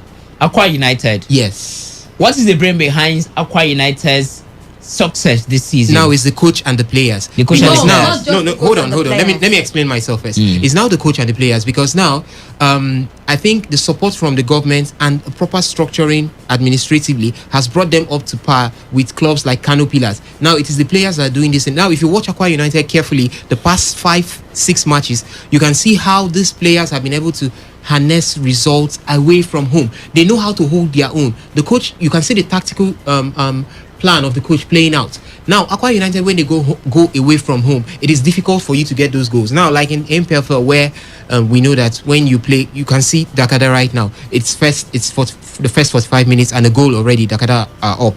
We expect this in the MPFL. But when you play against Aqua United, it is quite difficult for you to take that lead. You get to struggle with a draw, and maybe towards the tail end, that's where you take the lead. Or if you score, you find out that these players they turn in even 2 times of what they have to bring an equalizer. So you can see that these players physically and the coach's tactics is what is pulling them through, and that's why they're at that top already. They are psychologically balanced right now. Their abilities are pushing them. Hi, Chief. Don't you think that some teams in the MPFL are hiding behind poor welfare to deliver poor results? I mean, it could be that the manager is not sound enough. Could be that they don't have quality players. But because welfare has been an issue in the MPFL over the years. It's always a recurring decimal coming up every season, 3 months, 4 months, 5 months, 6 months. Don't you think that, or wouldn't you say that some teams critically now, some players, some managers are hiding behind that to deliver poor results to their maybe owners or to their fans or to the team itself? Reliable reliance. Even my Bible says money answereth all things. Another version says money is a defense, but the love of it is the root of all evil. Why did I say so? A laborer is worthy of his wages, irrespective of where you're working. That's why I say most of these teams, we don't know their rules of engagement, we don't know the terms and conditions of their contract. If one party is defaulting or there's a breach in the contract, a lot of things goes wrong. So a man who is under a contract with you, at the end of the month, he's not sure of when his salary will come. They are owed weeks and weeks and weeks of match allowances. They have family.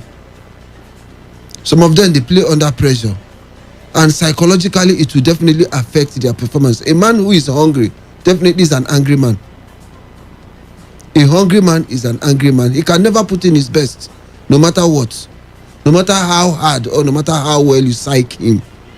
If he's not properly equipped, he doesn't know where the next meal is coming from. He doesn't know where or when his salary is coming. He doesn't have proper welfare. How do you expect him? Do you expect him to kill himself there? In those days, we used to have one keeper. I wouldn't call his name. He's a Port Harcourt boy. When they were being old in the Den Sharks, during training, they will shoot some ball. He will just fall on the guy. He says half diving. That they have paid them half a sign-on fee. So this one that is diving now is half diving. He knows himself, so I won't call his name.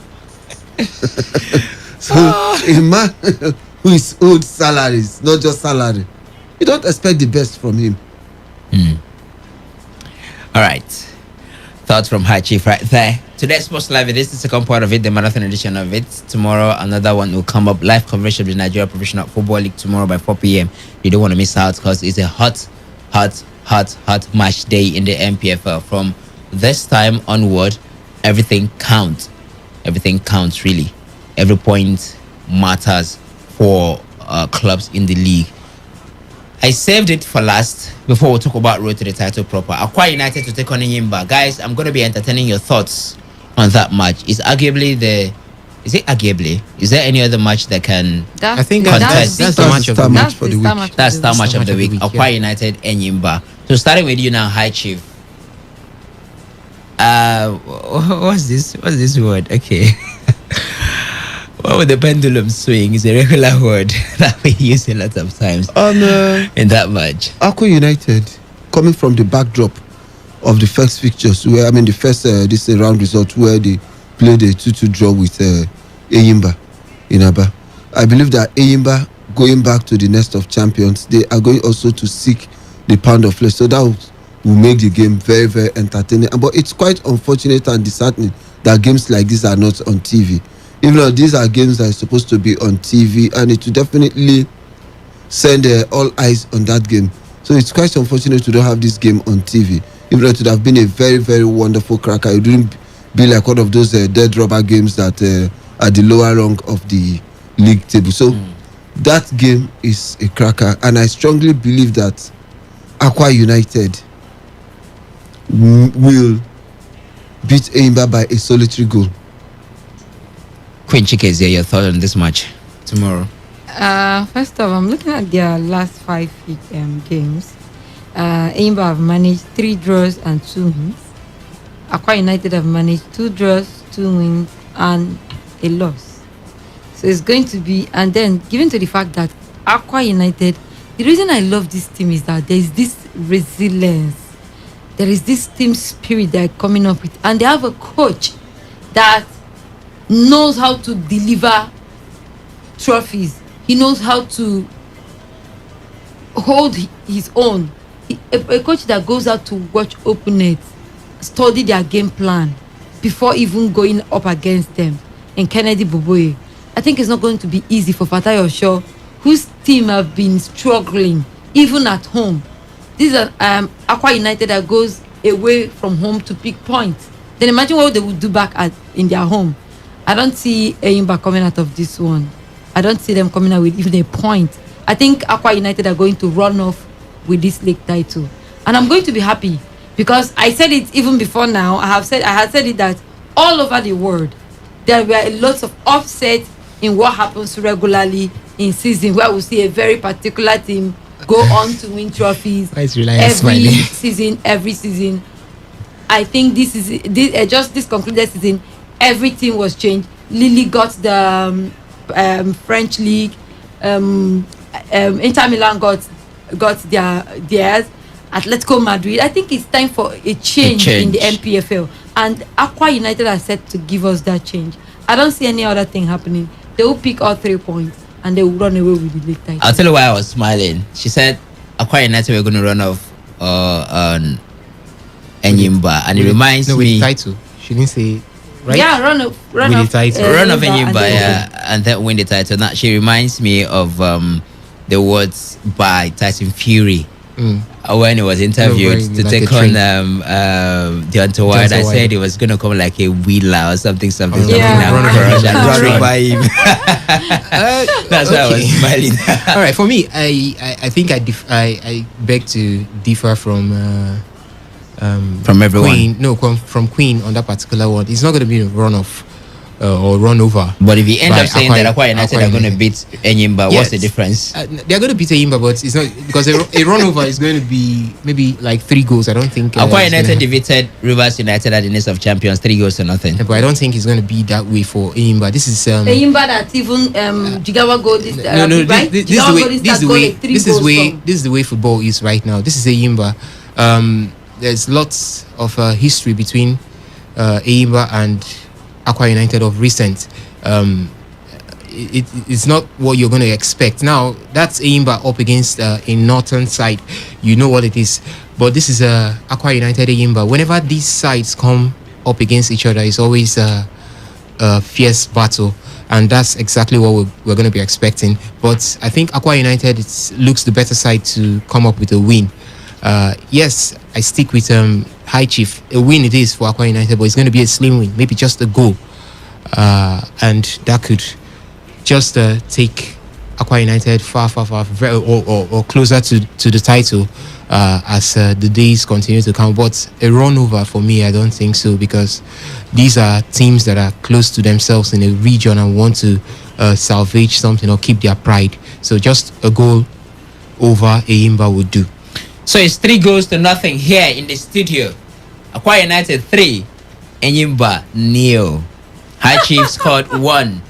Queen Chikise scored the second one, and Osas completed the routing of Enyimba here in the studios. The sports studio of Today 95.1 FM. They've given it out to Aqua United 3-0 in this goal scored by High Chief Okechukwu Edenkwa, Queen Chikise, and Osas Hinwi for Aqua United to continue the extension of their leadership over other clubs in the Nigeria Professional Football League table. What do you think? Send your thoughts to us via our SMS and WhatsApp portal 0701 933 9962.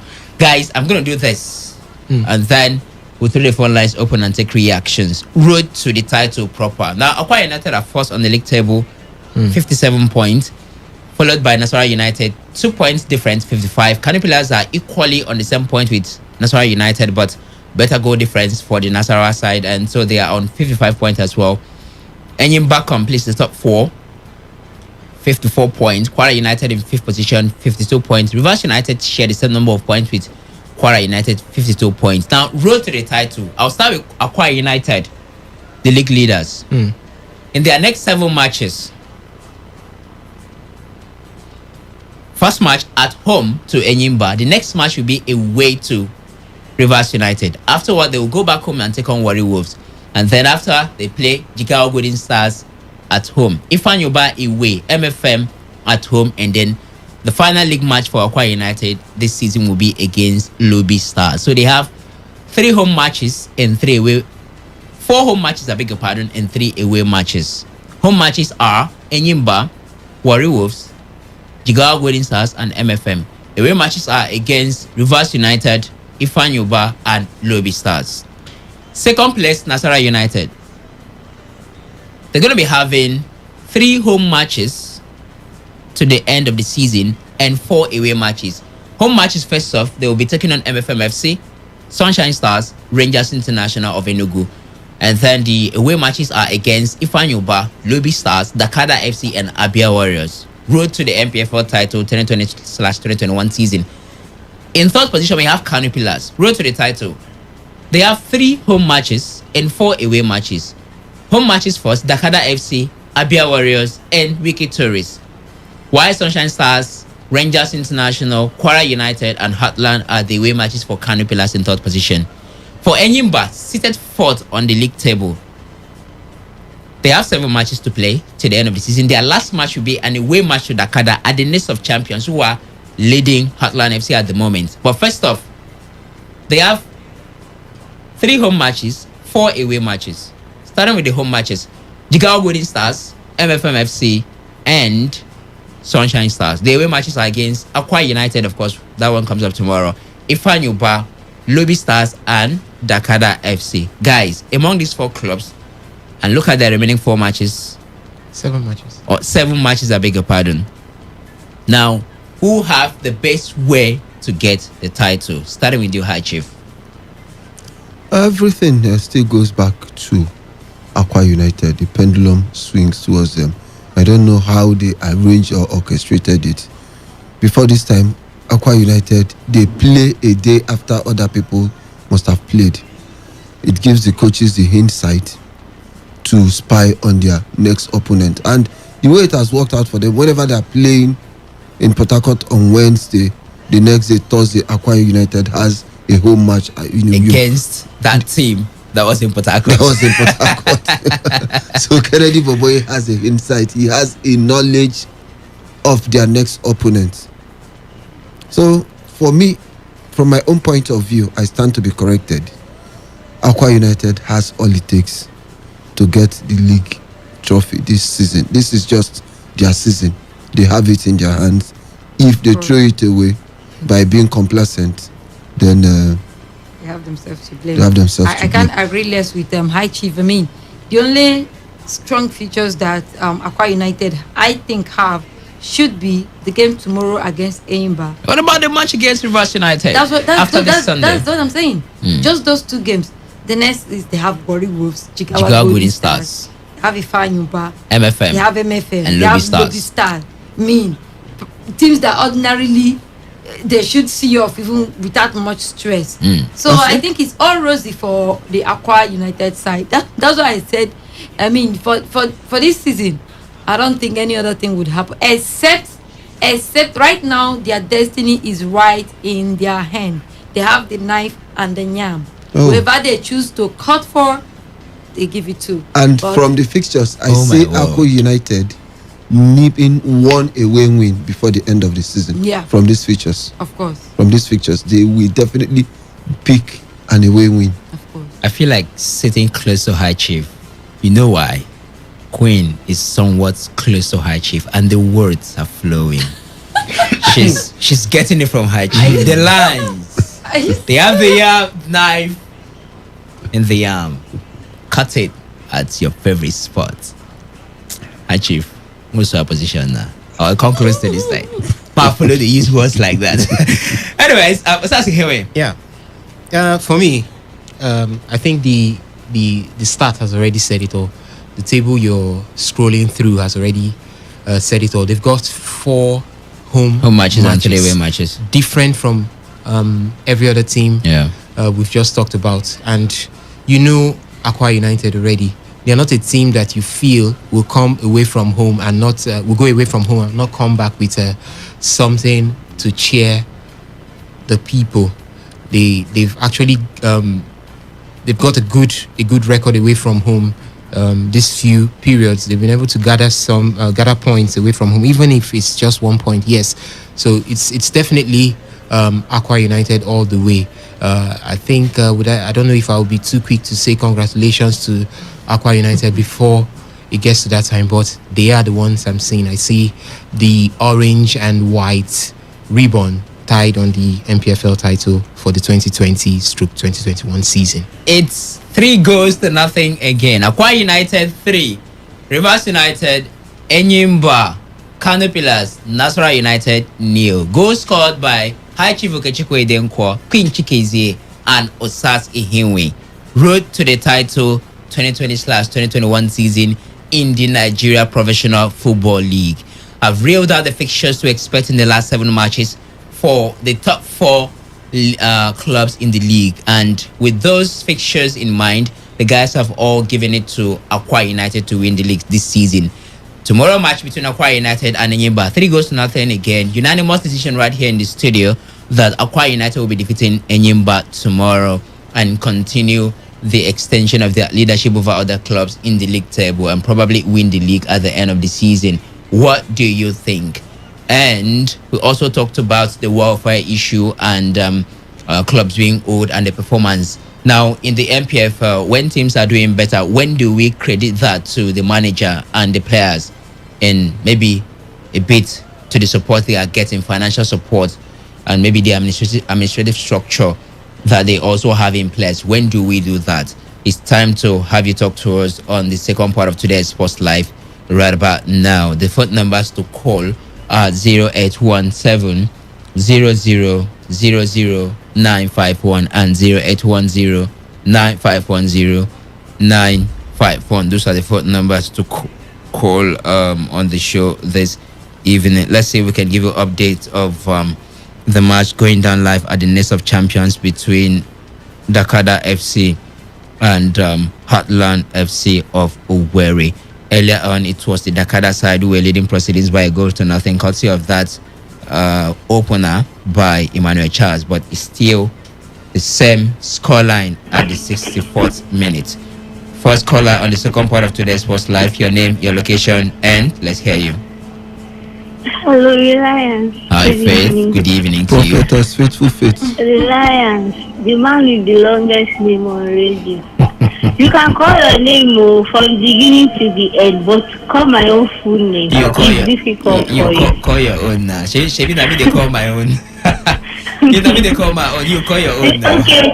If honorable left, right, center, BB was now, like as long as his name is, you will call him and you will acknowledge him. It's like cause my own time you're having problems. Okay. Now him they start time. You go just I will add palliative at the end. Anyway, good evening to everybody in the studio. Thank you. Queen and Sasha, go right for now. It is Prophetess. Thank you. God bless you. So now, please let me start with your question about owing and welfare and salaries to the players. Okay, Reliance, please, with all due respect, with all due respect to the media, there are some stations you would tune to, and then from the sound coming from the DC, you will almost feel irritated, and you can't listen to them for long. Now, this because why? When someone listens to some stations, it's because they are very clear. While the other ones, they sound as if, this kind of cracked radio speakers. Now, forgive me, please. I'm not trying to be insultive here. But now, let's take at this now. Is it the fault of those presenters, or is it the fault of the studio for failing to provide them sound equipment? So, and it's also the same thing with this MPFL. You can't compare MPFL with the English Premier League. Or let me think of comparing both. You can't compare Manchester City with what is this club now that second is playing for Watford. Yeah. Yes, they're all in the same league, but they spend differently. So just like High Chief he said something that money answers all things. It's only the love of money that's the root of all evil. So that I'm just answering your question. The question you asked about when are we going to start accrediting the accolades to the players.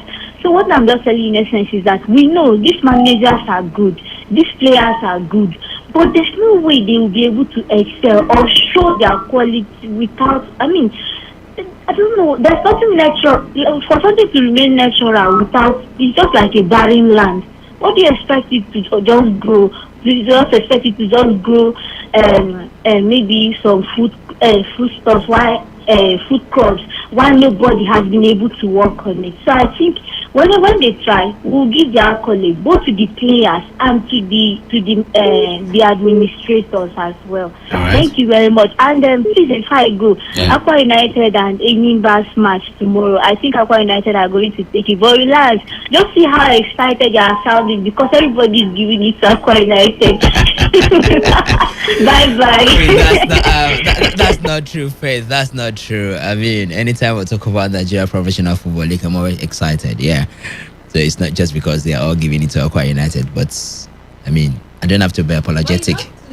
I don't have to be apologetic. Yeah, that's the thing. I don't have to be apologetic with success. So I don't have to be apologetic if I'm excited about that. So yeah, it's basically what it is. Let's get back to line 95.1. Evening, guys. Hi, good evening. Simon, let's hear you. Please, I want to know the topic of discussion now.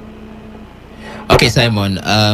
We've talked about matches to expect tomorrow. We've dissected all the matches. We've also talked about welfare package in the MPFL. When are we going to start crediting good performances and success of teams in the MPFL to the players and the managers? Not every time they have good financial support from the state government and all that. And of course, we also talked about road to the MPFL. The 4 contenders, we've looked at their last 7 fixtures, and we are asking which of them would have an easy road to the title, because we are just into match day 32 and it's just about 7 matches left to end the season. Okay, let me start from the people that are supposed to win the Nigerian League. Like Aqua United, just outstanding this season. You know, we the Enyimba fans, just as I said the other day, we the Enyimba fans, you know, the only thing that I need from Enyimba now is to just try and qualify for the continent, because I don't think that Enyimba now, in as much as the years now, as stable stands now, Aqua United, they are putting Enyimba with only 3 points now, you know. So, but Aqua United, I'm tipping Aqua United now to just carry the league. I'm tipping them to carry the league. All right. They've said team now that are there. Okay. But please, I want to know because as I'm calling you now, I'm not in River State now. I'm calling you right from my hometown. I go in Anambra State, and that is the reason I ask you. So I want you to just brief me, especially the big teams, their features tomorrow. Thank you. All right. Thank you very much. Simon from Romo Dumaya calling from Anambra State this evening. Let me quickly go over the fixtures again for you, the quick fixtures to expect tomorrow. I hope you're listening, and then afterward I will return to the phone lines to take some calls. So it's going to be at the moment Takada FC are currently leading Heartland FC by a goal to nothing. Tomorrow Aqua United will take on Enyimba. Jigawa Golden Stars will have it against Plateau United. Katsina will travel, or they are already in Lagos, to take on the Church Boys. MFM FC Ifeanyi Bar at home against Tora United. Lobby Stars will welcome Adamawa United. Sunshine Stars will play host to Kano Pillars. Rivers United here at the Adoke Mesibaka Stadium will take on Wari Wolf, and Abia Warriors will take on Kwara United. How about Rangers International of Enugu? They will have a day against Wiki Tourist tomorrow. Back to the phone lines. 95.1. Hello. Hi. Hello, it's Chris. I'm calling from Port Harcourt. All right, Chris. Let's hear you. Yes, I want to talk about tomorrow's match between Enyimba and you have the freedom. You have the floor. You have the floor, man. Yes. Go ahead. I had a queen saying that Aqua United will overrun Enyimba. And also, most of your analysts in the studio say that Aqua United will win Enyimba. All of them. But I want you to look at the record of this league this season. No team has this kind of away record Enyimba has. So tomorrow it is going to be a cracker. It's going to be a cracker. Yes, Enyimba has the best away record.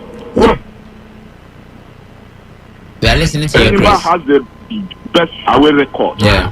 And that away record will speak for them tomorrow. Enyimba has only dropped points at home. Away, most of the away matches they win, they draw.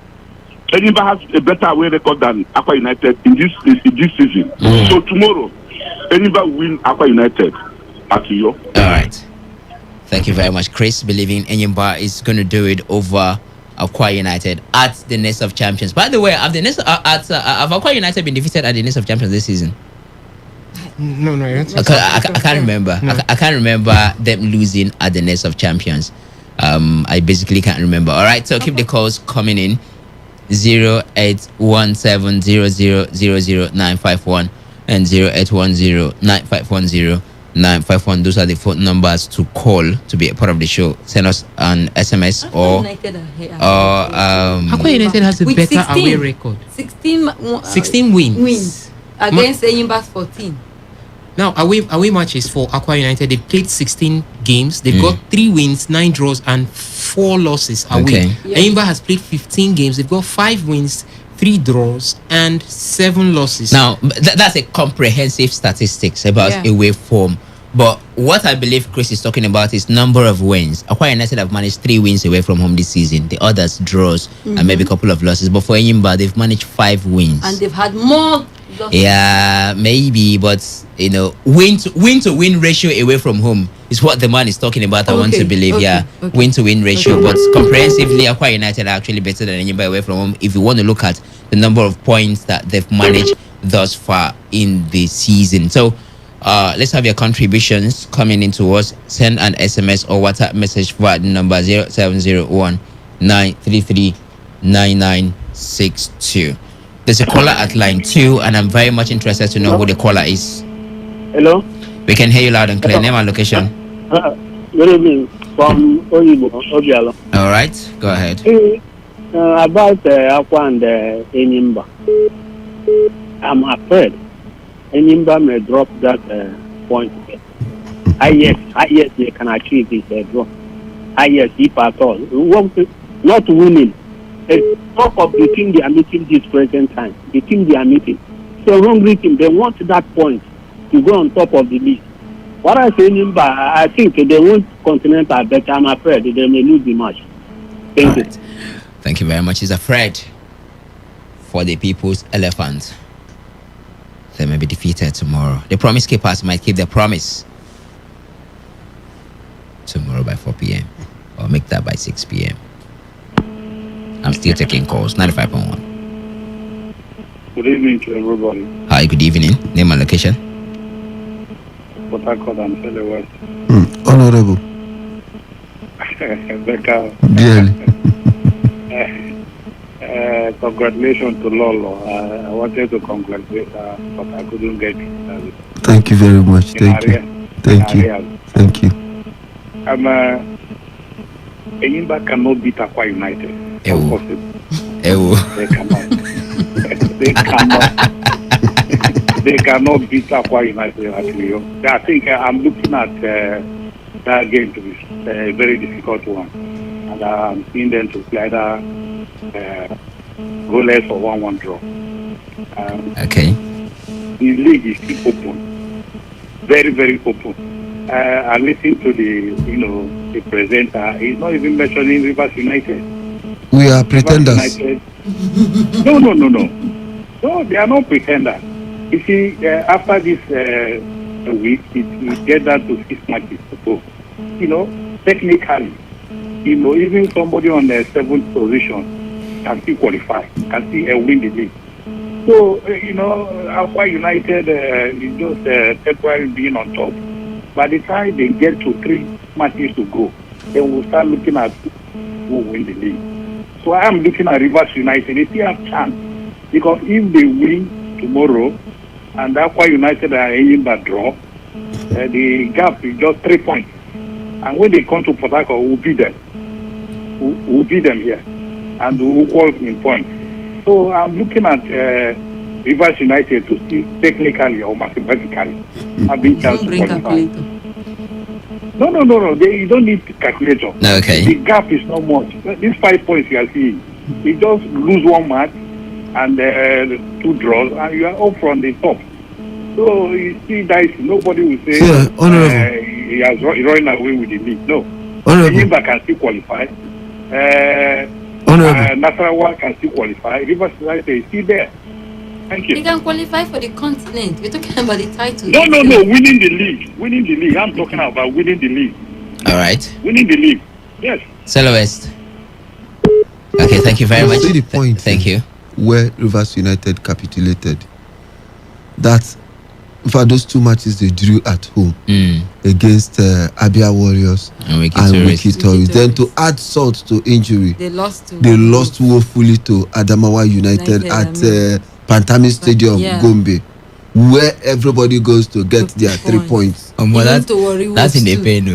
No, worry. All the people that they were going to take at Ogara, that one is long. That one happened long ago. We're talking about recent development. That was this thing. That one was just totally unacceptable. Guys, they're out of the picture. Now, look at this. Jigawa Golden Stars. Okay, that's not the picture I'm looking at. Now, Akwa United. Let me leave Akwa United first off. Sunshine Stars are the closest team to not the closest team now. Sunshine Stars will be hosting the closest team, or one of the closest team to Akwa United at the league table, Kano Pillars. Kano Pillars are away from home. The next team is Nasarawa United in second position, right? Yes, it is. And they are playing away to FC Fanyuba. You know what happens in away matches. Very difficult to pick points in the MPFL. Now, Akwa United have that home advantage when they take on Enyimba, also contending for the league title. So look at every other contender for the league title. Let's say the top four, for instance. Akwa United at home, hosting the fourth team. Positioned team. The second position team away to FC Fanyuba. The third position team away to Sunshine Stars. Relegation 13. Sunshine Stars. I raise my case. Back to the phone lines. The picture is painted already. 95.1. Hello, Ryan. Calling back is Faith. Yes, it's Prophetess Faithful Faith. Anyway. Please, Mr. Saleh West is always predicting against Enyimba and predicting in favor of Rivers United.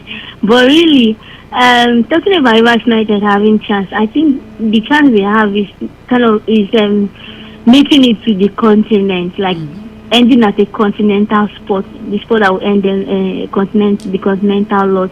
But this is Aqua United. I think why people have their faith in Aqua United that are going to win the MPFL is because of the coach, the manager that is currently managing the side. That's Kele Diboboe. So and he's a trusted hand. But I just hope I think the gap is very little, the gap between the first and second position and even the third. But I'm hoping that Aqua United will be able to try not to reduce their lead, so that those other clubs will not be able to catch up with them. Because if they do, it will be like a near success syndrome, and this thing, and they'll be like the Leicester of NPFL. Please, thank you. Thank you so much. Thank you very much, Faith, for dropping by on the show. Let me take some messages from the WhatsApp portal. All right, so Kelechi from Rumudara says, "Good evening, sports presenters. It is good to dream, but some dreams do not come to pass. Tomorrow, Nyimba all the way." Kelechi from Rumudara. Aqua United is not going to win the league. It will be like fame by the time Aqua United will disappoint many people on the last day. Kelechi from Rumudara. Kelechi, what if Aqua United wins the league with some matches to spare? Have you ever thought about that? My name is Emi from Buguma City. Messi will be huge failure if he fails to make it count this time. It looks like a payback for the Iberman for all the Wayo Ballon d'Ors he got from Platini. So your name is Emi from Buguma. Well, I'm sure that message is for the first part, because they talked about the Cup, what is it called? Copa America final. It's going down tonight, isn't it? Yes, the early hours of tomorrow. Yeah. Tomorrow, I mean. Yeah. Are you gonna watch it? Who's stay up that? I will stay up for my little man. Little man. Oh, I forgot. Little man. I forgot. For the goats. I forgot that's his Little man. That's He's what we good. call him, the little man. The We little call him the little man. He will always remain little. It's sounding like a disrespect to No, me. no, He's a actually, little this is man. just stature. Okay, Or he's the stature. goat. The little. Okay, The the little little man. goat. The little man who is the goat. And we have the little. greater- Okay, okay. we have the great- The bigger little goat. goat and then the bigger goat. Goat. Let's You just said speak it with the yourself. MPFL. You said it yourself. No, me talk am. Nah, him Now you talk talk am. He say na little goat, so big goat there. It's all right. Anyways, Emeka and Company, good afternoon. It's actually Reliance and Company. I think Aqua United winning the title will depend on their next two games, which will be very tough. Dennis from Eleme, of course, that sounds true, Dennis, because they have Enyimba at home and then Rivers United away from home. Who says Rivers United? Who says Aqua United can now come here and pick points? And who says Rivers United cannot continue their undefeated streak at home by beating Aqua United after tomorrow? That's the next match for them. 95.1. Unfortunately, we lost you there. Do also call us back if you can. 0817 0000951 and 0810 9510 951 are the phone numbers to call to be a part of the show. You can equally send us a message via the SMS and WhatsApp portal, which is double at 0701 933 9962. It's getting hot as the road to the MPFL title 2020/2021 season continues. Back to the phone lines. 95.1. Hello, Reliance. Hi. Good evening. Good evening. No, my name is Kingsley. I'm calling from Rumunduru, Krakow. All right, Kingsley from Romandro. Let's hear you. Yes, I enjoy the program. We appreciate. Thank you, guys. Coming to the MPSL, you know, I followed MPSL even as a student. Those days of starting. You know, Aqua United, they are good this season, no doubt. But remember, Uyo is not an away ground to Enyimba. They will be playing some of their home matches. Remember them when they were constructing their stadium. And the two teams are very good. So winning the league, Aqua United has Enyimba and Rivers United to play. That match, these two matches are the top matches for them.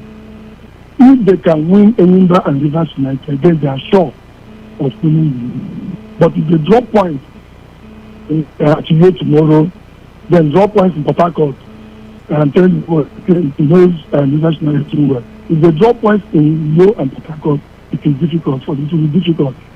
United can win Ifa Yoruba away. Kano Pillars can still win Sunshine away. So let's not forget this. Yes. So this thing is for them to win Enyimba and win Rivers United. Then they are done. All right. Thank you very much. Thank you. I appreciate you from Romandro calling in and telling us the key fixtures for Aqua United, which is against Enyimba tomorrow and against Rivers United the next match day. That should be match day 33. Yeah, match day 33 against Rivers United. And the thing is, people are just looking at Enyimba and Rivers United. If Aqua United are able to win Enyimba, pick a point from Rivers United, win 3 next home games. Let's not forget they have 4 home matches. Yeah. If they win their all 4 home games and probably pick 2 draws away, they are league winners. With some matches to spare. So how nice. 95.1. Good evening. Yeah. Hi. Good evening. Yeah.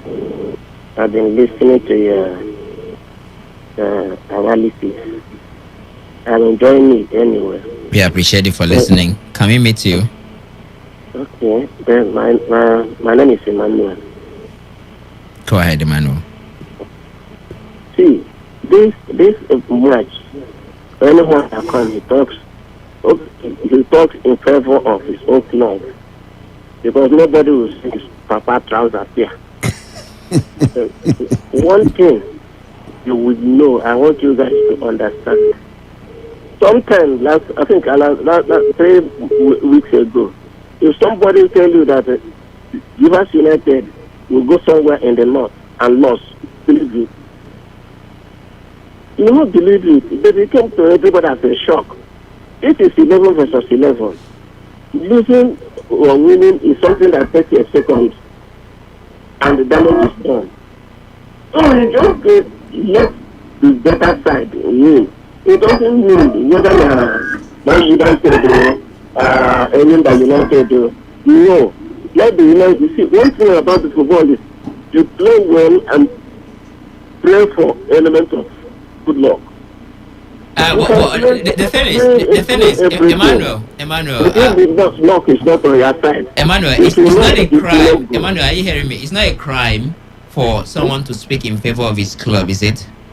No, it's not. It's not a crime. Yeah. But almost everybody they say, supposing at the end of the day, like somebody asked, supposing at the end of the day, Aqua United did not pick that trophy.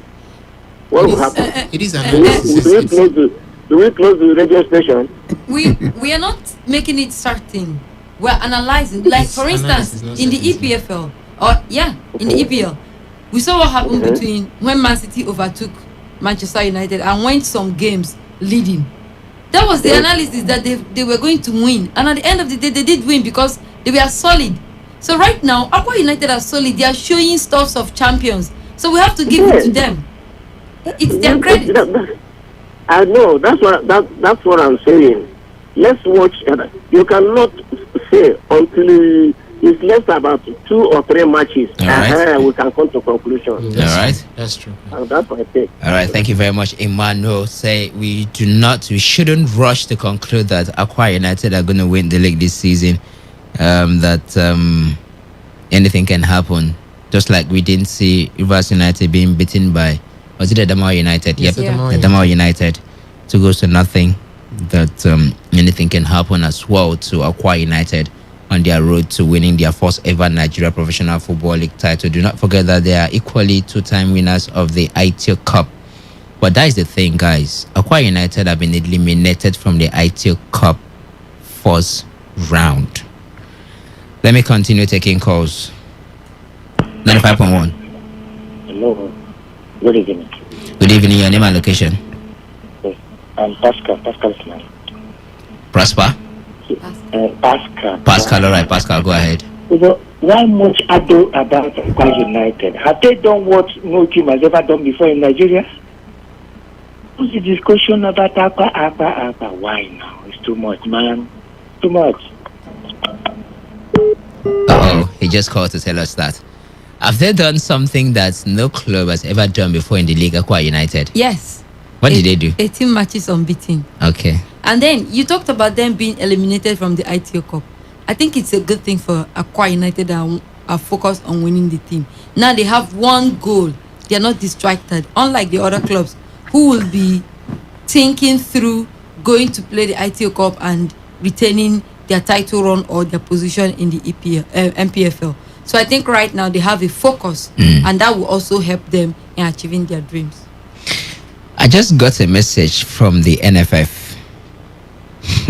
The title of the message is Pinnick Confidence of Eagles Strength in Depth as he watches a table's first training at Watford. By the way, a table has been signed by Watford, right? Yeah. President of the Nigeria Football Federation and FIFA Council member, Mr. Maju Melvin Pinnick, was in ecstasy at Hertfordshire, England on Saturday, that's today, as he watched the first training session of Nigeria midfielder Ogenekaro Etebo, who recently joined English Premier League side Watford FC from Turkish Galatasaray. I know I'm reading that message, but let's continue taking reactions.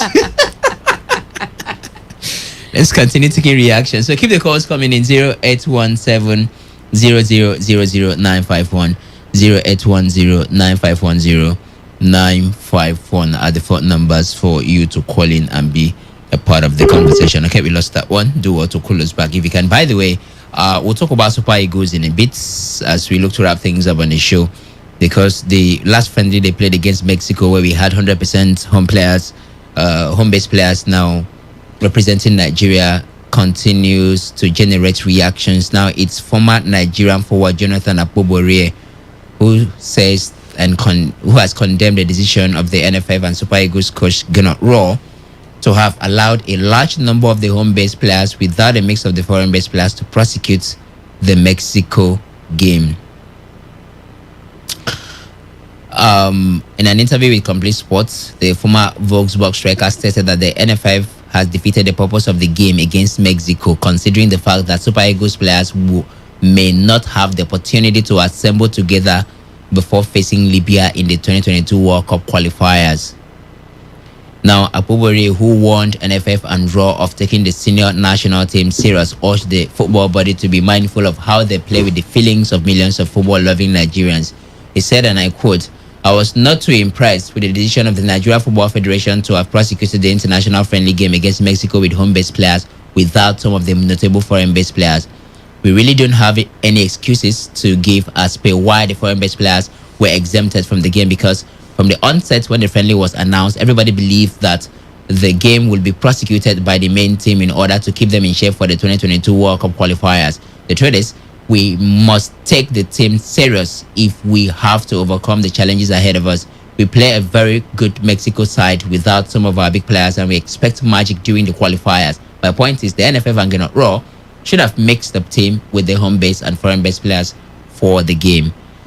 Will it affect, like Akpobere said, that might just be the last match for these guys before they start their qualifiers, the World Cup qualifiers? Do you think it's going to affect the performance of Nigeria, Team Nigeria, Super Eagles precisely in the World Cup qualifiers? The fact that we didn't have the Super Eagles in quotes, because I see those guys are the Super Eagles, whether they are home base or foreign base. I see them as provided you are in that team. Yeah, provided you're in that team. For me, you are a Super Eagles player. I don't know which one is home base, Super Eagles, and all that. So you think it's going to affect them? Because surely we know that when the qualifiers come calling, it's going to be the Siemens, the Oganeka Rotebo, in which Amaju Melvin Pinnick has traveled to go and watch his first training session. That's by the way. Yeah. These are the ones that will prosecute the qualifiers. Do you think it's going to affect them? It depends on where we're actually coming from, and it also depends on the game plan of the NFF at this particular stage. Because let's say the master plan of the NFF was to get these home-based players to that point where they have always dreamt of getting to, which is the global stage. Yes, this was actually a friendly game between the Super Eagles of Nigeria and the Mexican national team. Yeah, and it's actually at the global stage. So that's what they actually wanted. They wanted to see how these young men will be able to hold their own when they get to the global stage, and also see those that could be high performers and see how to infuse them into the Super Eagles, the fourth team A, that has to do with the foreign based players. Right. And you could see that even after the game, the Mexican coach was able to pick 3 players that he felt were his top performers for the day from the Super Eagles team that executed that game. Maybe that was the game plan for the NFF. Now, coming from the other end, where it's the end of Jonathan Akpobore, who happens to score his first goal against Mexico for Nigeria, against Mexico in that game in I think in 1996, the US Cup 1996.